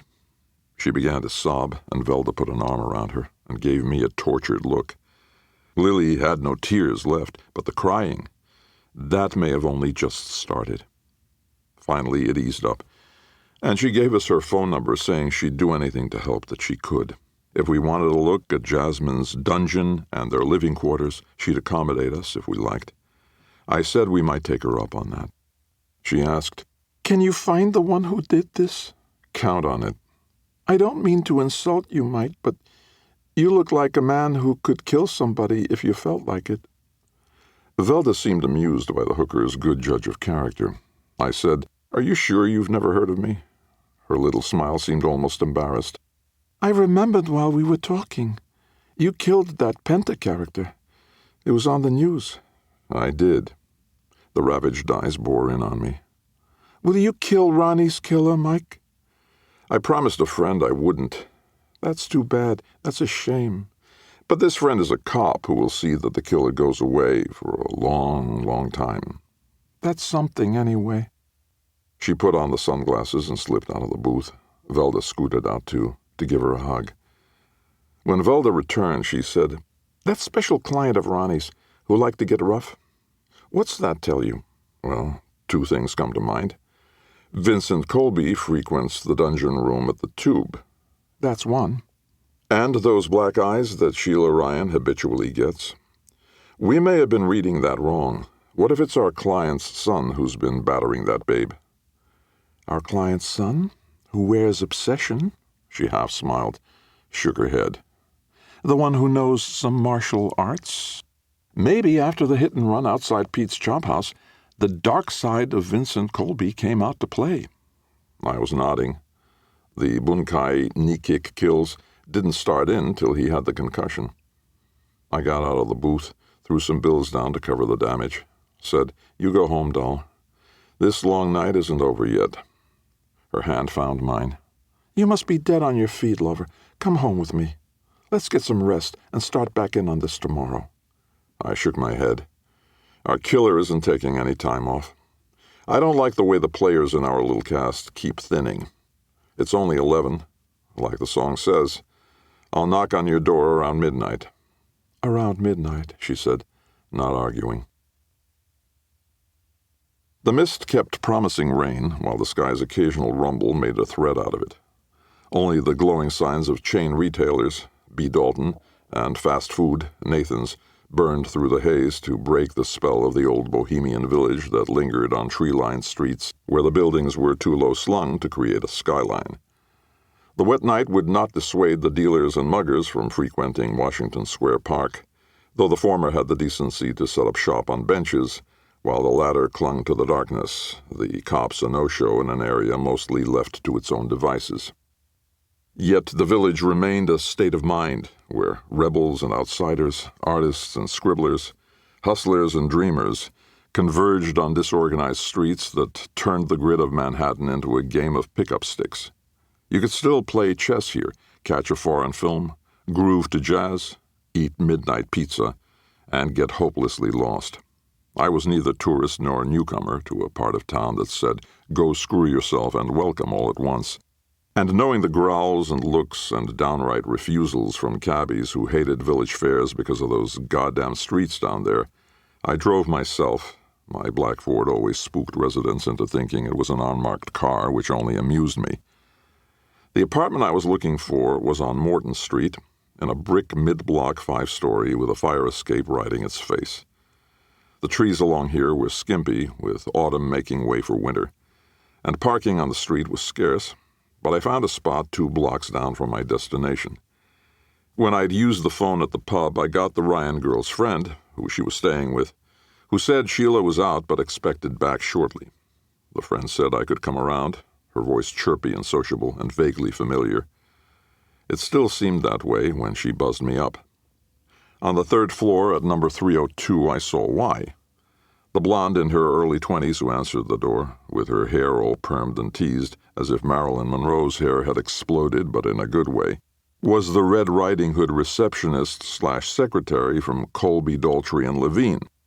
She wasn't wearing the big lensed glasses tonight, but the eyes themselves were plenty big, their deep blue emphasized by a lot of darker blue eyeshadow. She wore a form-fitting black dress with a pattern that it took me a while to discern was little gray screwdrivers, pointing up and pointing down alternately. "Mr. Hammer," she said, the words emerging from a mouth so dark red lipsticked it was damn near black. "You're lucky you caught me. I just got back from a date and I'd been in bed." That seemed a little ambiguous, but I didn't ask for an explanation. Was she on something? Maybe a little tipsy? Hat in hand, I asked, Is Ms. Ryan back?" "No, but it shouldn't be too long. Come in, come in." I did, entering into a small living room with funky second-hand 1950s atomic furniture and a kitchenette where the dishes of a working week awaited attention. The wood floor had a central throw rug, black with colorful geometric shapes, and riding the pastel walls were a framed Andy Warhol print of Debbie Harry and original abstract paintings probably bought on a nearby street. She deposited me on a comfy overstuffed naugahyde two-seater sofa, then gestured to the kitchenette. "Can I get you a wine cooler, or a light beer or anything?" "No, I'm fine. Sorry to impose." Her voice had a musical lilt. "Sheila should be along soon. Do you mind if I get out of these things?" Was that a trick question? "Not at all," I said. A nearby amoeba-shaped coffee table, with boomerang designs, was scattered with Cosmo, Vogue, and The New Yorker, from under which Playgirl cover boy Geraldo Rivera peeked. He was smiling at me, as if suppressing a wink. The second-hand store Leave It to Beaver era furnishings struck me as a cheap way to put together a hip decor. She came back with the makeup washed off, wrapped up in a belted white silk dressing gown that stopped at the knee. Without the war paint, she looked about 16. She plopped down next to me, sitting with her legs tucked under her and her arm along the sofa's upper edge. "I know who you are," she said. "Yeah, I'm the guy who came around Colby's a couple of times lately." "No, I mean I know who you are." I shrugged. "That makes two of us." She frowned a little. "You mean you know who I am?" "Who's on first?" "Not really," I said, "but I know who I am. I'm Mike." "I'm Julie Olson." "Pleased to meet you, Julie." With the vaudeville routine out of the way, she moved on. "Sheila told me some things about you. Said you're famous in a way." "In a way?" Her chin came up, and so did the corners of her mouth. "I told my daddy I'd met you. He called from Queens, where he and my mother are. He was impressed." "He must impress easily." She shook her head, and all that blonde hair came along for the ride. "Not really. Sheila went back for a few more of her things." I didn't follow that, and my expression must have said so. She explained, "Back to Gino's apartment for more clothes and personal effects and stuff, now that she's moved back in here. We were roomies before she moved in with Gino." "Ah." She frowned. Maybe for the first time, judging by that smooth face. "Did you know he used to abuse her? I mean, really abuse her, slap her around, smack her and stuff with his fists sometimes." "She's going with Vince Colby now." "She is. He's nice." "He doesn't abuse her?" "Oh, no." "I heard he likes it rough." She blinked at me. "Likes what rough?" "Sex, or sex play anyway." Shrug. "I wouldn't know. He's her boyfriend." I shifted on the sofa. "Julie, there was another girl in the secretarial pool at Colby." "I'm not in the pool. I have my own desk. You saw it." "I did. You and Miss Stern seem to have floated to the top." "Top of what?" "The secretarial pool." She thought about that, then smiled. "You're kind of funny, aren't you?" "Some people think I'm hilarious." "Mark me one of them." "You mean Vicki Dorn?" "Victoria Dorn, yeah. She was killed a while back." She drew in breath through her nose, let it out the same way. "That was awful. Strangled or something. And raped. Raped first, I suppose." "Right. Didn't Vincent date her?" She shrugged and shook her head simultaneously. "He went out with her a few times. I don't think it got serious. They weren't a thing. Not that I know of, anyway." "Were you friends with Vicki?" "Work friends." "Did she say anything about Vincent?" The big blue eyes got narrow. "You mean like, did he like it rough?" "Right. Like, did he like it rough?" She shrugged. "I didn't know Vicki that well, but if Vincent likes it rough, wouldn't I know? From Sheila? We are friends, not just work friends." I gestured around us. "Friends before you got this place together?" "Work friends till then, better friends now." I frowned. "I didn't know Sheila ever worked at Colby's." "She didn't. We used to waitress together at Cafe Reggio's. When I got the job at Colby's, we could afford this place.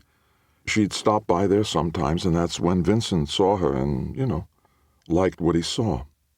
Kind of pursued her, you mean? No, he was just friendly. Flirted some, but you need to talk to Sheila about that. Got it. I didn't mean to get snippy. You didn't get snippy at all, Julie. I'm just a snoop. It's what they pay me for. Her smile was cuter than a box of puppies. Yeah, you're a detective, like Magnum.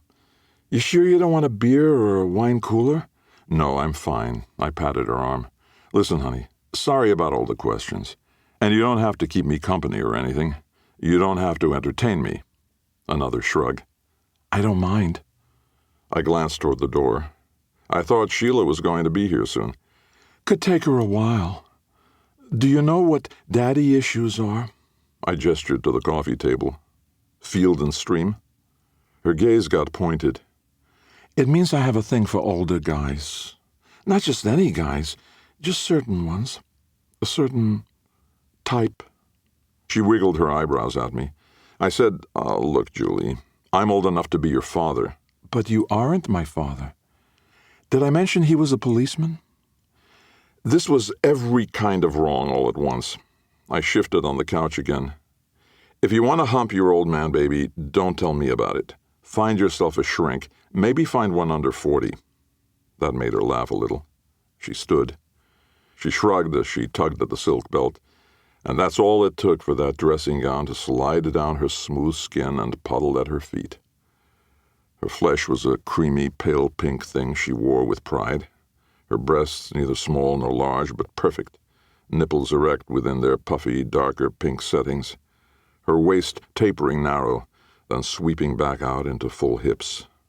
She did a slow pirouette for me, proud of the rest of her flesh, too, the graceful back, the dimpled, rounded behind, which itself was an architectural marvel of uplift. What was my secretary's name again? Then she sat in Daddy's lap, where she was able to confirm her effect on me, and her arms went around my neck, and then her mouth was on mine, warm and moist.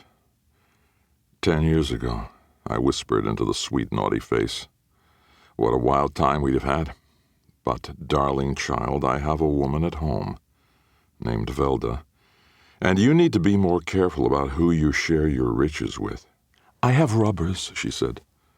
The bluntness of that wilted the moment, among other things, and I lifted the kid by the narrow waist and set her down next to me. Put your robe on, I said crankily.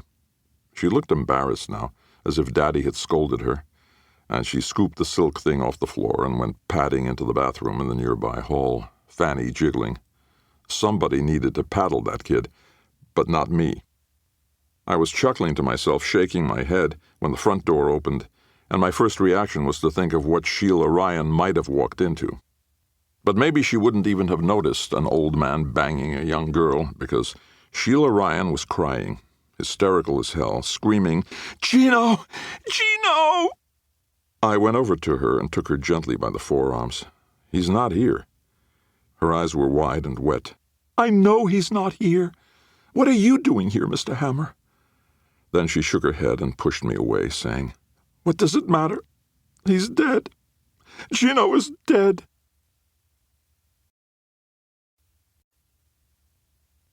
Chapter 11. NoHo, the area north of Houston Street, with its quiet tree-lined streets, early 19th century homes, and former factories with cast-iron facades, had been turning trendy for a while now. 3 main arteries and small, sometimes cobblestone side streets hosted boutiques, eateries, art galleries, and avant-garde theaters. Artistic types and yuppies had discovered the neighborhood a while ago, but the tourists hadn't gotten wise. You didn't have to be rich, not yet anyway, to live in a loft-like pad in a former dry goods warehouse like this one. You could also die here. Just ask Gino Mazzini. He was where I'd found him, a corpse in his jockey shorts, leaning against the wall of the sparsely furnished apartment, his legs akimbo, forming a V that pointed to the rest of him, his head so slumped he might have broken his neck trying to fellate himself. But he was a casualty of something even nastier. The now familiar cannonball blow to the chest which had driven his blue and red Mets 1986 World Series t-shirt into him like a line drive with a bowling ball. He'd been killed at least 3 or 4 hours ago, because this stiff was stiff all right. Rigor mortis had set in. The mist had kept its promise, though the thunder had overstated its case. Raindrops half-heartedly spattering, then angling down the slanted glass like unattended tears, throwing eerie shadow streaks on a room lighted only by a bedside lamp. It was half an hour or so past my discovery of the body, which I'd made with a key and directions from Sheila Ryan, who'd remained with her friend Julie.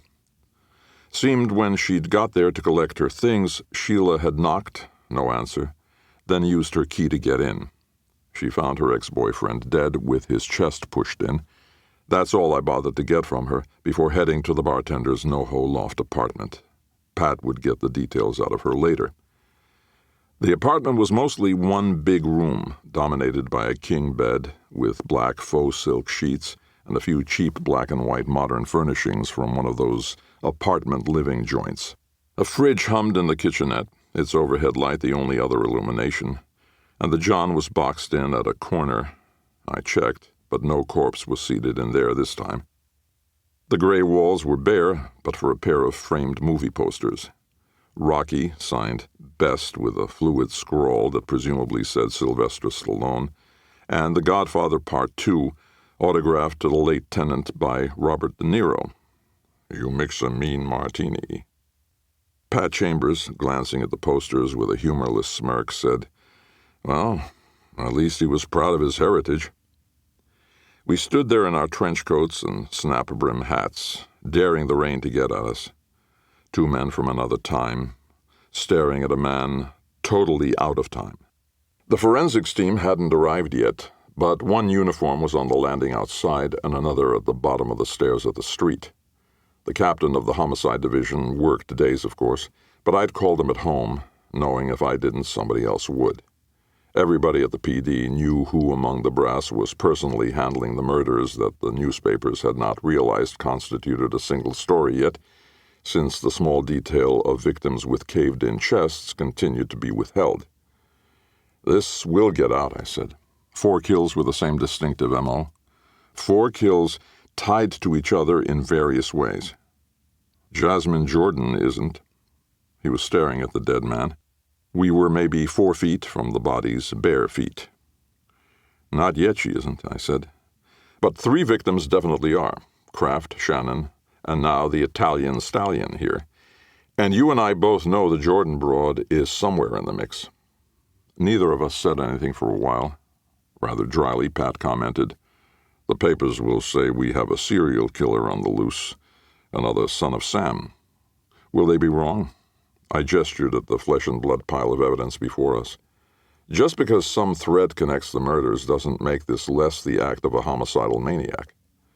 His laugh was short and had little to do with the normal reasons for laughter. "The FBI would disagree with you. They define a serial killer as someone who commits at least 3 murders over more than a month, with an emotional cooling-off period in between. No traditional motive, but a deviant sexual aspect. You say tomato." The gray eyes looked at me now. "Mass murderer is closer. Anyway, who are you to talk? You make Jack the Ripper look like a piker. Hey, I'm just a good citizen, helping keep the city clean." I shrugged. "So he's not a serial killer technically, but he is a cold-blooded bastard, removing people who know too much about him." Those eyes narrowed. "You mean your client? Vincent Colby." "He's not my client, his father is." I started counting off on my fingers. Shannon was zeroing in on young Colby for the strangled secretary and the hit-and-run boiler room broker. That dominatrix kept a little black book with her clients in it, and if she wasn't blackmailing a certain one who liked to dish it out rough, and if his name wasn't Vincent Colby, whose favorite room at the Tube is the S&M suite, then I'm in the wrong damn business. As for our dead mixologist here, he was the previous boyfriend of Vincent's current squeeze, a young female that Vincent is obsessive about, who the ex here liked to pound like minute steak. He was nodding, barely. "The girl who found the body." "Sheila Ryan, yeah. You'll be talking to her. Tonight, I bet." Another non-laugh. How smart you are, but smart enough to explain the second hit and run, the one that clipped young Colby right in front of your private eyes? I thought for a moment, then shrugged again. Could be Colby and Kraft had a prior grudge. Maybe Colby's been backing the play of that bank heisting crew. Maybe he staked them and was getting a cut of the action, and the crew got more successful than they ever dreamed of, and Kraft was sent out to get rid of a troublesome ongoing expense. Oh, brother, his eyes rolled. You are really reaching. I leaned in and thumped his chest with a forefinger. Or maybe Kraft was hired to do that first hit and run in the parking ramp. Maybe for some reason Vincent Colby wanted that broker dead and hired a hit, and then stiffed Kraft or otherwise had a falling out with him, so Kraft tried to run him down too. He was shaking his head. Sad. Really sad to see the depths a once great deductive mind has sunk to. It was time to throw my hands in the air, so I did. Okay. So our killer isn't a textbook serial. He isn't a mass murderer by standard thinking either. Neither was Penta. He was a hitman who left a serial killer-style signature. Granted. But for some reason, somebody, and it looks like Vincent Colby to me, just about has to be Vincent Colby, is settling old scores or cleaning up after himself. Right now, we can see no connective tissue between the kills other than Colby himself. He's the connective tissue. Colby, who has martial arts training, Colby, who has outbursts of rage since his concussion. And all of these bunkai kills, remember, came after Vincent got hit by that car. Silence. Then finally Pat said, I don't disagree. Good. Nice to see your great deductive mind hasn't sunk.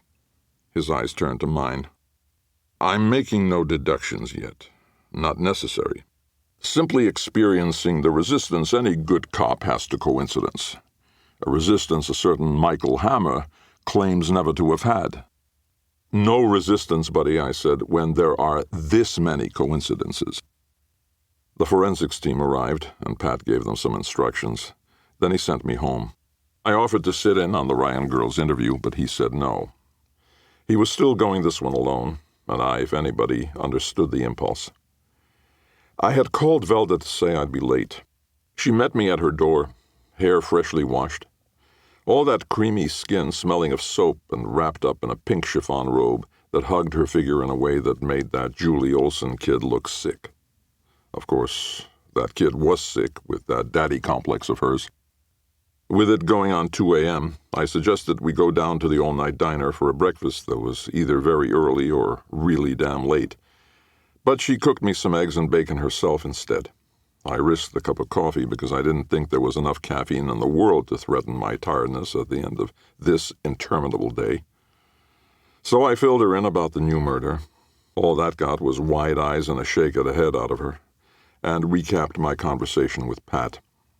She sat down with her own plate of just one scrambled egg and a cup of coffee, incredibly beautiful without a bit of makeup, and said, You really think that's what's going on?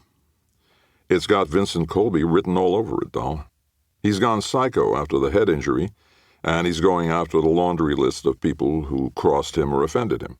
The trouble is, unless Pat gets lucky with a witness who saw him at one of the scenes, or some other standard perp failing, each one of these murders has to be individually looked at, because the motives are singular. An eyebrow went up. This doesn't seem like a perp with many, if any, failings. I did keep one thing from Pat. Oh? He doesn't know about Chris Peters and me making that trip to Shannon's place, or the floppy disk we found. Poor old Patrick would have a cow. So my sniffing obsession on my attacker I kept to myself, too. She smiled wryly over the rim of her coffee cup. Popular cologne, Mike. Narrows your suspect list to a few 100,000 New York males. Not your usual mystery, is it, darling? What do you mean? She made a cute face. No whodunit with a big surprise at the end. You never know. I may come up with a big surprise for this prick yet. The phone rang, always a startling thing in the wee hours. She took the kitchen extension on the wall nearby. Yes. Yes, Pat.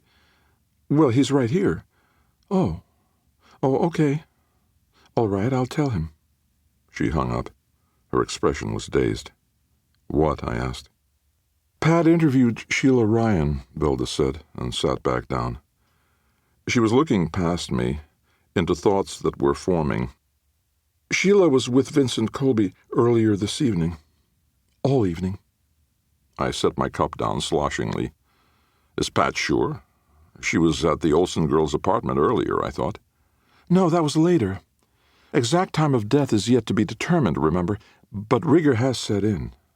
So when Sheila found Gino, I said, my words in slow motion, he had been dead at least 3 or 4 hours. Her eyes narrowed to slits. Mike, if Vincent Colby didn't kill that bartender, then somebody is fitting our client's kid for a frame. Elaborate enough to fool Mike Hammer. Maybe, I said. Maybe. Gansevoort Street, running east to west in downtown Manhattan's riverfront neighborhood, till the Hudson cut it rudely off, undulated its cobblestone way along the foot of the brick warehouses known as the meatpacking district. Here animal carcasses began their travel to the kitchens of Manhattan restaurants and residences from considerably distant slaughterhouses. Little had changed for decades in this foreboding, desolate-looking section of the city, though a few galleries and eateries had started popping up, like stubborn mushrooms, to foretell a fashionable future. On this sunshiny but chill November afternoon, a red-trimmed black 1985 Ford Mustang LX pulled out from in front of a warehouse onto an all-but-deserted Gansevoort. The driver immediately hit the gas, really punching it with a clear straightaway ahead. Clear, anyway, till a dark green Mercury Capri emerged from an alley and into the Mustang's path. Honking his displeasure, the driver swerved around the Mercury, just missing collision. But before any sense of relief came, a mother in jeans and a parka came out from between parked cars, jaywalking a baby in its stroller, right in front of the oncoming Mustang. With a screech of brakes, the red and black vehicle wheeled around the obstacle, the woman helping avoid tragedy by running, the cobblestone street giving the stroller and its contents a rough ride, but safely out of harm's way. All well and good. But the driver in the Mustang now confronted 2 town cars coming right at him, taking up both lanes of the one-way street, and he could only avoid them by riding up on the sidewalk, sending a few random pedestrians scurrying. Swinging back into the street now, the Mustang and its driver were confronted by a pile of construction materials beyond which were heaps of sand. The former acted as a ramp, overturning the vehicle and returning it to the street upside down, the latter stirring up a hazy cloud to make things even worse. The Mustang skidded down the street on its roof, like a turtle some cruel child had uncaringly tossed. It came to a spinning stop finally, but its tires continued on their ride to nowhere. "Cut!" The B-Unit director, a guy in his 30s in an NYPD baseball cap, Yankees t-shirt and sweats, turned to a clutch of waiting crew members. "Go! Get over there!" 3 guys in sweatshirts and jeans scurried to help the driver out of the turned-over car. 4 35mm cameras at strategic locations, including one riding train-like tracks and another on a crane with a jib, had captured the elaborate stunt, which seemed to be the work of a major male star behind the wheel. You'd recognize him. But as soon as he got his feet under him, the driver yanked off the rubber mask resembling that famous white actor who was watching from the sidelines, smiling, chewing gum, and revealed himself as my African-American friend, Thomas Lockhart, who was stunt and special effects coordinator on the film. Velda and I were sightseers, approved in advance thanks to Thomas. I just couldn't seem to get away from warehouses and cobblestones. Thal spotted Velda and me on the sidelines, and grinned and nodded and waved, then took off Caucasian-colored gloves and handed them to a crew member. The B-Unit director yelled, "Okay, next setup. Warehouse rumble. Check your bullet hits and blood bags, boys." My friend, a muscular 6-footer with a shaved head and a close-trimmed horseshoe mustache, came trotting over to us in a yellow turtleneck, jeans and running shoes.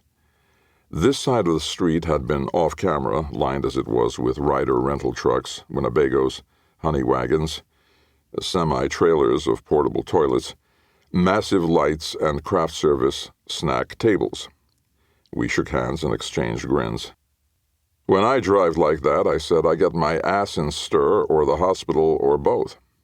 When I do, Thal said, I get paid. You want to say hello to Bert? Why not? Well, he may be grouchy. He hates not doing his own stunts. Velda and I went over and met the star of the film, who was dressed identically to Thal. But the actor and former stuntman was not grouchy at all, and flashed his trademark smile at Velda, who could compete with any actress Hollywood threw at him. The guy could barely keep his eyes off her, and who could blame him? After a brief jokey chat with movie royalty, Thal took us inside the warehouse and over to a craft service table in a corner. The lighting was being tweaked on much of the yawning space nearby with its iron catwalks and brick walls. We helped ourselves to coffee and a cookie or two before the stunt coordinator showed us to waiting directors' chairs with guests on the canvas backing. We sat, Velda in the middle, out of the path of the bustling, buzzing movie set. Thal, as a stunt coordinator, did many of his own gags, as movie folk called stunts and on-set practical special effects. About 40, he'd made a splash in the early 70s as Richard Roundtree's stunt double. He was expert at non-stunt effects, too, such as horror makeup and prosthetic masks like the one he'd worn today. But his specialty was stunt driver. "Mike, my man," he said, "I only have a few minutes. Big scene coming up. But you can hang till after if you like."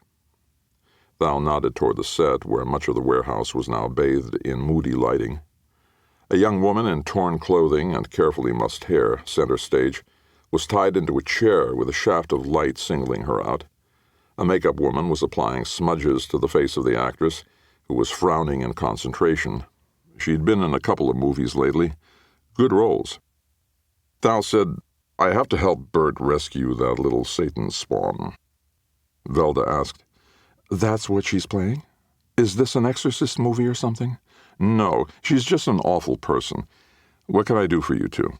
I said, "Did you ever work with a guy named Roger Kraft?" Thal's eyes tightened, and he grunted, then nodded. "I saw on the news that somebody murdered that crumb bum. Sorry to speak ill of the dead." "Feel free," I said. He shifted in the canvas and wood chair. "Yeah, I did work with the SOB a few times. He was good. Very little he couldn't do as a driver.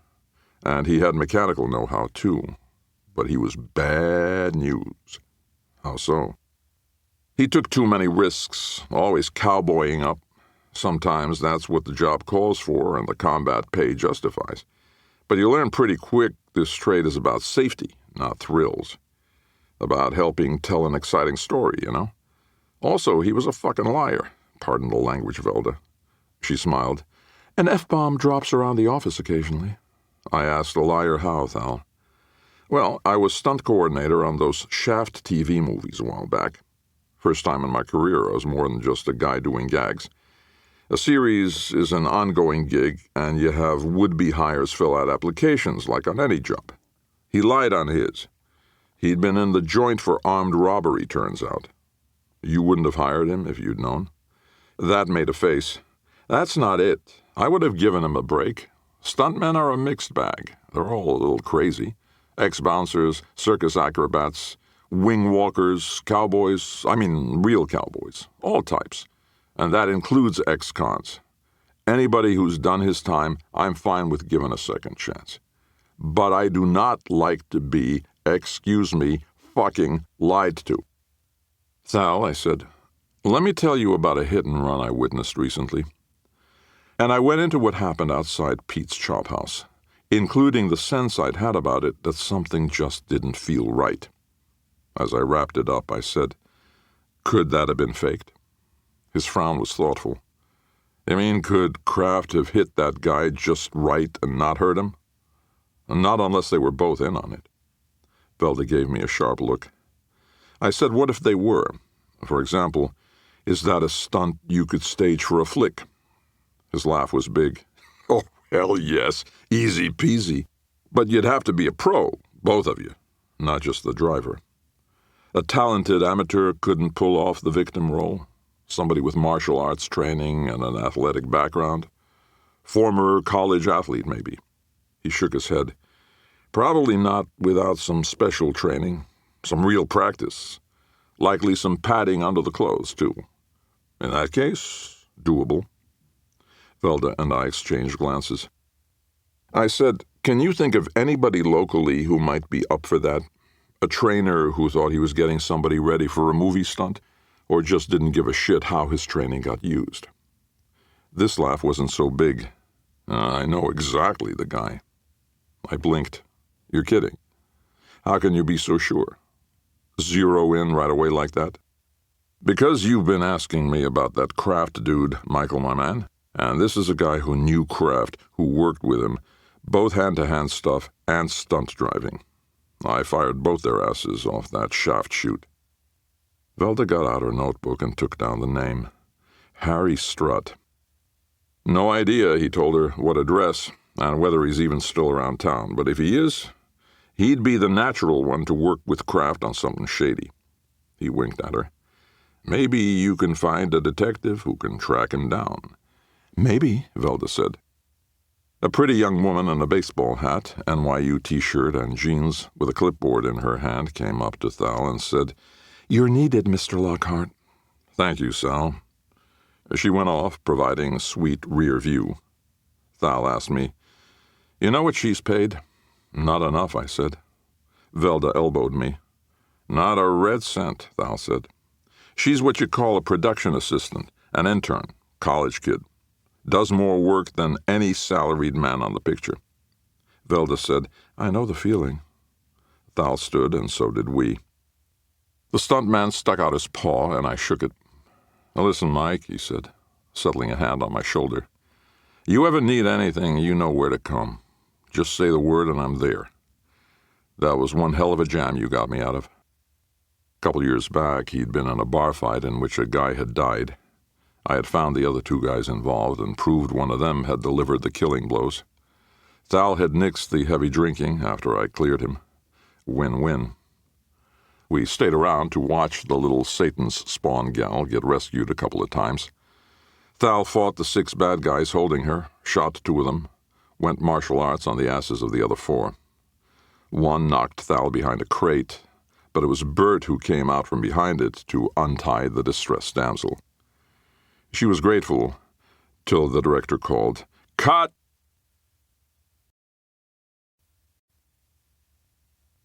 Chapter 12.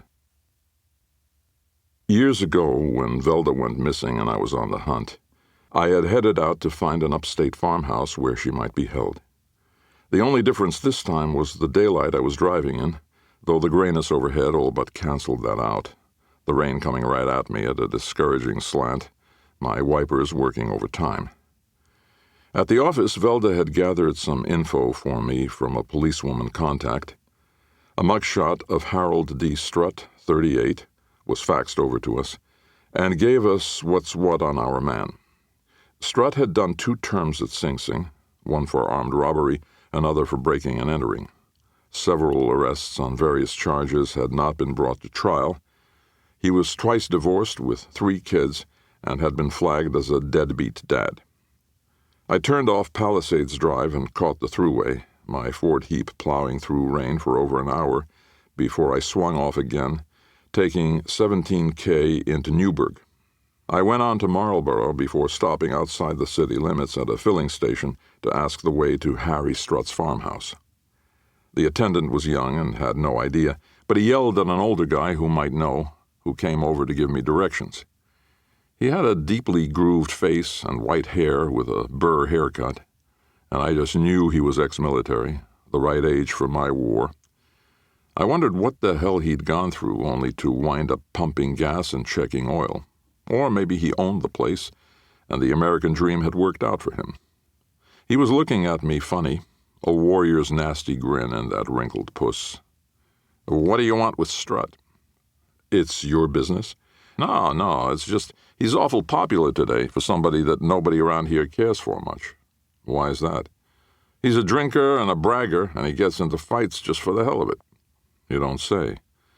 His nod was slow. He's no farmer. Just been renting out that way last year or so. If you're his friend, I mean no offense. If you're looking for him for your own reasons, I just figure you might like the skinny." That seemed a funny thing for him to say. Then he said something not funny at all. "You know, you're the third interesting fellow who stopped in here to ask directions out to Strutt's today." I chuckled. "By interesting, you wouldn't happen to mean lowlife by any chance?" His white gas station uniform was as crisp as his smile was rumpled. Both he and his jumpsuit were protected by the canopy over the pumps. "I recognize you from the papers, Hammer. You're no lowlife. What I would call the boys who stop for directions, each in his own vehicle over a kind of staggered bit of time today, is hard cases. Like me." His grin was strained. "I don't think any other hard case is quite like you, Hammer. Should I check the paper out tomorrow, you think? Maybe. But sometimes interesting stories fall through the cracks. Like interesting fellers do. Like interesting fellers do. Sometimes. If I handed you a 5-spot, would you be offended? Damn straight I would. I'm the owner. I catch any of my help taking a tip, I kick him in the ass. I bet you do." I gave him a little salute, which he returned with that rumpled smile, and pulled into the rain, which was getting more insistent. The third farmhouse after I took the blacktop into the country had the Strutt mailbox. Neighbors seemed spaced pretty far apart out here. I slowed a little for a look. A silo and a barn indicated somebody was farming this land, though apparently not the rental resident of the big, rambling, ramshackle house, white faded to gray. A long gravel drive bordered on one side by trees and on the other by indifferently tended grass, widened into an apron where 4 cars were parked close to a covered front porch. I drove perhaps half a mile before tucking the Ford into a cornfield's access, rows of dried brown stalk stumps dripping and leaves shuddering under what was now a near downpour. For a while I just sat there. The rain drummed on the roof of the car steadily, like a drum and bugle corps minus the horns. Thunder would rumble, then roar, and lightning would light up the cornfield where those leaves seemed to shiver in fear. What was going on back there? What could be going on? My hunch was that Harry Strutt was part of that bank robbery crew, and this was a planning session. But the hard cases who stopped one at a time at that filling station had needed to find out how to get to Strutt's. Curiouser and curiouser, somebody said. If Strutt was part of the heist crew, why did they need directions to his place? What if, now that Kraft was on a morgue slab, they needed a new driver, and Kraft's pal Strutt had been elected? Thal Lockhart had indicated Strutt was a stunt driver, too. The rain kept up its rhythm, and I just sat there, wondering whether to dance or go home. Come back another time, maybe, or sit it out and wait till Strutt's guests took their leave. After all, the bank heist crew, if that's who these cars belonged to, was not the point of my country sojourn. Talking to Strutt was. The goal was getting him to own up to training Vincent Colby for that hit-and-run farce. What did rounding up some presumed bank robbers have to do with the job at hand? Not a damn thing. But I was an officer of the court, wasn't I? Didn't I have a responsibility to check this out? And if my assumptions about them were right, haul their sorry asses in. Still, I sat there for maybe 15 minutes, sorting through my several shitty options, waiting for the rain to let up, which it never did. I prepared to brave the storm. Should I ditch the raincoat to give myself more freedom of movement and maybe leave the pork pie fedora on to keep at least a little of the rain off me? Out of my eyes, anyway. But I left the raincoat on, and of course the hat with the brim down all the way round, and walked down the blacktop with my 1911 Colt 45 in my right hand raincoat pocket, my left hand gathering the lapels of the coat as tight and protective as I could manage. The only break I got from God or nature or somebody was that I wasn't walking straight into the rain. It was at my back and actually seemed to be prodding me, pushing me along. When I turned down the gravel lane, I veered off along the tree line. That sheltered me somewhat from the downpour, and from getting much water in my eyes for that matter. A whip crack of lightning would occasionally light the landscape up in momentary white. When I got closer, I saw that the cars were recent models, their beautiful paint jobs pearled with raindrops. A Chrysler Conquest, a Corvette, a Mustang GT, a Firebird. Parked alongside the house was an older model Camaro, struts right, probably. This might mean the veteran thieves, with their successful run of bank knockovers, were spending money like they won the lottery. On the other hand, the vintage car might indicate Strutt wasn't part of the crew yet, or at least was its newest member, driving a Camaro 10 years older than these '88 models his visitors had arrived in. At the end of the stand of trees, I paused, my left hand still clutching the raincoat collars tight, wondering what my next move should be. Knock? And when Strutt answered the door with his guests hiding out somewhere, upstairs maybe, give the guy a story and talk myself inside. But Harry just might recognize his unexpected guest from my notoriety in the media, or maybe knowing I was involved in the Vincent Colby affair. I was the guy who found his pal Roger Kraft's body, after all. Or, hell, when he answered, I could just shoulder in with my gun, ready for whatever might happen. Neither was much of a plan. Strutt could come to the door with a gun at the ready himself, and his guests could be nearby, also armed and poised to respond. I would never get across the threshold without assembling an impressive collection of slugs of various calibers in assorted locations in my body. The sun was up there somewhere, but you'd never know it, the growly grayness invaded by swarming black clouds turning late afternoon into near midnight. And the yellow glow from the windows said the lights were only on toward the front of the house, and along one window on this side of the house at the rear. I did some recon. Moving quickly, staying low, hugging the house as best I could, keeping below the windows, I made my way around the entire structure. Finally, I sneaked up onto the typical farmhouse front porch, happy to get out of the rain. The windows were tall, with curtains that didn't quite meet, allowing me to peek in. The living room was sparsely furnished in a bachelor pad style not suited to the age of the house or its somewhat run-down condition. An overhead light fixture was dim, and an end-table lamp didn't add much. Riding a wall was a velvet painting based on a Playboy centerfold, and hugging that same wall was a projection TV. No humans present, not even loosely defined. The only illumination elsewhere was in the kitchen. From a window alongside the rear of the house, I could get a low view, looking up, of some appliances and cupboards. And I could hear talk in there. Normal levels of speech made murmurs by the pounding rain and occasional thunder. Taking off my hat, I risked standing on tiptoe and doing the window-peeking bit for a few seconds, getting a quick but complete eyeful before ducking back down. Slamming the pork pie back on, wiping the rain rivulets from my face, I took stock of what I'd seen. 5 men were seated at a round table in a cramped kitchen, including the host, who looked older than his mugshot. Though his back was to me, he was talking to the guy next to him. Strutt had dark hair with a ponytail and a scruffy beard, and wore a black wife-beater T-shirt that showed off muscle-builder biceps. Next to Harry was a medium-sized, mustached, hair-gelled guy who thought he was handsome and was wrong, decked out in a green sweater vest, pointy-collared blue shirt, and a floral thing that was a scarf suffering under the delusion that it was a tie. Next door was a skinny, balding, droopily mustached guy in a well-worn denim jacket and shiny yellow shirt. He had only the barest excuse for a chin. He was smoking a cigarette. Beside him sat an older guy, tiny-eyed and sporting a Mo Howard haircut, a little heavy, in a suit and tie, probably the leader, or maybe the Mo resemblance made me assume that. He was smoking too, a cheroot.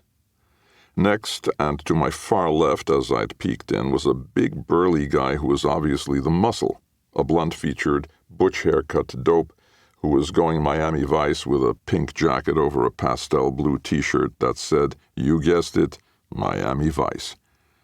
Spread out before them like a not quite big enough tablecloth was a large hand-drawn map in magic marker. I couldn't be sure from the gander I got, but I would bet it was of the layout of a bank. That was the heist crew, all right. I risked popping up for another look and got more confirmation. The not-handsome guy had a .38 in front of him near a bottle of hams. The denim jacket, chinless guy had a 9mm near a can of Bud and an ashtray. The Mo haircut bozo, a .22 Ruger by a coffee cup, and the Miami Vice dope, who was drinking a Diet Coke, had a leather strap running under prominent pecs that indicated a shoulder holster. A lot of firepower. But nobody knew I was here, and a .45 held 8 rounds. Of course, I only loaded in 7 these days, since Velda insisted that resting the hammer on a live round is a really bad idea. With 5 men at that table, that still gave me a spare 2 rounds and an extra clip in my left-hand pocket. 4 steps led up to the back door, which opened right onto the kitchen. If unlocked, I'd be in good shape. I could walk right in and say hello. But if it was locked, I just might wind up dead. So I considered alternate ways in. They say it's better to be lucky than smart, and I was lucky enough to discover that the storm cellar doors were unlocked. I opened one side and slipped in, shut it behind me, and then lingered on the wooden steps, sat on one briefly. I got my mini mag light out and had a look around the cellar. Not much of anything. It was a hard dirt floor and not great for storage, but there were a few boxes anyway, a beat-up washer and dryer, a furnace dating to the Eisenhower administration. Also stairs that seemed positioned to open onto or near the kitchen. I abandoned the sopped hat to the dirt floor, the raincoat too. Soon I was heading up those stairs, my trusty gum soles on the old wooden stairs making very little noise. No more creaks and squeaks than the average mouse, and anyway it was probably rats down here. And above. With my mag light switched off and tucked away, the .45 in my fist led the way. When I got to the top step, I was breathing a little hard. Not fatigue, adrenaline, and I paused to get my bearings and listen. I could hear them talking, clear as if they were on the other side of this door, which they were. No idea which voice belonged to who, but the gist of their conversation made itself clear immediately. The guard's over 60, easily. My guess was this was Mo, the leader, his voice resonant, dripping leadership. Someone else said, a retired cop, probably. The leader again, probably. Well, that means nothing, really. As I listened, he would speak, and another of the crew would respond, and then he would speak again. The resonant voice continued. Stick a gun in his face, take his weapon, push him to the floor. They close it too? They close it too. We go in 10 minutes before that, diddle around making out deposit slips and such. Wait for any other customers to leave. Probably someone will politely tell us the bank is closing, and that's our cue. You each know your jobs. No shooting unless necessary. Harry, did you scope things out? Yeah, yellow curb in front of the bank, but plenty of parking places on either side of it. I'll park the car first thing, close as I can. Go back to my hotel room half a block away, and feed the meter all day. Then around 1:30 I'll get in the car and I'll be there waiting for you. Motor running when you come out. And we will haul ass. Perfect. Hey, it's my first job with you boys, but it ain't my first time at the rodeo. I bet it isn't.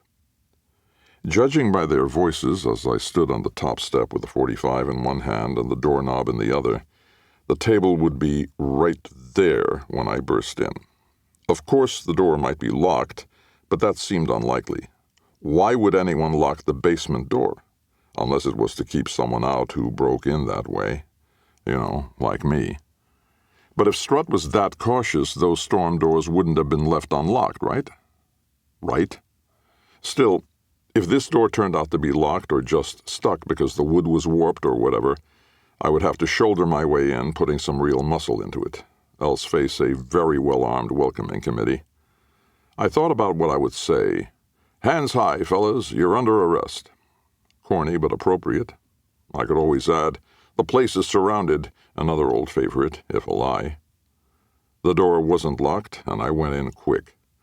The table of thieves was only a few feet away, and their faces were on me like a lynch mob. I was about to get my prepared words out when Strutt, his frown squeezing in on itself so hard it hurt to look at it, yelled, "Hammer!"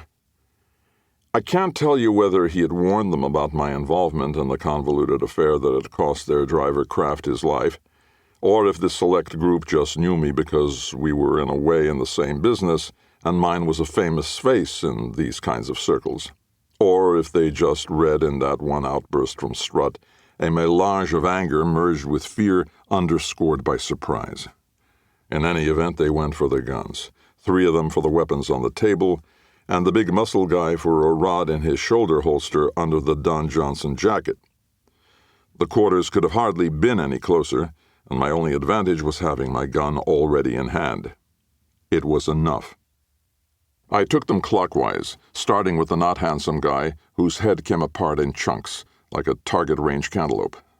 The chinless guy in the denim jacket got his in the side of the head, and I could see his eyes go blank as much of his brain sprayed out of his opposite temple and splattered a nearby refrigerator with bloody gray goop. Next, closest to me, came the brains of the outfit, who lost a good share of his when his neck swiveled to see me, and a slug slammed through his forehead to splat its contents onto, then dripping down, a cupboard like a great big bug that hit a windshield.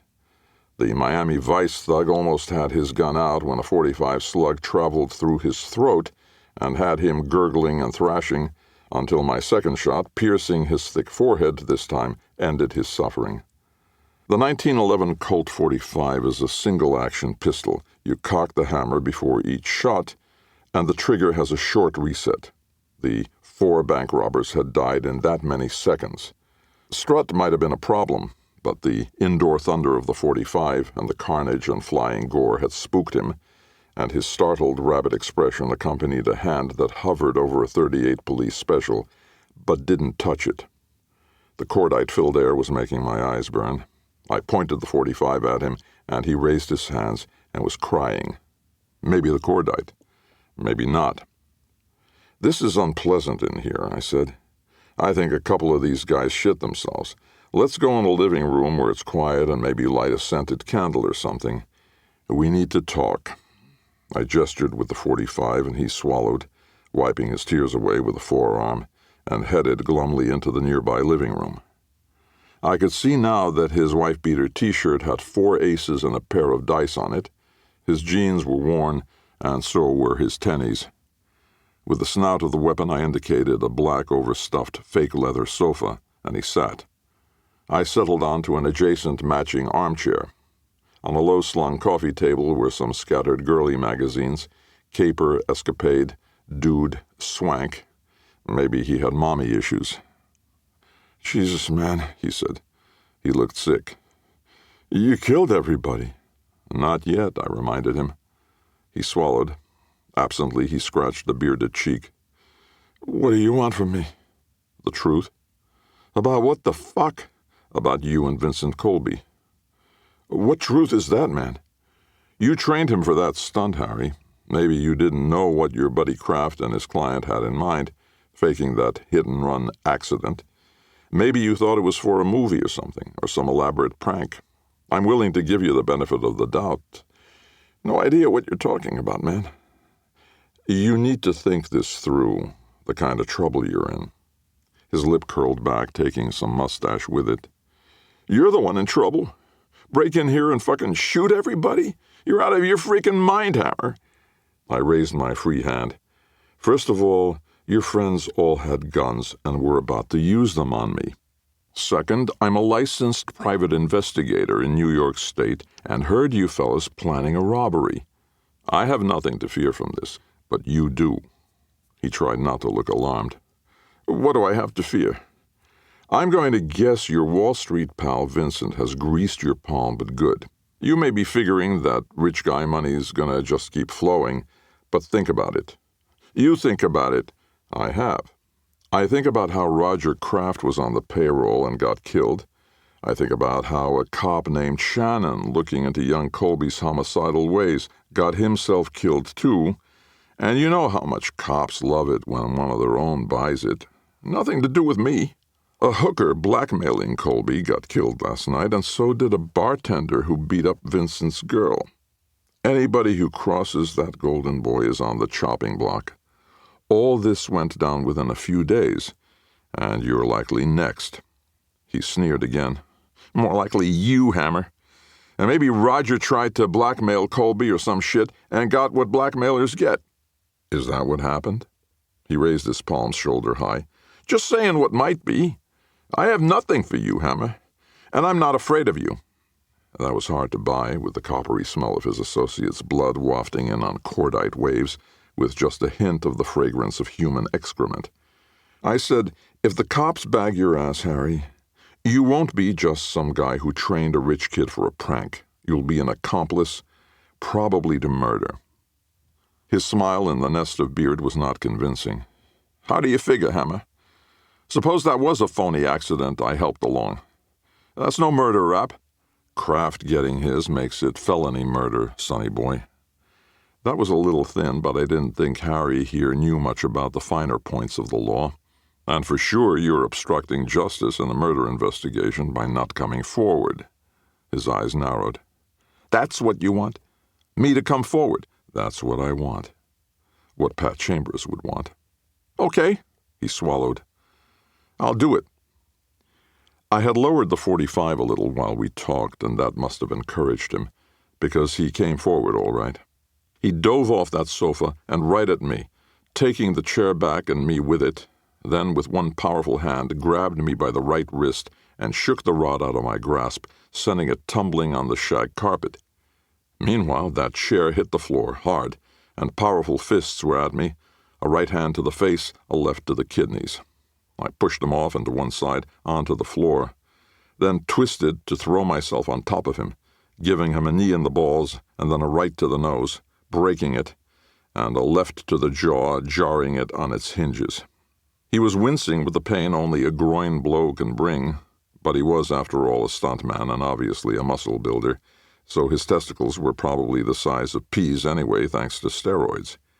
In any case, he had the will and presence of mind to shove his right forearm into my chest with enough power to send me tumbling back.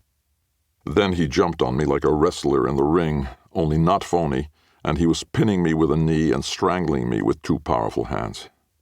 For a moment I wondered if he was the killer with the deadly knee move, but he smelled like pot, not obsession. Gasping, I caught his ponytail with one hand and jerked his head back while with the other I hit him in the side and busted a couple ribs because their snap was unmistakable. He cried out and his hands loosened, and I head-butted his chin, which rocked him back, and he stumbled off me and got to his feet and put a little distance between us. I was still down low and threw a tackle into him, and he went backward, hitting his head hard on the edge of the projection TV. His eyes rolled back, and he slid down to the floor and lay in a pile of random bones and muscles in a bag of flesh. Very quiet, but for some dripping blood. I bent over and checked his pulse, both his wrist and neck. Then I stood staring down at him, thinking about what to do, thinking about my situation. I had a phone call to make. It would take going to a gas station and making a call, but I would be back. I wasn't done here.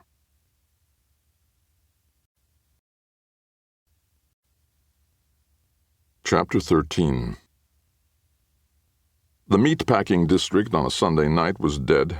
The businesses for which the area took its name shuttered till tomorrow, the weathered buildings wearing graffiti like scars. Refuse blew down the cobblestone street like tumbleweed, except where slowed by fetid-surfaced puddles. No inhabitants were showing themselves. Even the underground gay scene with its leather shops, bathhouses, and notorious sex clubs, the Manhole, the Hellfire Club, were, like God Almighty, taking a day of rest, or anyway a night of recuperation. The rain stopped yesterday, but the sky was still a dirty gray, not ready to turn loose of the world below. The block where Velda and I had visited the bustling movie location was a sinister ghost town now, the production having moved on. My farmhouse visit had been Friday, and yesterday was a day of prep for what I faced tonight.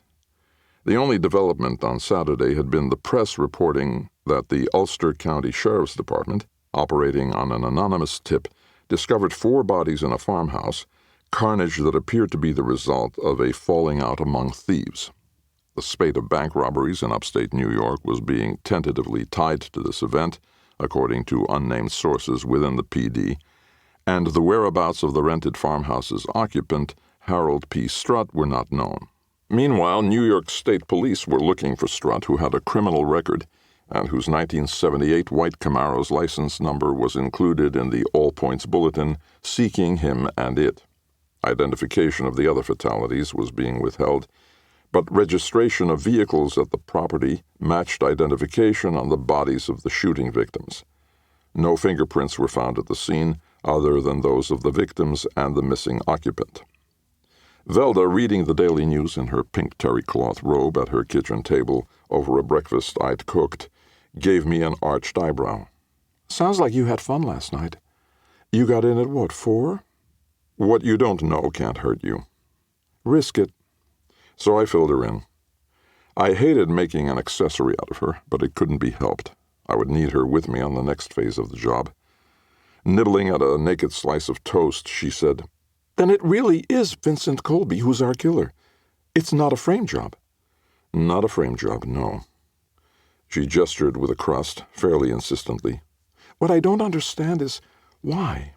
Does Silver Spoon get his kicks out of murder? Is he some uniquely twisted spin on the serial killer concept? And why would he stage his own hit and run?" I shrugged as I chewed my toast with its butter and strawberry jam, politely swallowed before saying, "There's method to his madness, doll. Vincent Colby worked out at that yuppie gym with Sensei Sakai, got himself fit, and learned some moves. He trained with a stuntman until he knew just how to roll with that Ferrari's punch. No, he knew just what he was doing." "Fine, but damn it, Mike, again, why?" I smiled. The jam was sweet. "I think I know. Won't be easy to prove, though." "Since when do you need proof?" "Since I promised Pat." She nodded. Yeah, I get that. Casey Shannon was Pat's friend, and you owe the guy that much. So how do we make that happen?" I told her. Her eyes seemed to have forgotten how to blink. "That's a little out there, isn't it?" "Open to suggestions." She had none. And she wasn't with me Sunday night while I waited outside the warehouse where that little Satan's spawn actress got saved several times by a movie star named Bert.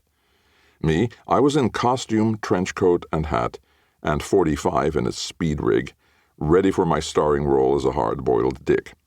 The rod had a fresh, shiny new barrel, the old one tossed down a sewer, having left its signature all over the dead guests at that farmhouse. The lonely, ugly street with its puddled cobblestones and crumbling brick and filthy sidewalks made the perfect setting. Even in color, this was a black-and-white movie. The only sign of life besides the occasional scurrying rat were the lights of the Florent a few blocks down, a coffee shop with great burgers and zany drag waitresses and a clientele out of Fellini. A cab rolled up and its passenger climbed out with easy confidence. Vincent Colby, in a black silk T-shirt, lagoon blue 2-button blazer, and loose matching slacks, paused to give the hacky a C-note, which explained how he got the guy to come here. The cab made its exit quickly, as if its driver knew being seen in these parts on a night like this would be embarrassing or maybe dangerous. Young Colby strolled over, hands in his pockets, casual, a little smirky, the long, rather feminine eyelashes and product-dampened dark curly hair reminding me, as I'd observed the first time we met, of a Roman emperor. I'd wondered if he was more Julius Caesar or Caligula. Now I thought I knew the answer. We didn't bother with a handshake. "What's the joke?" he asked, hands on his hips now. He was smiling, but irritation was in it. I didn't know there was one. He gestured with contempt to his surroundings. "Why meet here, Mike? In the asshole of the city? Privacy? Not exactly paparazzi around. Hey, can you think of any place more out of the way?" He shrugged, smirking again. "Coney Island off-season. Which is now." "I didn't think of that. You should have suggested it when I called." My turn to shrug. This'll have to do. I went over and unlocked a door with a key I'd borrowed and gestured for him to step inside. He did, and froze as he took in a room full of darkness but for a card table and 2 chairs in a circle of white courtesy of a spotlight beam from a Klieg light high up. He muttered, "What in the shit?" I put a chummy hand on his shoulder. "They were shooting a movie here last week, and I visited. They haven't picked up some of the equipment yet. Thought this might be fun." His sideways look included a curled upper lip over perfect teeth. "Fun?" I gestured grandly. "I know how you like theatrics, Vincent. Melodrama. Well, that's disappointing. Thought you'd get a kick out of this place. More mood than anything the tube offers up, that's for sure. Except for maybe the dungeon room." He pointed to the table and chairs in the spotlight. They almost glowed in the otherwise Stygian space. "What is this?" "We're going to talk, just the 2 of us, unseen by anyone or anything, but for the ghosts of dead steers and butchered pigs and slaughtered lambs." He started to bolt, but I had him by the arm. "No," I said, fingers tight on his sleeve. "You're staying. We have a lot to talk about. Your cab isn't waiting, remember? None out there to flag down, either. Hammer. And you don't want me talking to anybody else before you hear what I have to say, do you?" "What the hell are you talking about?" "Do I have to drag you?" He shook his arm from my grasp. "No." "Good. After you, then." He looked stricken, but then he swallowed, straightened, and complied. Whether from fear, curiosity, or both, I couldn't say. At any rate, he strolled into the darkness, hands in his pockets again, heading toward the circle of light and the waiting table and 2 chairs. I followed close, but not too close. The last time I'd been in the dark with him, he tried to cave my little chest in. The lighting gave us both an ivory cast, and the situation an unreal feel. Our chairs were opposite each other, as if I were about to tell his fortune. Maybe I was. I said, "I will make you a promise." "Will you?" "Let me put your mind at ease. I'm not greedy. I have no interest in any ongoing blackmail. You will pay me a flat fee for services rendered. Considering your tax bracket, it'll be cheap at twice the cost. 100 grand. You spend more on your yearly fitness club fee." His chin came up. "You're right. I can afford it. But what I can't do is imagine what you could have to sell to me." I tossed a hand. "Just your life?" His head went back an inch. "Well," I said offhandedly, "there's no death penalty now. But your life of luxury, your exciting career of high finance, your clubbing and your latest conquest and your fun little hobby of killing people, which I think has been going on longer than anyone might imagine, except perhaps the late Casey Shannon, all that will be over." "Will it?" "Yes. But they'll love you inside, good-looking boy like you.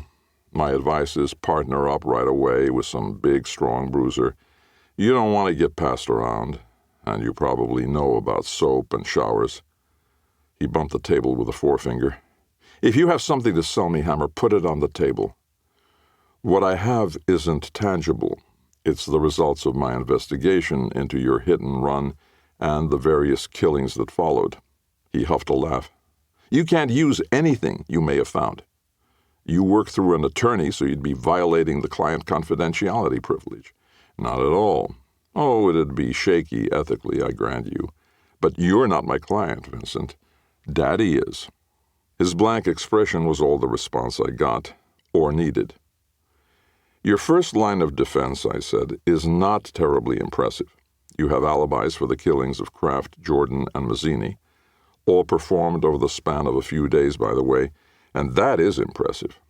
But back to your alibis. Your father, your current squeeze, weak, Vincent, thin. Parents, wives, lovers, the most worthless alibis in the book. Now, you may be rich enough, successful enough, respectable enough to make that play just the same. I mean, I'll bet your pater would hire one hell of an attorney. Jerry Spence, maybe. How about F. Lee Bailey? Dershowitz would be perfect." For the first time, a frown had its way with that smooth skin. "Why would I need a defense attorney? I didn't do a damn thing." I raised a gently lecturing forefinger. What's interesting to me, Vincent, is that while you're clearly deranged, your victims are never random, as is so often the case with someone who gets off on murder the way you do. No, you always pick out someone deserving, someone who's done you dirty, like Sheila Ryan's abusive ex, for instance.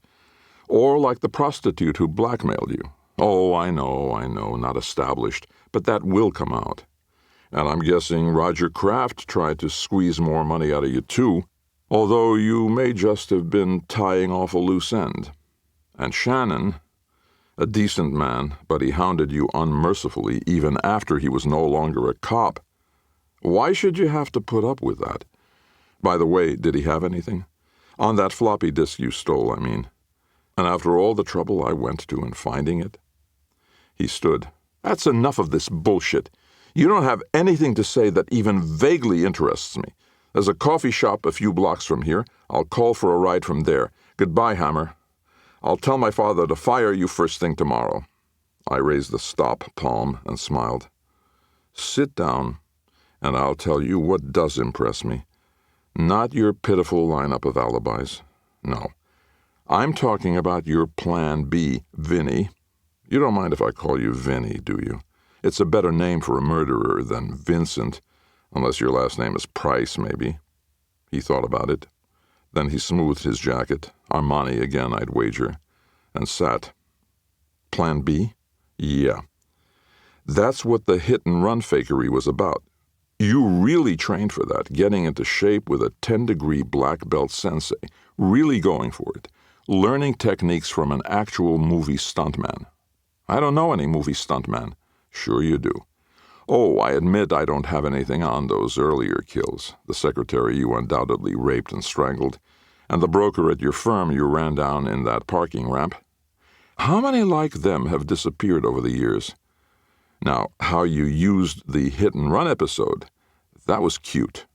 Cute? I corrected myself. Ingenious.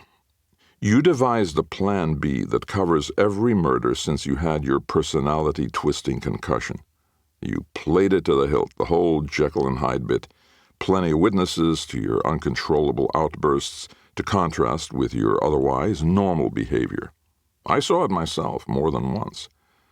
All the time you logged with doctors who assigned meds, which I bet you didn't take, and constant psychiatrist visits, that's the plan B, the groundwork for the insanity plea from the best lawyers Daddy's money can buy.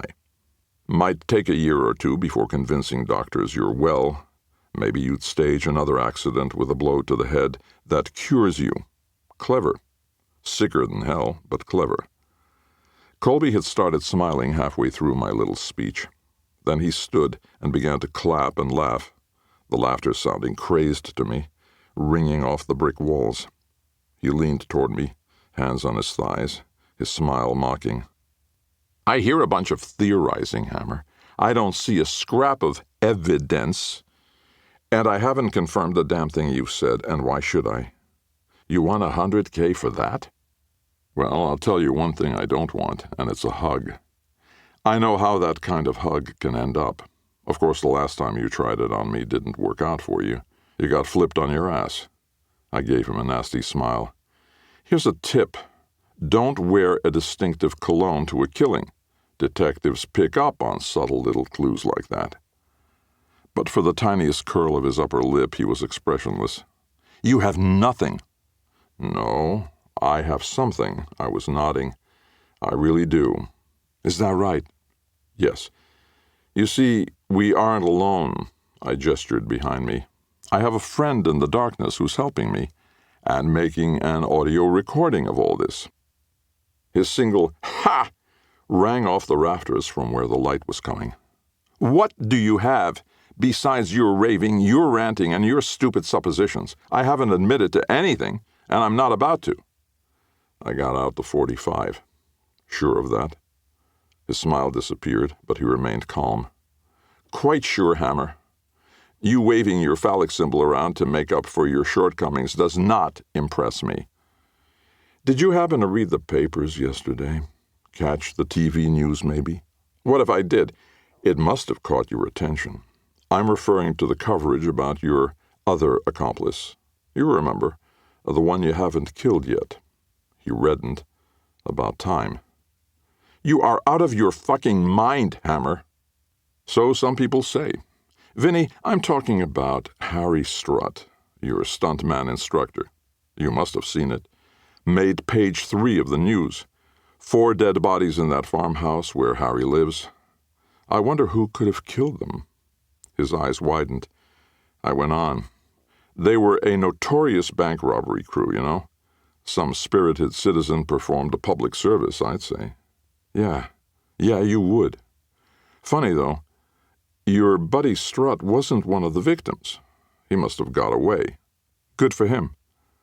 Another spotlight came down from above, and its glow fell on a new member of our little cast.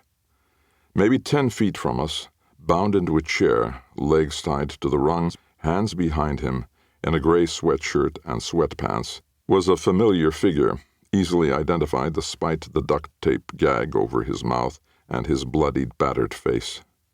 "Harry!" Colby blurted. I walked casually over, perhaps 5 feet from the newcomer. "You won't have to kill him, Vinny. That wouldn't be deserving. You see, he was true to you, loyal as the day is long. No matter what I tried, he refused to talk. He just would not sell you out. Still, he is a loose end, and that's a problem. So I'll take care of it for you."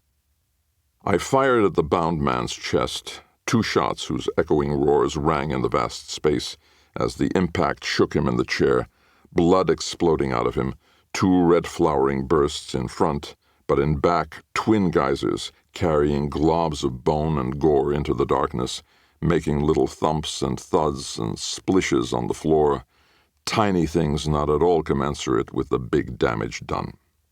Colby was on his feet, his arms and hands outstretched as if there was something to be done, but there wasn't. I fired once more, this time at the man's head, and the soupy slop of gray, red, and black splashed out his opposite temple, a small black hole appearing on the nearer one. The bound figure slumped now, lifeless. I grinned, nodded back at the slumped figure in the chair. "Your pal didn't think I'd do that." I thumbed back the hammer on the .45. The click seemed to fill the big room, and walked back over to Colby. "Of course, Harry Strutt was lucky," I said. "He went fast.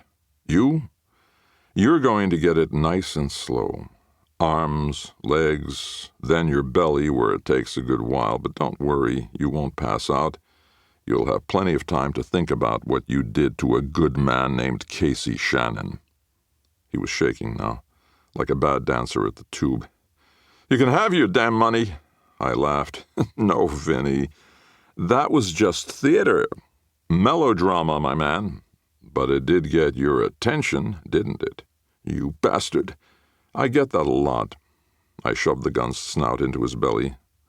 "Time to die, you psychotic son of a bitch." "No, no!" My narrowed eyes looked into his wide ones.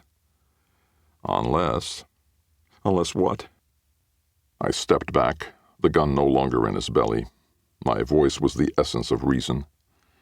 "Unless," I said, "you'd care to confess. With that on tape, I would have options. We could talk real money, regular payments." His eyes went wild, his so-white teeth bared. "I'll confess, goddamn you! I'll tell you everything." I stepped away and folded my arms, gun still in hand. "I'm listening." "Sit your ass back down. And we're recording." He spilled everything except for the 2 earlier murders. I let him have those. These 4 kills would be enough. And Jasmine Jordan had been blackmailing him, as I'd thought. Foolish girl. Kraft had wanted more money, too. A foolish man. "That's all," he said, exhausted. "Lights," I said. The lights came up on the huge, mostly empty room. The bricks, the catwalks, the spots hung above, all came into sharp relief. African-American hands, never really tied, they had controls to work, came around from behind the chair in which the dead man sat. Then Thalmus Lockhart pulled the tight-fitting prosthetic mask off his head. He'd made the mask right there at the farmhouse, utilizing the corpse of Harry Strutt, who had split his skull when he fell hitting that projection TV.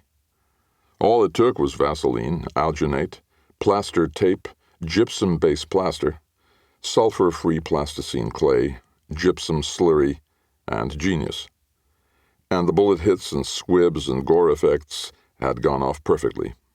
To say that Thal and I were even now, for me getting him out of that barroom manslaughter beef, was an understatement. Gotta love movie magic. Colby was on his feet again, his eyes wide, his mouth making a sex doll "oh." Revealed also, now that darkness had been banished, was Velda at a table with a cassette tape setup and a big microphone pointed at us like a gun. Nearby was a borrowed NYPD video camera that Chris Peters was running.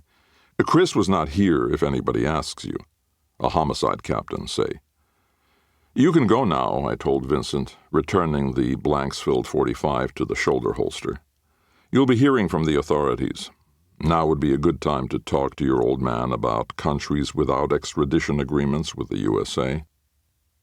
Any sane man would have run for the door and taken advantage of that generous offer.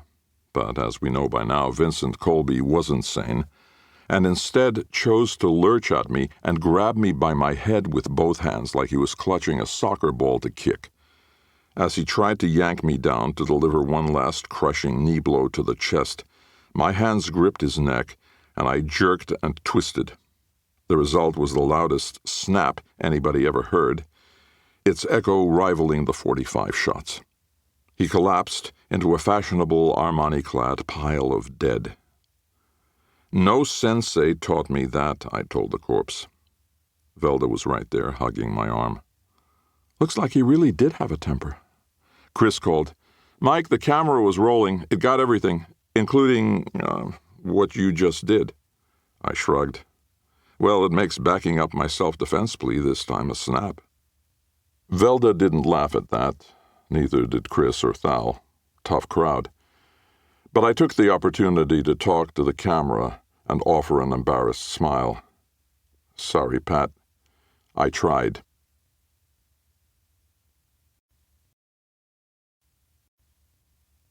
Chapter 14. A white-haired butler in traditional black livery met me at the door to the co-op apartment. He was so ancient that he'd been doing this long enough for such a thing to be common among a certain class. That included the Colbys, of course, although frankly they may have been among the poorer folk housed in one of the 22 apartments on these 16 floors. Billionaires looked down their noses at measly multimillionaires in these here parts. I was visiting, after all, an Art Deco limestone-fronted monument to wealth on Fifth Avenue between 64th and 65th, with a view on Central Park. Built between the wars, this was one of those white-glove palaces, sporting a 24-hour doorman at a canopied entrance and uniformed elevator operators waiting inside for those deemed worthy. I was expected, worthy or not, having called ahead. Otherwise, I couldn't have gotten in without a search warrant. This was Tuesday, and a laundered story of what happened in a certain meatpacking district warehouse Sunday night had been all over the media on Monday. I'd met privately with my client's son to take a sort of deposition, so went this version of the facts, about things I uncovered in my investigation of the Chop House hit and run. Vincent Colby became excited and attacked me. I defended myself with tragic results. For him. The personality change that followed his concussion was mentioned, not much else.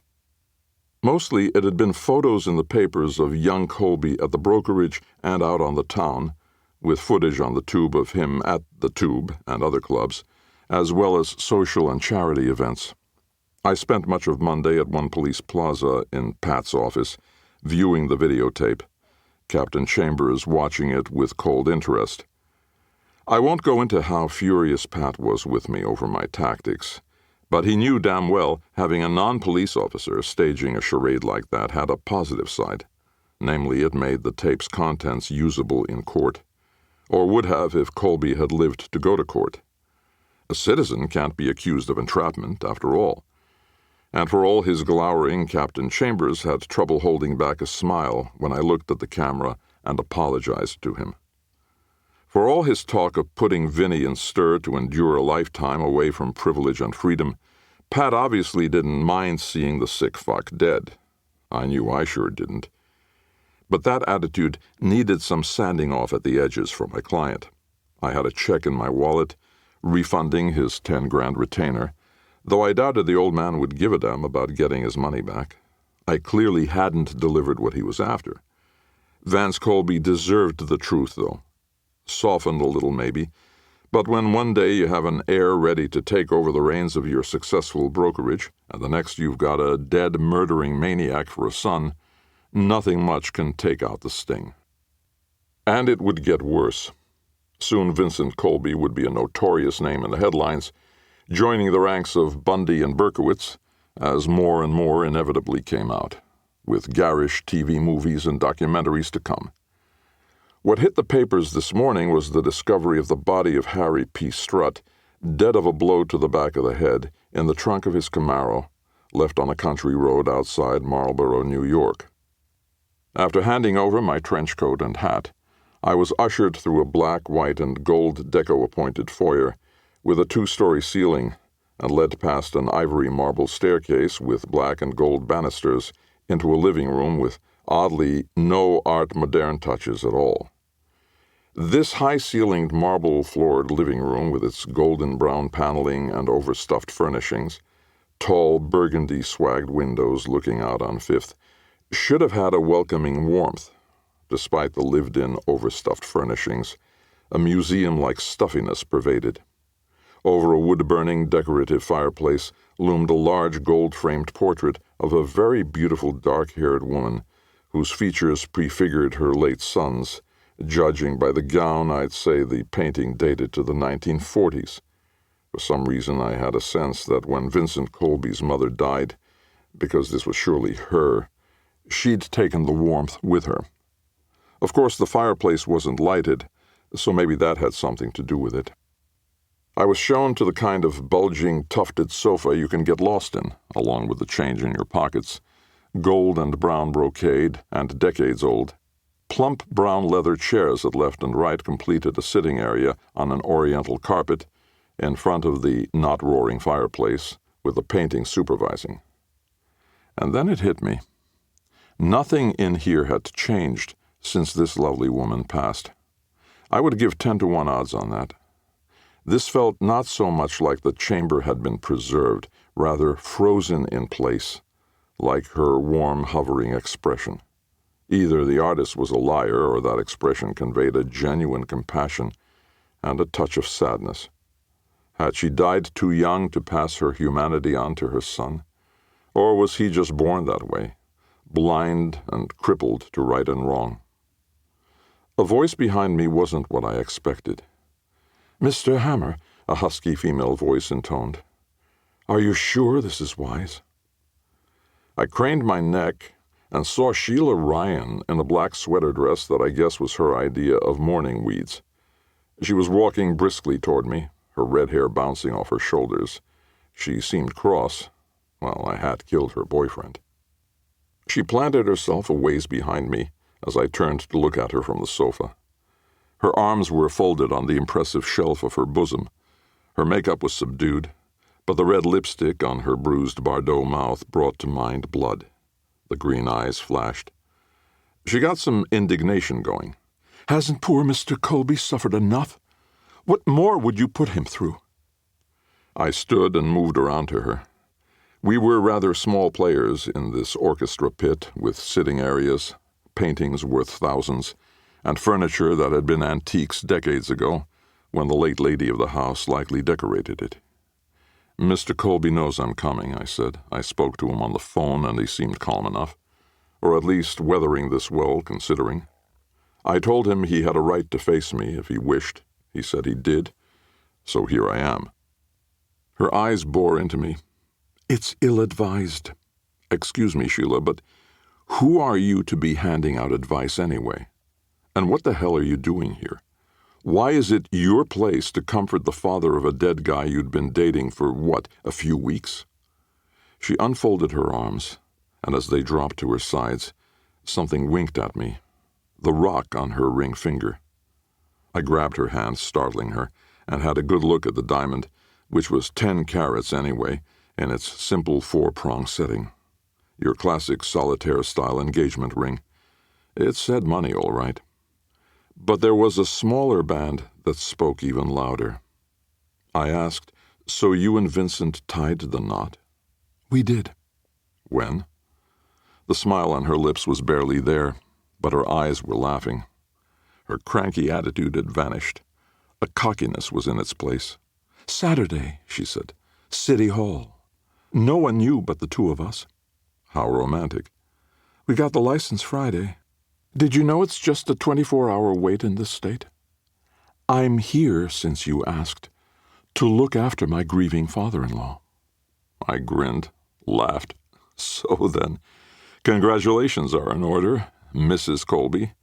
And of course condolences, since you're a widow." Her chin came up, and her smile was at once mocking and feral. "Maybe you'd like to kiss the bride."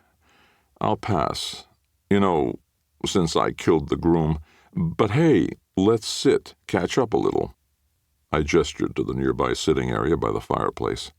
"Why not?" she said, and her gait defiantly sexy went over and settled her curvy self into the nearest brown leather chair. I sat on the sofa, close by. She had an arm on either arm of the big chair and put her feet up on the matching ottoman. Comfy. Cozy by the non-fire. Her tone light now, the crossness wholly gone. It had been phony anyway. She said, "I showed up at the door yesterday in tears, and Vance welcomed me in, and we wept together. He's such a sweet old boy. I'm moving in." I stuck a smile onto my frowning face. "He's a little old for you, isn't he? And anyway, you must already have a piece of all this, unless Vincent insisted you sign a prenup." She shook her head, and the red hair flew. "No prenup. Vincent was nuts about me, didn't you know? And it's going to be strictly platonic between me and the elder Colby. I'm the daughter he never had." I nodded toward the choke-a-horse rock on her hand. "What did that bauble set your hubby back?" She frowned, smiled back at me. "That's the kind of question a person just doesn't ask." "But I bet you did. How much?" Proud of herself now, she said, $100 grand. I had to smile. That was my bogus blackmail demand to her late husband. I said, "How would you like to hear the real story of what went down Sunday night?" "Sure." I gave it to her, the whole Megillah, from the charade at the warehouse and all the ins and outs of that, to how Vincent had confessed to the killings of Casey Shannon, Roger Kraft, Jasmine Jordan, and Gino Mazzini, and of course how he'd copped to the whole Plan B that the phony hit-and-run had put into play, the Jekyll and Hyde routine after the faked concussion. She frowned through some of that. "It's awful," she said, "what you did to him." "Yeah, I can be kind of a shit sometimes. Anyway, that's it. Well, there are a few things I left out." She sat forward a little. "What did you leave out?" I shifted on the sofa. "Funny running into you here. I had it in mind to look you up, go over a few things. But the truth is, honey, I don't have a scrap of anything." "A scrap of anything what?" She was staring at me. I stared back. "Proof," I said, "that you were Vincent's accomplice in this, or anyway, much of it. He had several accomplices, of course, but you, I think, were the key one. And that makes you an accessory to murder, at the least." She wasn't looking at me now. "Does it really?" I pointed at her and got her attention back. "I bet you were the one who threw off the light switch in that apartment building in Tudor City when Chris Peters and I were looking for that floppy disk, with Vincent waiting in the hall to intercede. I'd love to have that disk, by the way, because it might clear up the last 2 murders. The girl your honey raped and strangled, and the broker he ran down in that parking ramp, God knows why. I wonder how long homicide had been his hobby. How many others there are." The red lips were tight now. "You're cruel." "Is it cruel when a doctor delivers a diagnosis? And mine is that young Vincent was a sociopath, or maybe a psychopath. The finer points of homicidal lunacy elude me. I was absent that day. But you, honey, you're no sociopath or psycho either. Gee, thanks. You're just plain greedy. Is that right? I gave her the really nasty grin. Your late husband was a lunatic who didn't realize he was one and figured he could beat a murder rap by pretending to be what he actually was, then talk his way out, or fake another head trauma injury, curing himself this time. And in a year or two, he'd be graduated from the Laughing Academy. That itself was lunacy, of course, and you know it. And sat on the sidelines urging him on with dollar signs in your eyes. She gestured to nothing in particular. Why don't you try telling all this to old man Vance? See how he takes it. See if he buys it. He won't, huh? You think? Even though it's all true? Even though it's all true. I laughed softly. I wonder if you were the one who came up with this whole crazy scheme, the hit-and-run farce outside where you worked, knocking off anybody who could cause the future Mr. and Mrs. Vincent Colby grief, like a blackmailing dominatrix and a boyfriend who battered you. Gino had it coming, did he? Maybe that's where it started, getting back at a guy who liked to give his girl a black eye. Guess I'll never know, 'cause you sure as hell won't tell me. Her chin came up again. You're right. I won't. But I will tell you one thing. Please do. She held up the hand with the huge rock glittering on it. I was a waitress for a long damn time, Mike. I had acting dreams that went bust, and the only one that came true at all was landing the hostess gig at that stupid chop house. When I saw how much Vincent was into me, how the rich, so rich Vincent had such a thing for me, how much he wanted me, how obsessive he was about having me, I said to myself, Sweetie, you finally caught a break. Sure, I said. And it didn't matter that you'd originally thought of Vincent as a stalker. You knew once you married him he'd self-destruct before too long, and if he didn't, well, you could always expose him as a murderer. She was nodding. I could, yes. And if he didn't get himself killed somehow, he'd be institutionalized. What you call Plan B. Either way, I'd be set for life. The old man isn't going to live forever. Till then, I'll be on Easy Street until the whole damn fortune is mine. How much he had heard, I couldn't be sure. He might have been just outside the door. But I knew he'd stepped inside the room and heard her say, even though it's all true, and everything that followed. Vance Colby didn't get my full attention until he was a few feet away, and his hand came up and had the small gun in it, a little .22 S&W Escort. Before that, he'd just been a distinguished mustached little man, wearing sorrow like a coat of dripping gray paint. She didn't see him. What she saw was me easing my hand inside my coat. Vance's gun was pointing right at me, and if it coughed, I'd be coughing too, coughing up blood. Then finally she heard his soft footfalls and whirled and stood, her hands out from her sides, fingers wide, as if looking for something to steady herself on. Mr. Colby, she said. Vance? He was pointing the gun at her now. She ran to another door, there were plenty in that place, but she didn't make it. He caught her like a duck on the wing, in the back, the crack ringing in the high-ceilinged room, and she dove to the floor and slid on the slick wood, then shuddered and murmured self-pitying words before getting very still, very quiet. He looked at me. I was on my feet and the .45 was in my hand. I didn't want to do it, and my expression told him so. But when, after a lingering look at his wife's portrait, he raised the gun, I knew I was not the target. Sheila had been right. The old man wasn't going to live forever. This concludes the reading of Masquerade for Murder, a Mike Hammer novel by Mickey Spillane and Max Allan Collins. Copyright 2020 by Mickey Spillane Publishing, LLC. This book was read by Stefan Rudnicki and directed by A.J. Mosley. Edited, mixed, and mastered by John Baker. This unabridged recording was published by arrangement with Dominic Abel Literary Agency, Inc., and was produced in 2020 by Skyboat Media, which holds the copyright.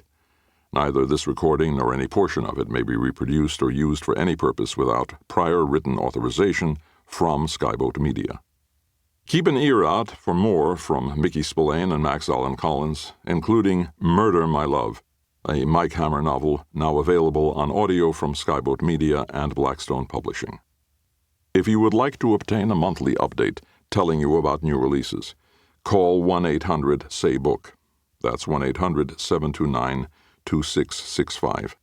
For a complete listing of our titles, visit our websites at www.skyboatmedia.com and www.downpour.com. Thank you. Audible hopes you have enjoyed this program.